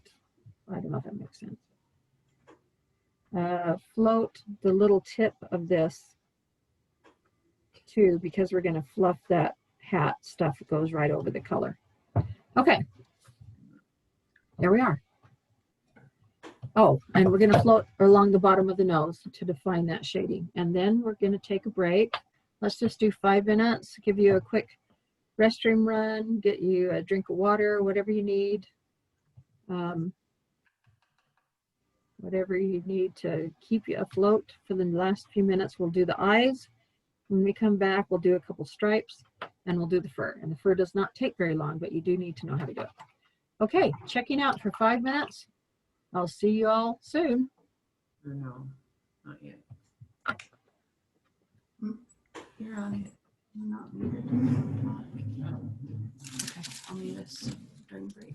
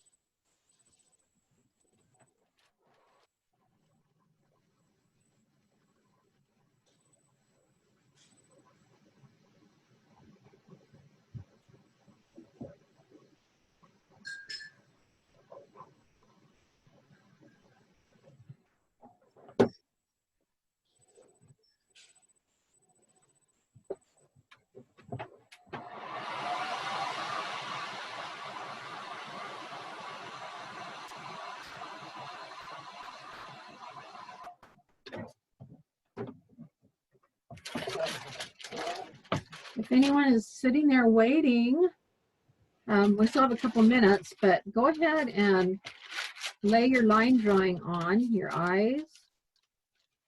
And we'll just save you a couple minutes. And I want you to get this line drawn. You don't have to do the center pupil yet, but just do that line right there.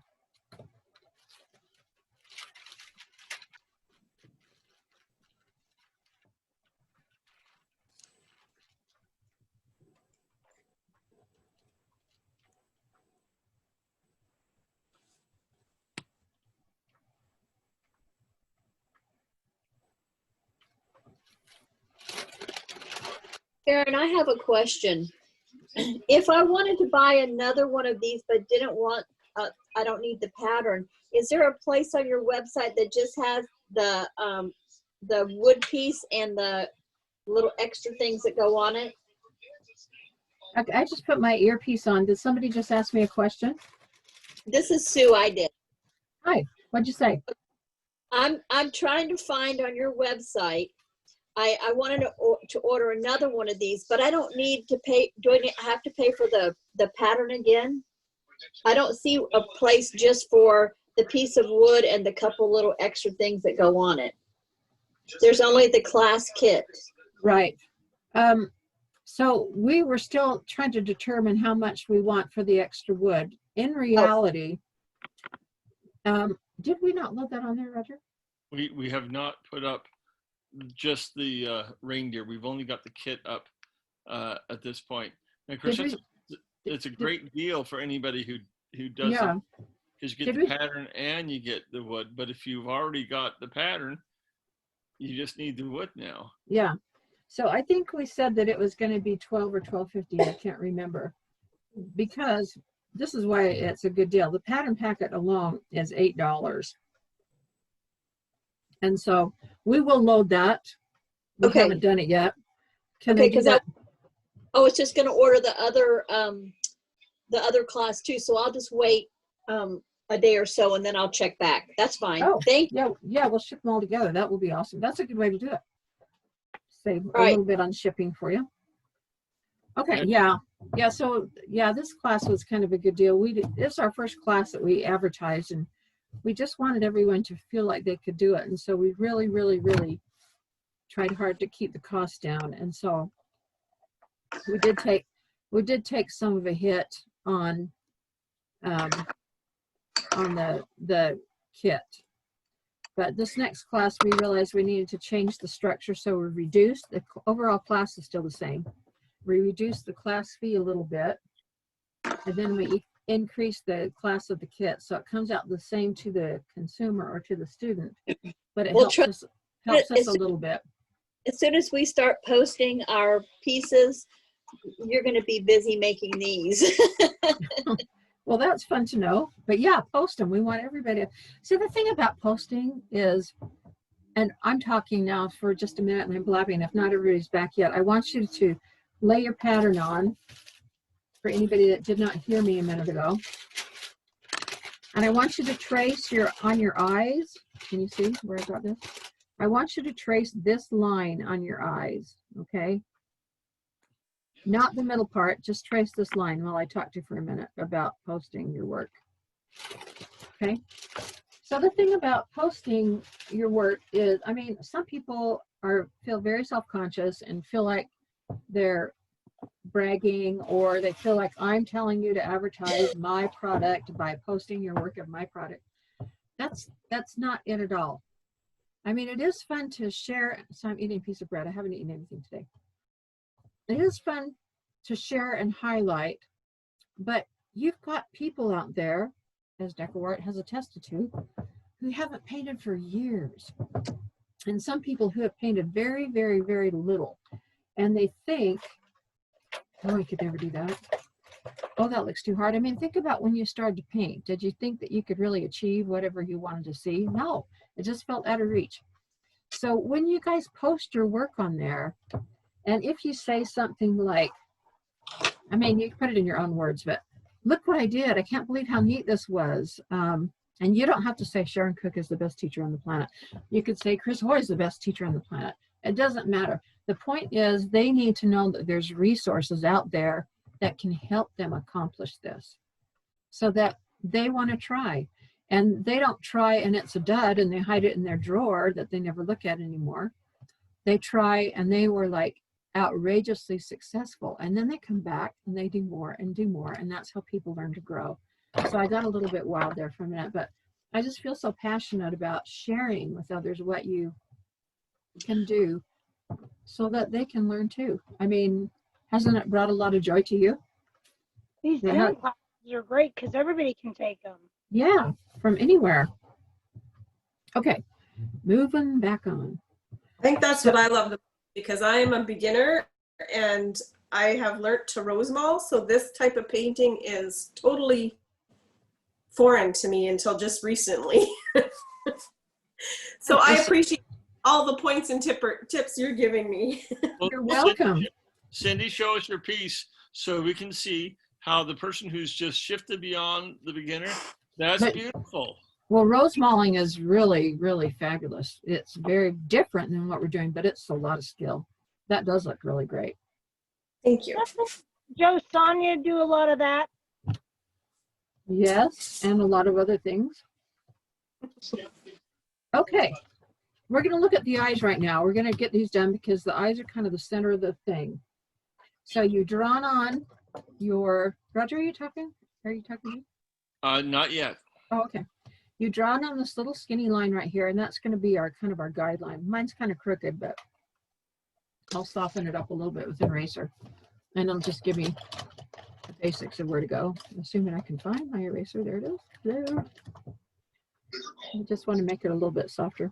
Okay, we're going to get out honey brown, and we're going to float around the outer edge of the eye, but we're going to do it with the sheerest float that we've ever done. Sorry, there's my palette back. So get out a little bit of honey brown. I didn't move this over. I don't have room. And I want you to do like a double or triple dip so that it comes out to be fairly sheer. Okay, so blend, blend, blend, blend, blend. I'm going to dip it in again, dry it out on my paper towel, blend, blend, blend. It's getting a little lighter. Water dip again, paper towel. Now it's starting to look the way I want. Very sheer right there. So I want you like buttermilk, or I'm sorry, like cinnamon. Nope, honey brown. Honey brown. I'm sorry. Honey brown, no problem. Although I think I did sable brown. You know what? I said honey brown and I pulled out sable brown. So don't do what I did. I mean, wait, do is your, that honey brown? It's honey brown. I said honey brown out loud, but what I actually poured out on my palette was sable brown. And I almost painted with sable brown, and probably the painting, after the painting fairy came, no one would have known, but it wouldn't have been what I said to do. Okay, double and triple dip. We're getting it very sheer. There we go, very sheer. Okay, now, thank you for saying that, Melissa, or whoever that was. We're gonna float. It was Kim. Thank you. We're gonna float around the outside edge of this eye. Okay, it's so sheer, you don't really notice that it's there, and yet it will make this eye look not quite so stark. Okay, and if you want to go over it again a second time after it dries, you can. I don't think we'll need it though. So we're going to float around the outer edge of the white part of the eye with sheer float of honey brown. Okay, we'll have to let that dry for a minute. Now, in the meantime, back at the ranch, I'm going to do 2 stripes, so you know how to do those. Okay.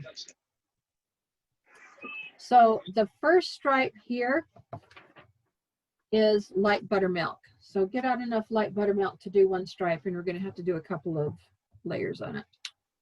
And I just use kind of an old thick liner, or you could use a round brush to get these in there kind of quick. This is one of Chris Hoy's for Radical Round, which is actually a great brush. There again, if you think I'm a fan of Chris Hoy, you are correct. She's a very good friend, a very giving person, and very, very talented.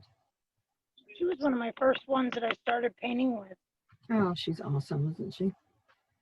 She makes everybody feel like they're the queens. What are you doing?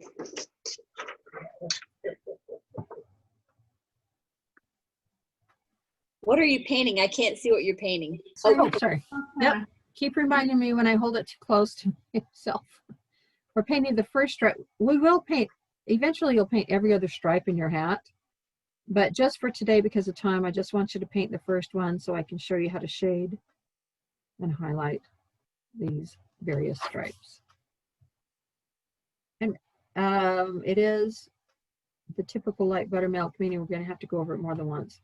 But we'll jump back and forth between the eyes and the stripes.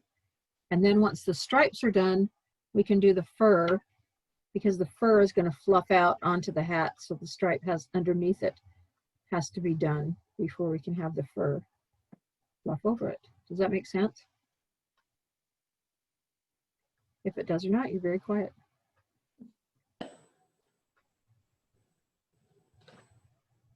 Okay. Okay. So the second stripe on the hat, let's just do that too, and then we'll come back to our eyes. And we're going to talk about eyelash structure and all that stuff. What are the other colors on here? Oh yeah, green. Okay, so the second stripe is blah, blah, blah. As soon as I find it, I have to go turn it to the page. So I'm jumping ahead. Foliage green. So do the next stripe up, foliage green.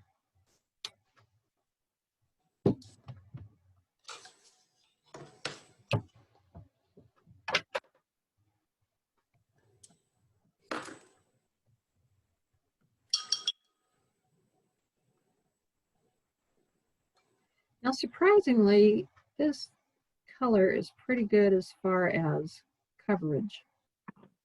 It's not as sheer as some of the others, and it's only going to take a couple coats to cover this red, so that's sort of nice.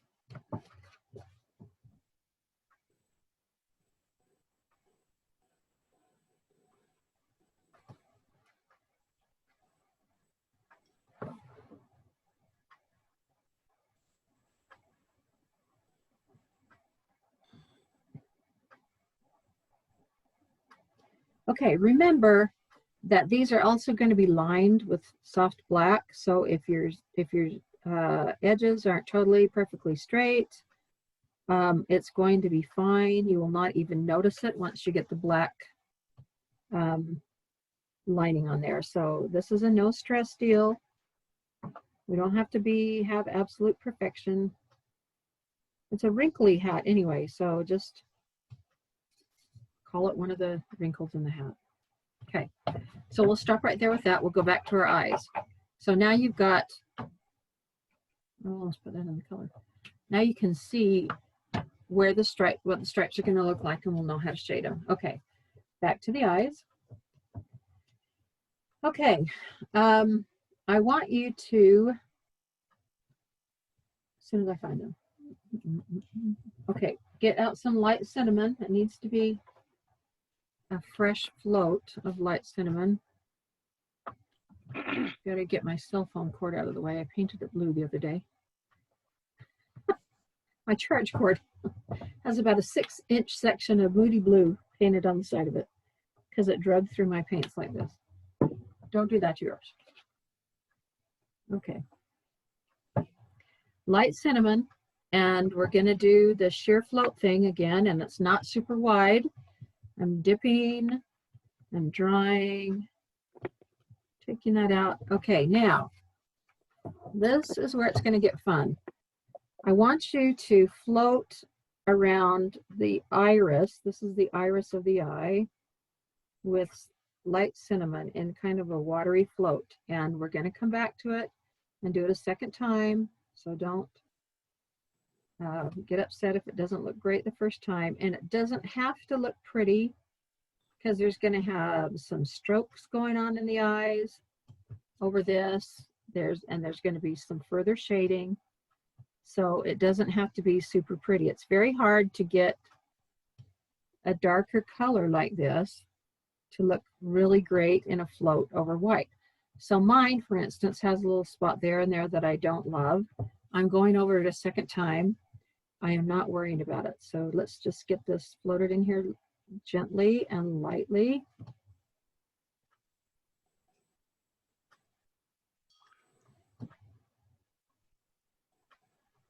Sharon, you're off again.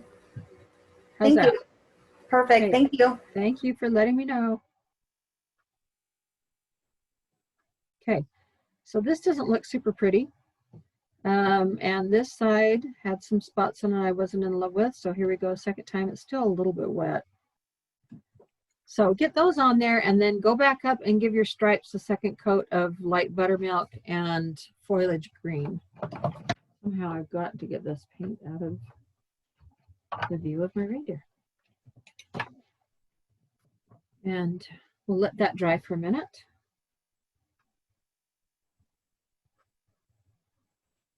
Then I'll give you a little explanation about my theory on eyes.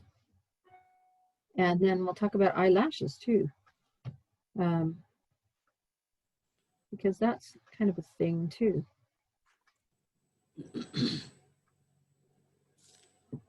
Am I off camera? No. Okay, good.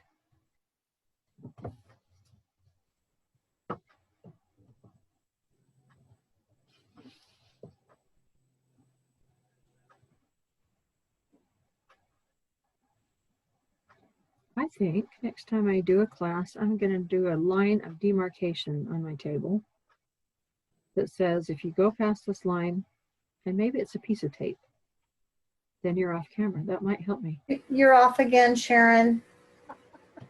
I need a line of demarcation. You're still off again, Sharon. Gosh. What's that? Is everybody liking that? Sorry. Okay. All right. My new line of demarcation is right there where my speaker starts. Now I'm going to have to shift everything. Okay. Can you see it well? Let's move it down. Perfect. Look at that. Okay. If I just shift my whole bod, that would help. All right. So, okay, I'm in. Okay. Just do your second line of green, and then we're going to go back to the eyes, and that can sit and wait for a minute as it dries.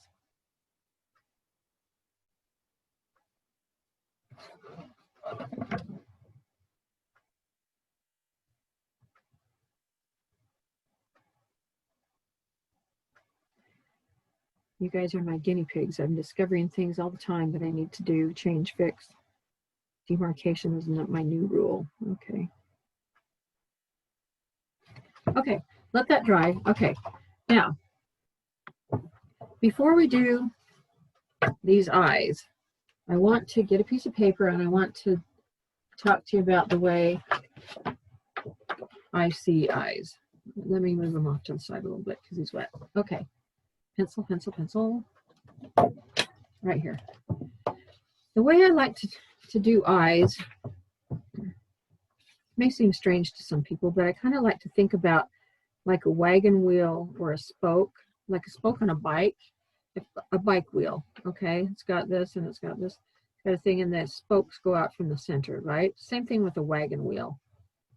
So they all branch out from a central source, right? The way that I like to do my eyes when I'm doing these kinds of eyes is I will typically have them oval, and I'll typically have the iris something like this that we're doing right now. And eventually we'll paint a pupil in here. And it may not always be that big, sometimes it's smaller, but there will be a pupil of some sort in there. What we're going to do is we're going to take our little 18-aught liner and we're going to get those lines just as skinny as we could ever make them in our whole life. And we're going to do that by rolling the paint out as we pull it from our pool of paint. And we're going to start on the outside of this edge. And we're going to start working our way in, stroking into this middle. And we're going to stroke like a wagon wheel, meaning they're going to start from the outside and they're all going to point towards the center. We're going to go like this all the way around until we've entered into the place where the pupil's going to go. And it's going to look absolutely ghastly. You're going to think that is the ugliest thing I've ever seen. And we will not lose any sleep over that for 1 minute. Okay, so you're going to do that kind of thing. Does that make sense? Then you're going to go again, and it's going to be super thin. And you're going to go, and you know how you get it super thin by rolling. And then if you hold your pressure up really high, somebody mentioned just going on the very tip of the brush. That's how you can get it super thin. Then we're going to go super thin, and we're going to go in between these little spokes. So you got like a jillion trillion little spokes all going in towards the center of that eye. Hold that close. You got that? Does anybody not understand that? Okay. Then, and it still looks terrible. Then we're going to take a darker color. We've already floated with light cinnamon. Then we're going to float with dark chocolate around the outside edge here. And that's the first step in making, I mean, it's not going to be a hard line like that, but this is pencil. I have to have it so you can see. And that's going to bury the ends of those strokes into one place, okay? And if they didn't start and stop all in the right place, you know, maybe they started somewhat here, putting a float over it, that's going to make all those jaggedy ends tie together. And then it's still going to look better, but it's still not going to look great. Then we're going to take this, and we're going to paint it black. And now, and eventually we're going to paint white on there for a pupil, but I'm just not going to fill it in. I'm going to leave it like that. That would actually be white paint. Now look what happens. Now you've got an eyeball that's looking back at you. So do you follow that basic idea? Okay, so that's what we're going to do with paint. And then eyelashes. Okay, so then we're going to stroke on the eyebrow, and I kind of like it like that. Now eyelashes, sometimes you see people and they paint eyelashes and they go out like that. Or they go like this, and it looks like they've curled them with a roller. And you know, they start here, and you know what, if you're making like a doll, like I did like a stitched doll, and I actually wanted to have eyelashes like that. I made them like that, you know, because it was like you'd had stitched a little knot on the end. But to make them look more natural, real eyelashes don't stick straight out from your eyeball, right? They kind of flow the shape of your eye. So when I start to float, when I start to line my lashes, I will start here on the edge of the eye and I'll sweep out.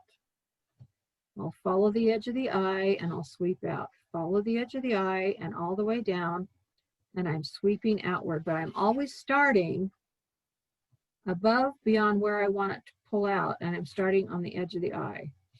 Okay, and I'm starting there, and they get shorter towards the center. So now you've got this thing going on, and they're medium length, and they all have followed the edge of the eye before they swept out.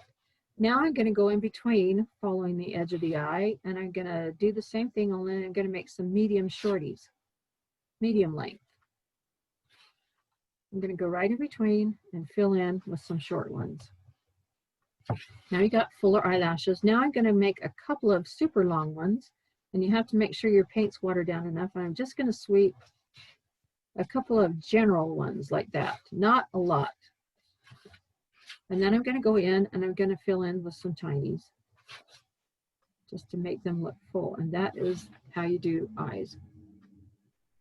Did that help seeing in pencil first? Yes, thank you. Okay, that's what we're going to do right now. Okay, so we've done our light cinnamon and we said it looked ghastly, and that's okay. We're not worried about that. This is dry now. This is dry now. I do want you to draw on where your center pupil is going to be so that you know where to focus your spokes on. And where that pupil is pretty important so that he's looking in the right place. So line that up as good as you can. It may not be exactly perfect. And lightly, it doesn't have to be very dark, and so in case it's not exactly centered, you can erase it. Lightly draw where those pupils are.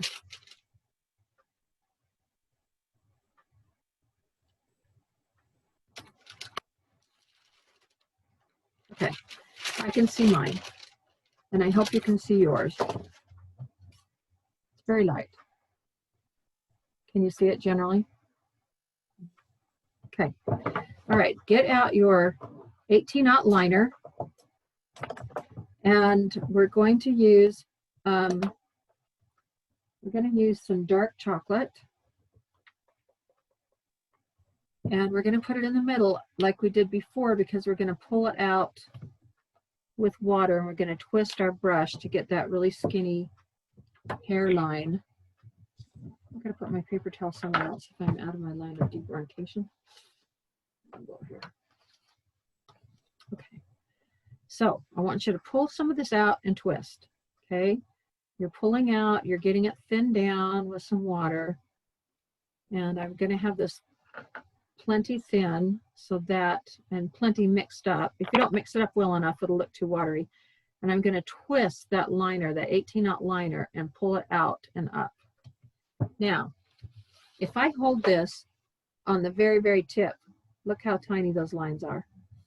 This liner is capable of doing lines that thick, but I don't want that. I want them very up on the tips, and I want them tiny like that. Okay? So now we're going to start doing our spokes. We're going to start from the outside and work our way in. And if your paint color is too light, just pull in a little more paint from the outside edge. Is that showing? Am I on camera? Okay, that's a little too thick.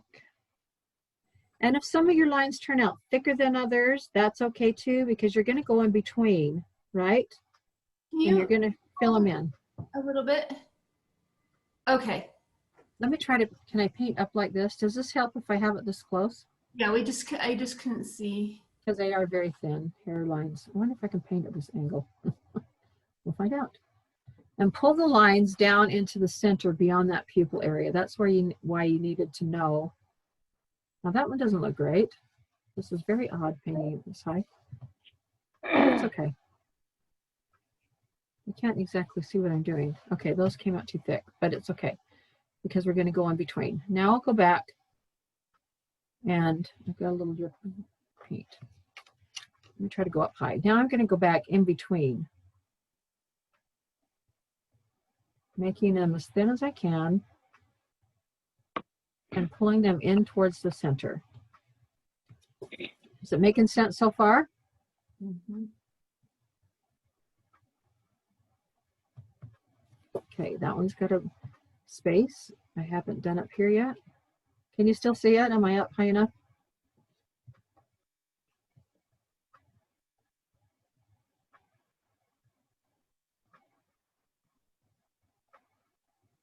Okay, move over to your other eye and do the same thing.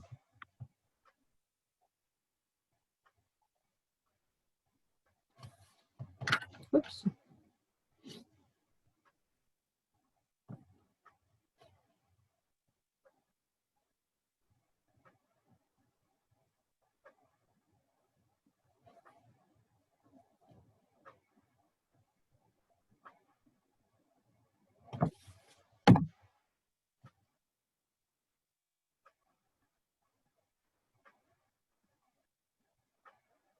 Okay, now we're gonna go in between with some super thins.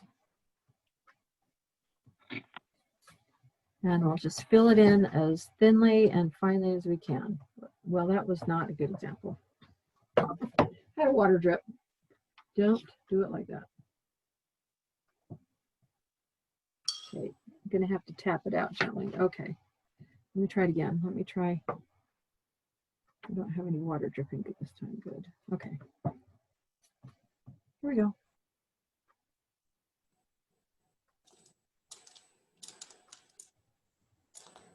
Okay, so we're almost done. Now, it still doesn't look great. Remember I said it would look terrible still? Have faith because the reward is almost here. Okay, rinse out your brush.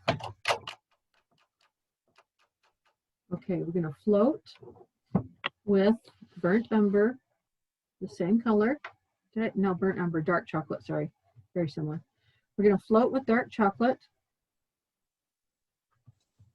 around the outside edge of those strokes like I talked about, and we're going to tie those, and we're going to smooth them out and tie them into the background. If you have any uneven edges, just sweep right over those. You can go over this a second time if you want.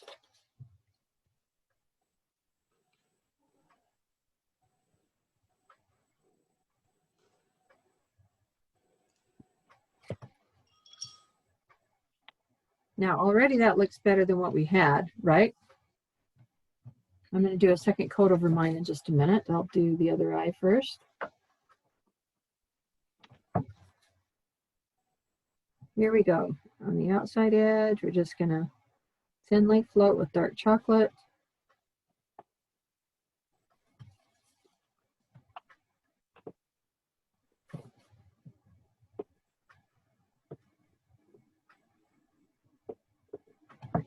Okay, I'm going to go back over this one in just a second.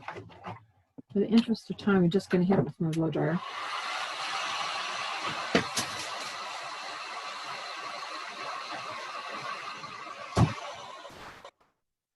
Sorry.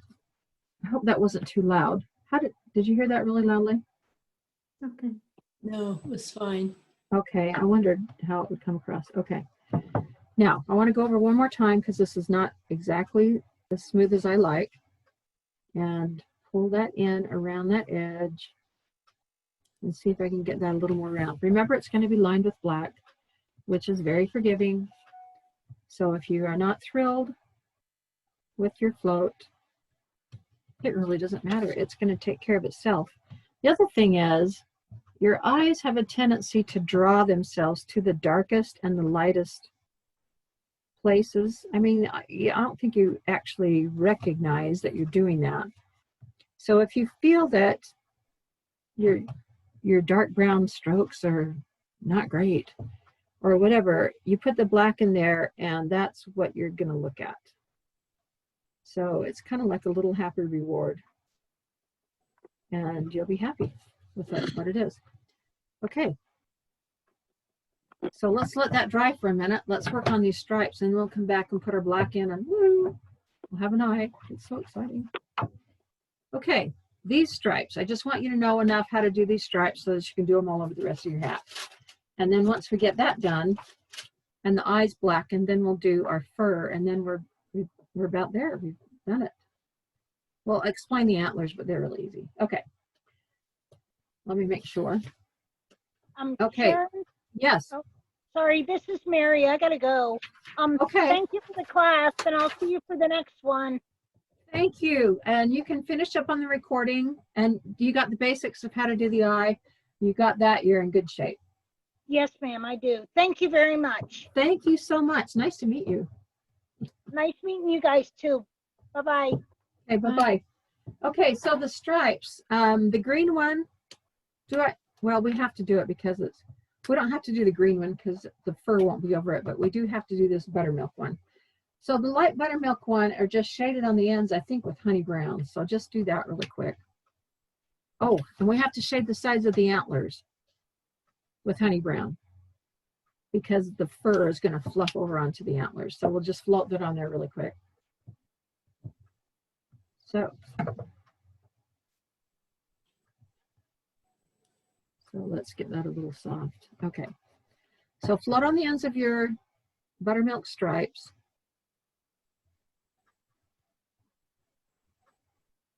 With a little bit of honey brown.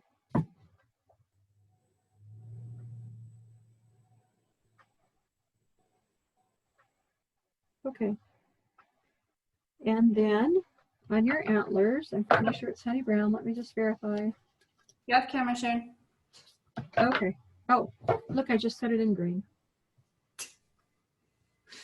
Okay. There we go. Let me just check the antlers. I'm pretty sure they're honey brown. Buttermilk and honey brown. Okay. Right here on the antlers, where they come out from the hat, just give it a quick float of honey brown.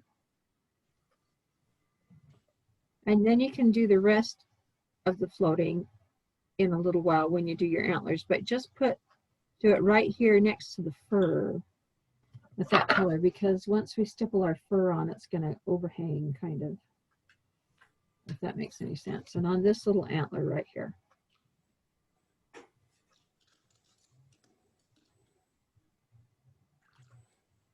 Okay, and then on this stripe, just very thinly go right along the bottom here.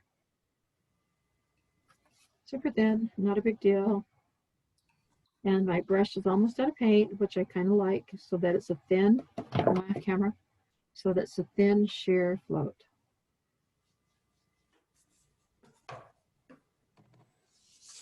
Other than getting one tiny touch in the corner, that's about all there is to the stripes.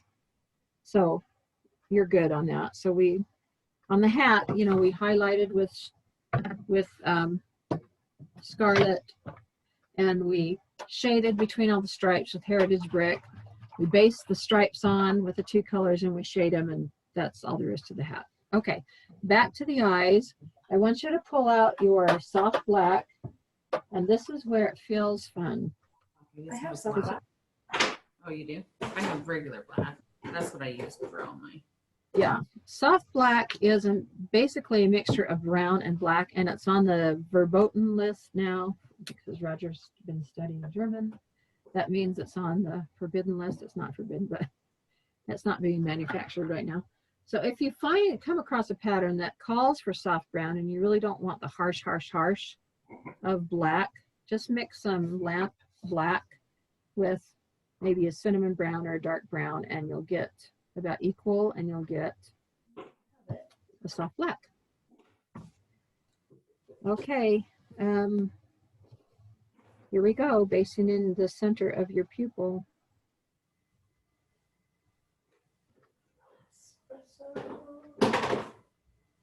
Oh well, we can just use. I have it. I just don't know where it's at. If she's got it, she's got to find it. Oh, sorry. Found it. I forgot. Yay. Okay, so how's everybody coming? And this pupil goes kind of all the way to the bottom here. And then you may need more than one coat to get a solid coverage, but all of a sudden he's looking at you. And all those ugly ends that you thought didn't look really so hot are now a non-issue, right? Is it on screen still?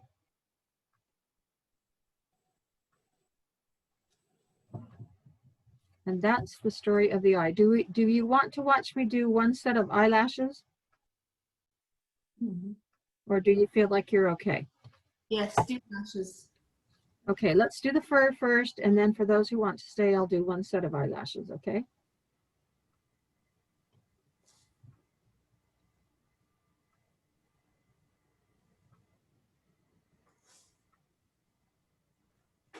Now he's getting some personality. Okay, so with the eyes, just give them a second coat. They'll need to be a solid coverage. And hold on, I can't talk and kind of line carefully at the same time. Well, maybe I can, but I'm just not doing so great at that right now.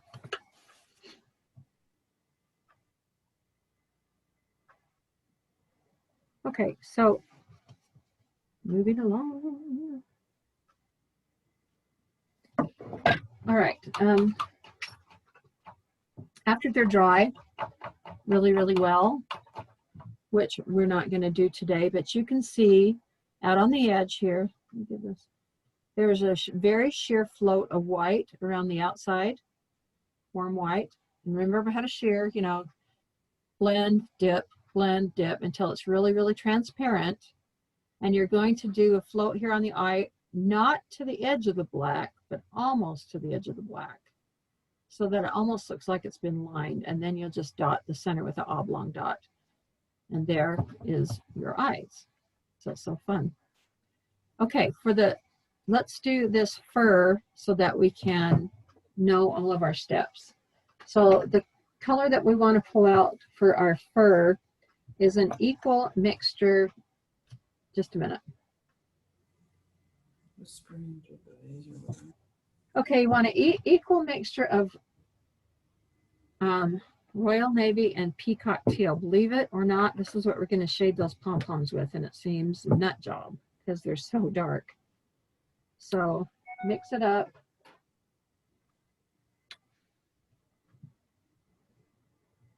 This is what I didn't want you to be scared of, right? It's kind of fun to show you how to do the fur, but you have to have the stuff underneath the fur for it done first so that you can fluff over the edges. Okay, so that's pretty dark.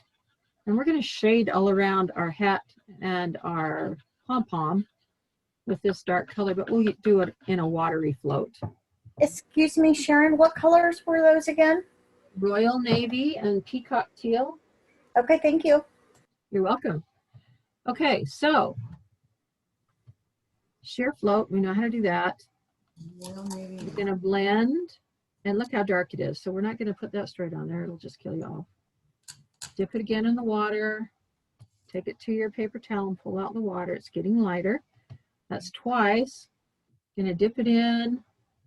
Dry it on my paper towel again. That's 3 times. It's starting to look sheer enough.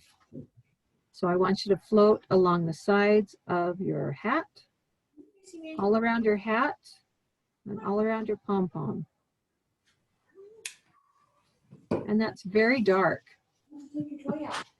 But we're going to have some white stippled all over it, and it will be the perfect shade to show underneath all that white. Shading, just floating. Just floating. Yep. Don't be naughty. Don't bug Melissa. Just buzz. Go buzz. That looks dark, really? It's really dark. I know. That's what you're saying. That's what I'm saying. You have to shear it up quite a bit. Double, triple, quadruple dip it if you want. But you are going to have a lot of this color hidden underneath some white. And so you still want it to look shaded underneath there. So this does a couple of things. It has this color down at the bottom in the sign, right? And in order for a design to look balanced, you want to use some of the same color all around the design. So this is under here, and it's very subtle, but it pulls some of that blue up from the bottom. When we get the, you can't, in fact, you can't even see the color in the camera once you get all the white on. So just trust that it will turn out okay. Have a little bit of faith and go around your pom-pom. You have to kind of move around and let the other parts dry. So dip, pull out the water. Gracie pup. Is Gracie coming to see you? Yes, she wants my attention. Hi, Gracie. Okay, so go around. Now, the easiest way to do a round thing like a pom-pom is to kind of start on, taper on, and taper off. You can do it, if it's not too big of a circle, you can do it in half, so you can come back and see it. You There can do you it go. in half, so you can do it in thirds. Taper on, taper off. Let that dry. And then go back to your hat. And again, double and triple dip.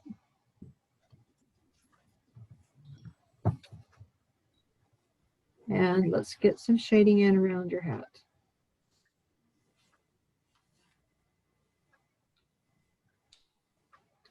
And it is, I am off camera, it is very dark, and it's not very pretty like this, but it will look good in the end.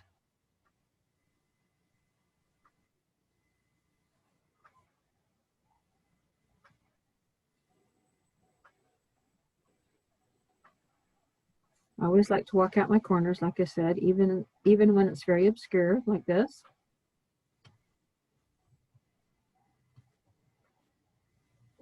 Gracie May. And I hear some little woofs. She must be annoyed. Come back to your pom-pom from my camera and get some more of the color around your pom-pom. We are on the home stretch, girls. Woohoo! We are so close. I can feel it. All right. Now get some along the top of your hat band.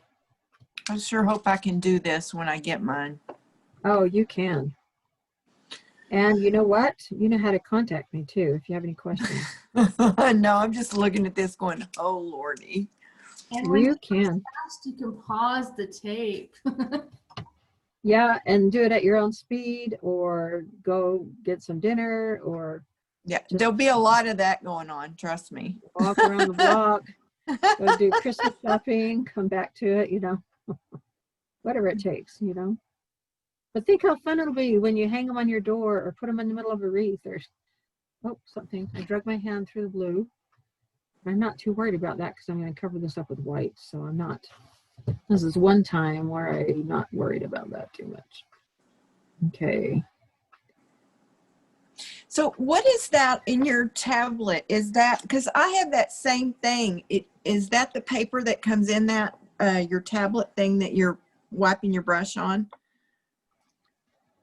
Oh, this is a wet palette. This? Yes. Yes. Oh, I'm sorry. I didn't explain that. Let me do this. I've got this paint. Let me go around this thing and then I'll lift it up and show you and tell you about a wet palette. I can't live without them, which I probably can. You know, you can live without a lot of stuff, but you get used to certain things. This is so dark right there. I have it too dark. Because I have that same thing and I can't figure out how to use it. Oh my gosh, they're heavenly. Okay, hold on just a minute. Yeah, I'm just at a loss. I'm like, I have what is this? Hang on, let me look because I can't remember. It's called palette paper. Perfect. Yes, palette paper is not the same as what goes on here, but palette paper is it kind of waxy on one side? Yes. And Yes. papery on the other side? Okay. Uh-huh. Palette paper is what a lot of people use to squeeze their paints out on. I've been using a bubble palette. This is a bubble palette. Mm-hmm. The way you would use palette paper is you would put, and people use this in different ways, but the way I was trained to use palette paper is you would pretend like this is a blank piece of paper with nothing on it. This is your waxy side. The camera. This is the paper side. You just put this on your table and you squirt your paints out on here. And so because the bottom side is waxy, it prevents it from absorbing. Like if you put this on a piece of paper on a paper plate, it'll sit there for a minute, but it'll kind of get absorbed and suck in. Right, right. The palette paper will kind of keep it in one area. So that is the first thing that we did. And then whenever I would do any of this blending that I was doing over here, I was trained to do it on a palette paper. And the palette paper pulls it through at a more controlled rate than just a regular piece of paper. Okay. Because it's got that waxy side on the back, right? Right. Right. However, this is a piece of cardstock. I like to float, and I learned to float after my palette paper supply was gone because everybody's poor when they start to paint because it costs a fortune to start. I know, exactly. Yeah. So I just learned to also use regular paper. So now, when I started using a wet palette, I found that my floats blended across so much easier. This is damp because underneath there is a sponge. Right. Okay. And it's kept within this little well and it's kept wet all the time. This is a special kind of paper that is not regular palette paper. Okay. And it comes with a wet palette. You usually find it comes with some in the kit and then you can find some extras. And you soak the paper for 10 or 15 minutes and it's got a polyester core, I believe. Okay. I'm not a paper expert. I think it's a polyester core. And it absorbs the moisture and stays wet for a long time. A piece of type paper you could make a temporary wet palette with like a like a meat tray when you go to the grocery store and you buy steaks and it comes on that styrofoam dish thing. You could clean all that off really good, make sure there's no germs. You could put several layers of paper towel on there that are damp, and you could put a piece of tight paper on there until it's wet, and basically do the same thing, and you would get the advantage of having the water or the moisture on the surface help your floats to spread gradually. Okay. You'd throw it away at the end of the day, but this thing has a lid, which I can't reach right now, and when I'm done, I just pop the lid on it and it's airtight, and it stays wet for a long time. You can also carry paints around from class on it, so that's what that is. Okay. Okay. So, because I have this same thing and I want to use it. So for you, it's easier to use this than anything else. Yes, and we can talk more offline about that. So okay, I want to get everybody through with this. I'm sorry. I'm so sorry. It's interesting. I love it. No problem. Okay, so has everybody blue like this? Is everybody blued up like that? Well, yes or no? Yes. Okay, take some warm white and take a stipple brush, a dry stipple brush, or a dry brush, whatever you want to call it. And I want you to dip it in, and this whole time we have been trying to get it airy. You know, I need a dry paper towel. I'm kind of running out of dry here. Hold on.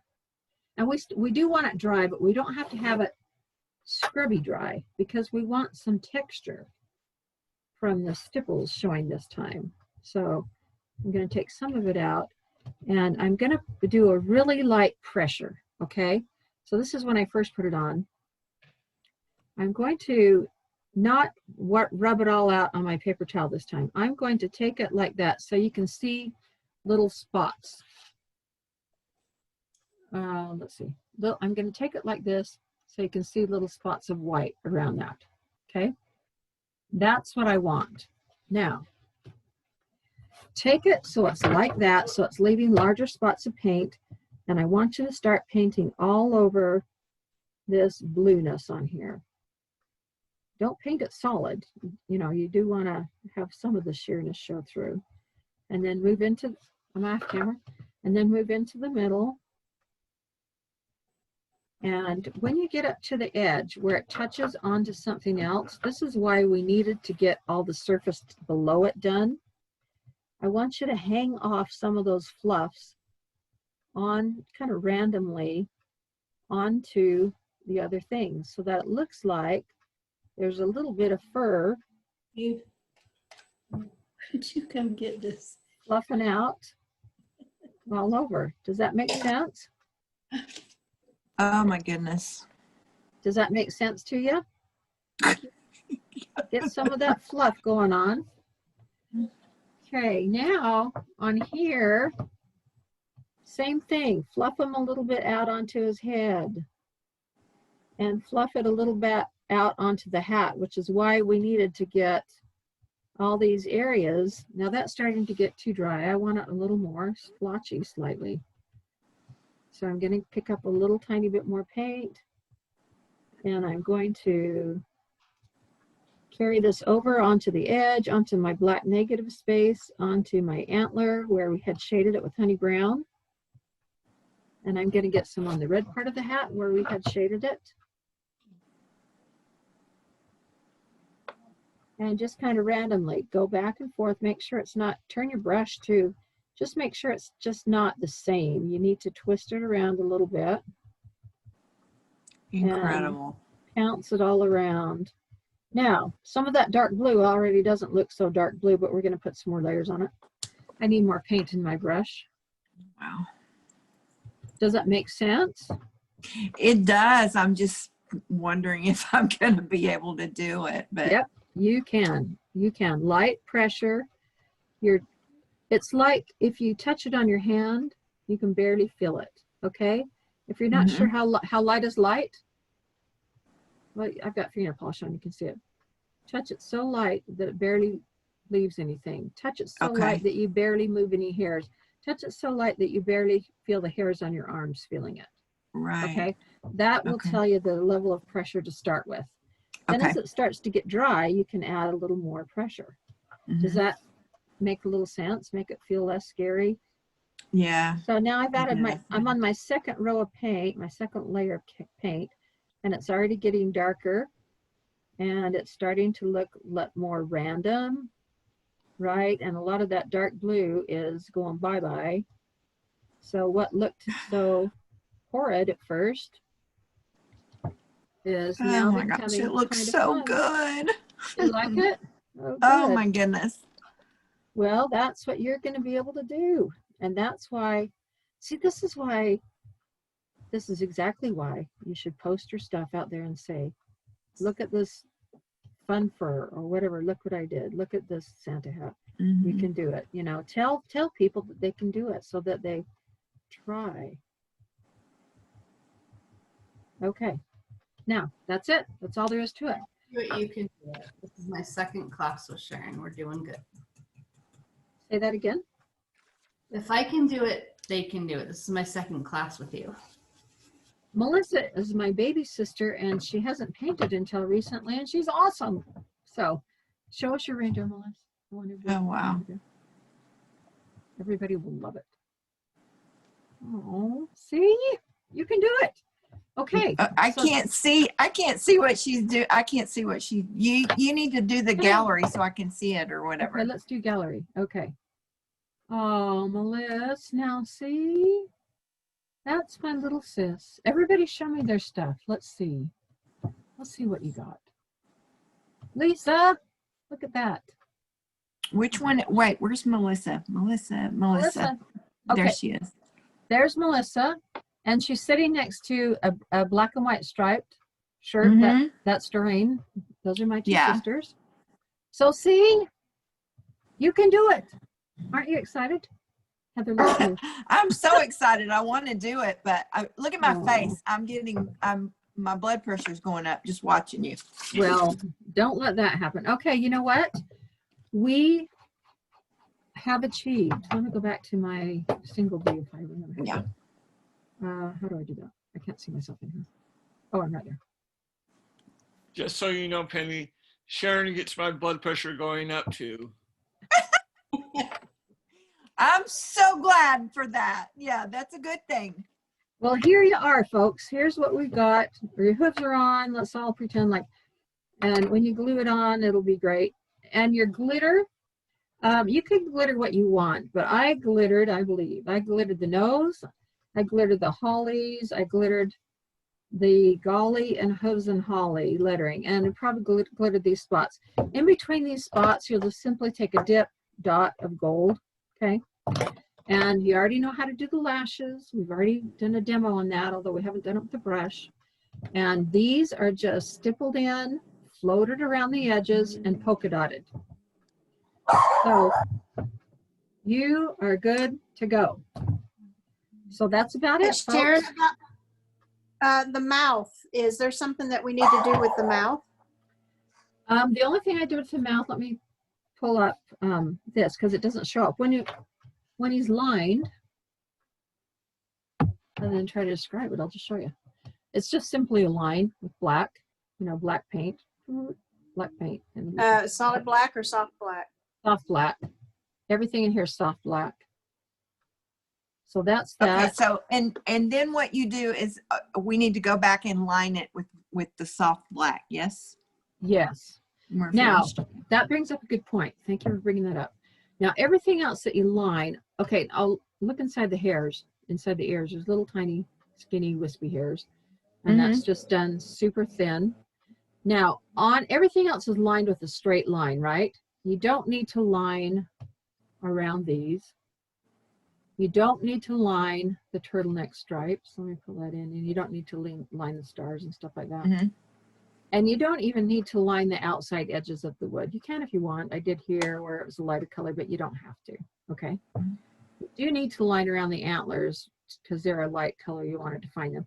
I did not line around all these stripes. I just lined around the outside edge of the hat. And Okay. that's soft black? Soft black. Now, The only thing that's different on the lining is the pom-pom and I tried to make it non-glary. The pom-pom and the hat band. I did not, everything else has a straight line around it, right? Right. On the pom-pom and the hat band, you do not want that because you still want to make it look like fluff. So you just kind of random, you know, little short choppies coming from the inside out. Chop, chop, chop, chop, chop. Little tinies, very thin. And that's how she rolls. That's what you do. Any questions about anything? Now, when I get... So did you shade the hoof too, or you just highlighted it? We just did a highlight. You know how we talked about doing that thin wash in the eyes? In fact, I did these at the same time. Remember how we thinned it out and did that little wash? That's all that this is. Let's see. That's all that is. Same time I loaded my brush for the eyes, I did that at the same time. Can you talk about the antlers too? Talk about what? The antlers, what you did. The dots. Okay, so the antler dots, where's the stylus? I probably put it away. Sharon, this is Cindy. I'm gonna have to run, but I look forward to watching the rest of the video and finishing. You've seen it all. We're just gonna do this. So thank you so much for coming. Thank you. The antlers are nothing more than a dip, dot, dip, dot, dip, dot, dip, dot, dip, dot. And I think it's honey brown. It might be sable brown. You have to look in the instructions. Oh, did you line them? I lined around the outside with soft black. How much black? It looks what? They look black polka dots. Nope. Does it look black in the video? It's Yeah, not. it is. It looks like you outlined them with black. I outlined them with black. Not the dots. No, the dots are probably honey brown. Okay, because they look like they're outlined in black. That's what I'm wondering. I'm not catching everything. You said that they're outlined in black and dotted in honey brown. Okay. Okay. Okay. Any other questions before we go, before we wrap up? On the fur, how On much of the white are you using? Is the light blue supposed to show through, or? Yeah. Like, right. Yeah. Good question. Do I need more white? Can you see mine? This is Lynn. Let me see. How do I highlight Lynn? Let's see. Do I need to go to gallery view first and then click on you? Lynn. Okay, there you are. Do I need more white? It doesn't. I can't get it to do it. No, I don't think so. Yeah. What do you need? I want to see Lynn's up close. How do I do that? Can do Lynn for you. Oh, because you're the host, you have to do it? I'll do the spotlight. Here we go. Okay. She's holding up her reindeer. So the white, do I need more white? Yeah. Okay. So how do we get her to go big? Hang on. Lisa Shell, how you doing? Oh, good. How cute. You did good. I don't think you do. Okay. I think if you do, it'll blend in too much with your antlers. Okay, and then your antlers aren't really. You started to shade your antlers, haven't you? I can tell already. Yeah. I what? You started to shade around your antlers, didn't you? Yeah. I got one side done. Yeah, looks good. I think that looks great.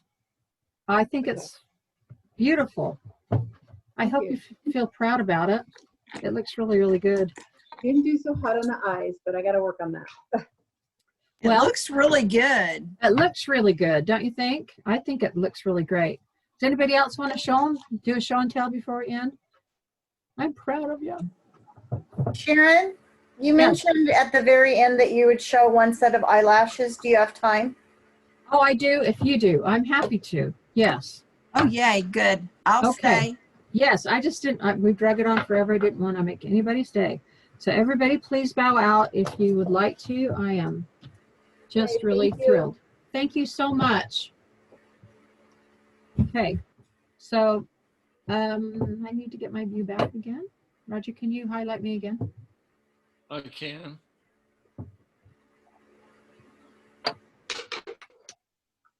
Right here.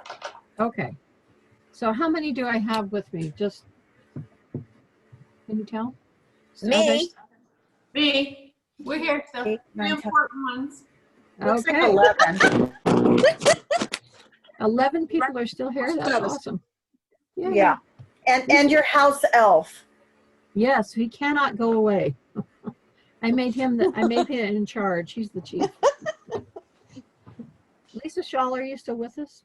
Yeah, I am. I want to see those eyelashes. My lovely Lisa Shaw. I just love her to death. Okay. My poor paper towels are sad as sad. Okay, we're going to pretend like my black is black enough inside the eye, which it's not. And so the first thing you're going to have to line around your eyes first, okay? Am I in camera? Okay. You are. So line, do your regular lining. I would line around the inside. Do you want me to do it?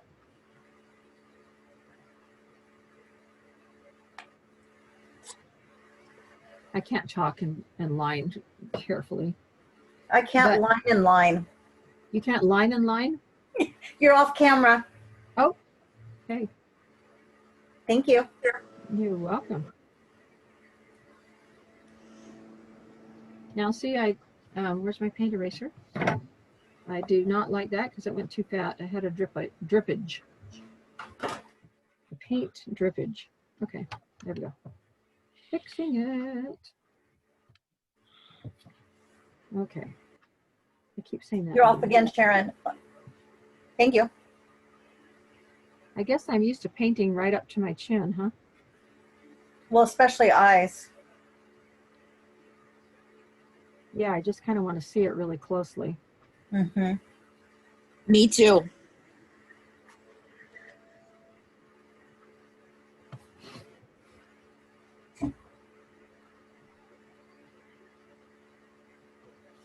Okay, this just bugs the heck out of me just not filled in. So can I just do that really fast? Yeah, absolutely. Well, I've kept you ladies forever, and you're so kind to stay here. I could sit and watch you all day. Wouldn't matter. I should my just goodness. keep watching. Well, I would not want to inflict myself on anybody all day. Wait a minute. You make me watch you all day. That's different. You already said at one point when you married me that was kind of part of the package. You made a commitment. You Yes. made a commitment. It's too late now. Everybody gets that. I love it. This is why I like painting, Roger. They all get me.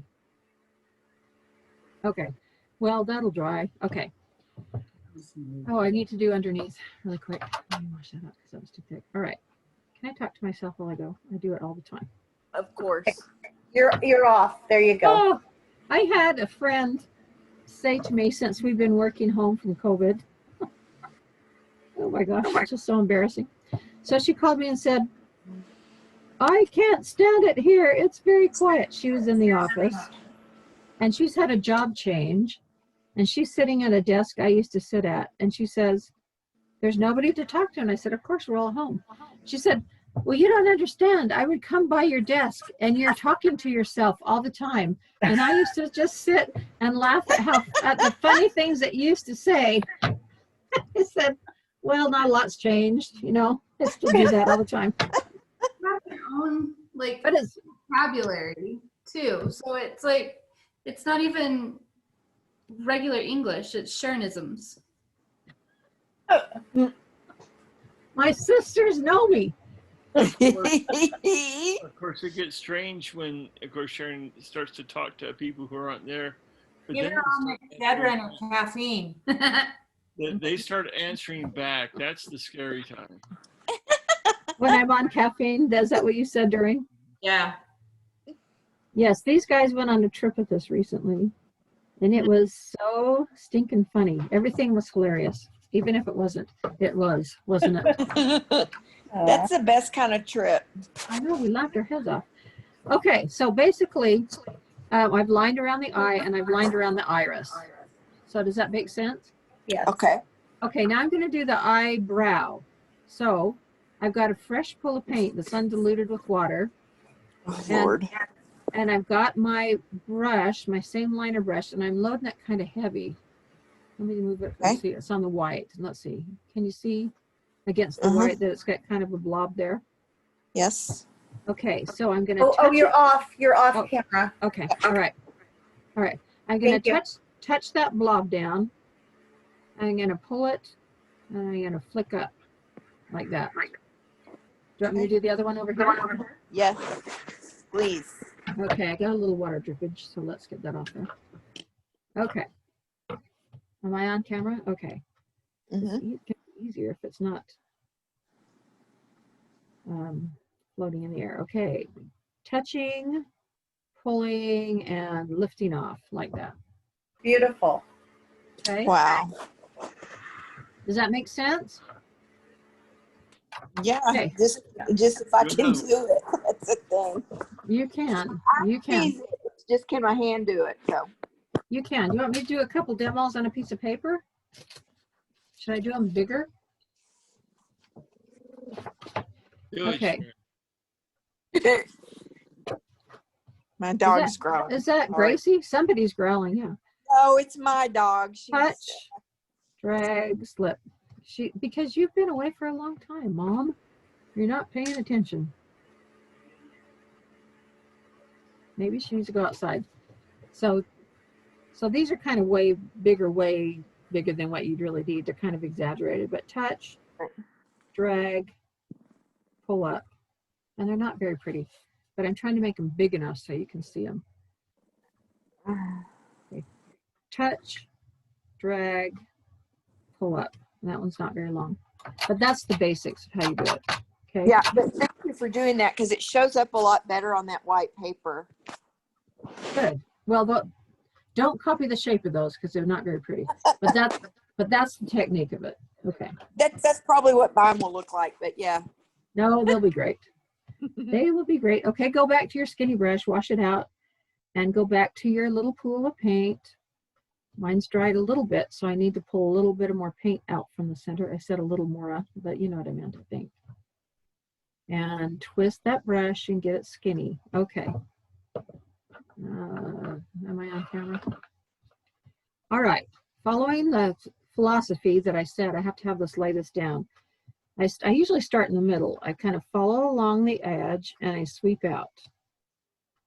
Now, if your paint is too dry, you'll be able to tell right away because it won't flow smoothly. So make sure you got the right consistency in your brush and twist it. Okay. So I'll go up here. I'll start along the edge of the eye and I'll sweep up. I'll sweep up. Am I off camera? Tell me if I am. No, you're good. Okay, starting here, sweep up. That's a little too dry, but the eyelash is still salvageable because I'll put more of them in, but I need a little more water in my paint. Start here, and so these are at the middle of the eye, so they're going to be kind of tiny. Now I'll go back here. Scooch over a little bit. There you go. I'll go back here. I have to rest it down here. Can you see it well enough? Yes. Yes. And I'm starting here, and I'll pop one in right there. Starting here, and I'll pop one in right there. And I need to go down a little bit further down the side. So I'll come along here, pop one out right there. Here, and I'll pop one out right there. Wow. And the ones at the bottom get a little bit shorter. It's just kind of the ones in the middle that are the longest. And I'll do a couple more down here. And the last one I do kind of just turns in, it's a little shorty, and it turns in like that. So I've got mid-length lashes all the way along. Do you follow me so far? Yes. Okay. Now I'm going to go back in between, and I'm going to get it as thin as I can, and I'm going to fill them in with shorties so that it looks more full. Okay? Mm-hmm. Can you see them? No. No? Did somebody say no? Yes.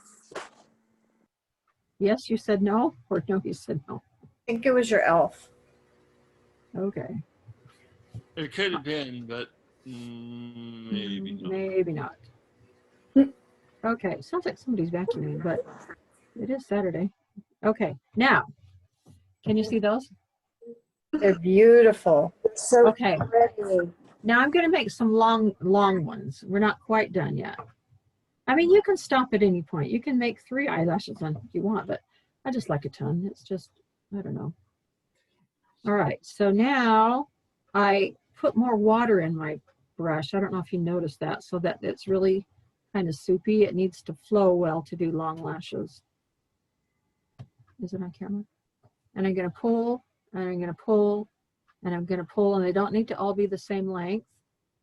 That one didn't go as long as I wanted. And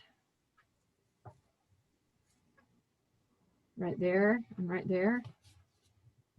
And a little bit longer. Now don't get too long towards the middle of your eye. But you, don't do that for sure. That's, that's not what you want to do. Okay. All right. Let's try to do what I wanted to do. Put one in right there. You're off a little bit. Pull it in right there a little bit. Okay, now, if you have kind of mucked up your line here because I had a too thick one right there, you can go back and reline to make sure that that line is crisp. And you can actually, I have a couple of little tiny strands of where the eyelashes. Just incredible. So that's the basics. Does that make sense? Beautiful. I need one more down here. Thank you. Okay. Any other questions that I can answer for you? Do you want me to just do this sheer float now that that's dark enough? Yes. Sure. Okay. Absolutely. Let me put a little black in this other one, and maybe I can do both of them at the same time. We'll do the hoofs first while this dries. I'll hit it with a blow dryer. And then we'll put the pupil in. You might as well go all the way if you've got the time. I'm happy to do it. Absolutely. Thank you so much. You're very welcome. So pretty. Man, if I can just do half what you've done, I'll be happy. You'll be able to do it. Now, see, I'm holding this for a walk, okay? My eyelashes here at the bottom are too short for me. So that's one advantage of holding it far away from you. I just need, they're thick enough, they're plenty thick enough. I just need some more length. So for me, I'm just going to go over a couple that I'd gone before and just make them a little longer. I like that better. Wow. So, sorry. I don't know why I keep saying sorry, but I just. Yeah, because it was honey brown and then maybe some white. Okay. Okay, so let's go to our hooves while that black dries a little bit inside the eyes. Clean out your liner brush really well. And these are not perfectly symmetrical on each side, although they're very close. So decide which way your hooves go. I like that one on that side. Okay. I think this one fits a little bit better like that. Maybe let's change sides. Very wet. Okay, I liked it better this way. Okay, so now I decided how I want my hooves. Maybe. Now, here is something to remember. If your hooves don't perfectly fit, mine do not perfectly 100% fit. I think it's because I drew the pattern wrong. It's okay because they're all black, right? You base coated that black and you will never see it. Now, here's a secret that I could just have croaked on this one, but I don't think anybody ever realized it. The glue that I use is called Household Goop, and I love it. And it's also the same as E6000, and I love it. It's a clear pulp-like substance. This is goop. They look pretty much the same. You can get them at Home Depot or whatever. And it holds like forever once it dries, but it takes 24 hours for it to fully cure. and it will slide. If you tip it up, if it's not totally flat, it'll slide out of place, and then it's like permaglued in the wrong place. So when you use it, you know, I'll put this on, I'll get it in the place, and you can move it around because it'll slide, and then put some little painter's tape on it so it doesn't slide. Because Got it. if you don't, this will happen. This is my sample. Look, it slid. I could have croaked. Because what I did is I said, "Oh, Roger, I'm done," and then I held it up, and he looked at it, and then I laid it back down, and then I went to have lunch, and then I came back the next day, and lo and behold. So that's a little tip. You can touch one dot of hot glue on it to hold it in there. I was thinking. Oh, that's a good idea. Yeah. Okay, so where's my other, what happened to my other hoof? Well, don't your lose your other hoof. It's escaping somewhere. But honestly, where is it truly? Just provided it isn't a marble that you lost, Sharon. Oh my gosh. Well, all right. I'll find it. We've got one to demo on, and that's the important thing. All right.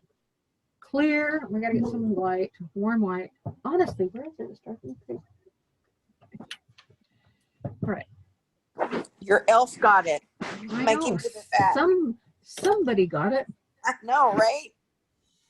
Yes, and I've been a good girl this year too. So I didn't deserve it. Okay. Sheer float. Remember, like the triple, quadruple dip? So it's like, can't even see through it hardly, that clear of a float. I'm going to move this stuff out. That's what we're after. So we've got white, and we're going to dip it again. And we've got white, and we're going to dip it again. We're going to have to pull out, my paper towel is pretty wet. We're going to have to pull out quite a bit. Now, you're just going to have to try it. And I just start here, and you can wipe it off if it's too dark. Am I in camera? Okay. Let me put on something white. You can see it better against that, can't you? Oh, thank you. Okay, and I just start here. I go all close to the edge, but not all the way. And I just sweep down and taper off. Now. It's getting to where it's starting to be Dry in there. dry. Yeah, because So I need to clean that off a little bit. So does that make sense? Make sure that. Yes. So you just taper it in. I think we're off mute. Tape it off. No, you're not on mute, you guys. Melissa, you can hear you. Okay, so does that make sense? And then Yes, thank you. I haven't reloaded. And it should be even more sheer. And I'm going to go inside the eye, and I'm going to go right next to the edge. Can you see that? Let me do it again. I haven't reloaded. It's very sheer. And I'm going to go right next to the edge like I've lined it. Make sense? Oh, wow. Yeah. Okay, then the way you achieve that was by that sheer floating method, by dipping your loaded brush back in multiple times, okay? So let's do the other side while I've got the paint the right consistency. And let's just get a little bit. That one I went a little too close to the edge, so I'm going to kind of lift that off. Try it again.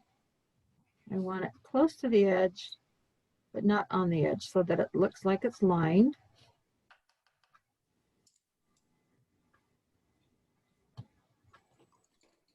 Wow. Make sense, folks? Mm-hmm. Mm-hmm. Any questions, anyone? Someday when I find my hoof, I really can't find it, I'll do the other hoof. And we also do the same thing across the top of the nose. I'm not even going to reload it because I don't think it's too dry yet. And we'll just do a skiff right across the top of the nose. Hold on. Skiff. That's what you do, and then you just taper it off if you have to with your wet Q-tip with your paint eraser. Wow. Okay. You did it. You guys did it. Woohoo! Yay. That was so much fun. Thank you so much, Sharon. You are welcome. You were a great class. I'm so glad you came. Thank you so much. Thank you so much. That Everybody was have a Hey, great Sharon, can Thanksgiving. you go ahead and, Sorry. Can hey, I Sharon, what? could you go ahead and put in the pupil? I put mine in and he looks Oh. like he's cross-eyed. Mine are. Mine are kind of cross-eyed Yeah. like that. That's how mine look. Now, if you don't want them to be like that, just move them over a little bit. But I love them cross-eyed. That's the way I do mine. Okay, this is how mine looks. I think it's great. I would not change it. They're not at the Are they same too level. big? No. I don't think so. Hold it far away. Take it for a walk. Hold it as far as you can. I don't think they are. You can always base over it the center again with black if you don't like it tomorrow. If the fairy doesn't fix it tonight, you can paint over it with black. Okay. And then glitter, don't forget your glitter, after you get it all. I varnish first and then I glitter. So. Oh, okay. You varnish Well, that's first. good to know.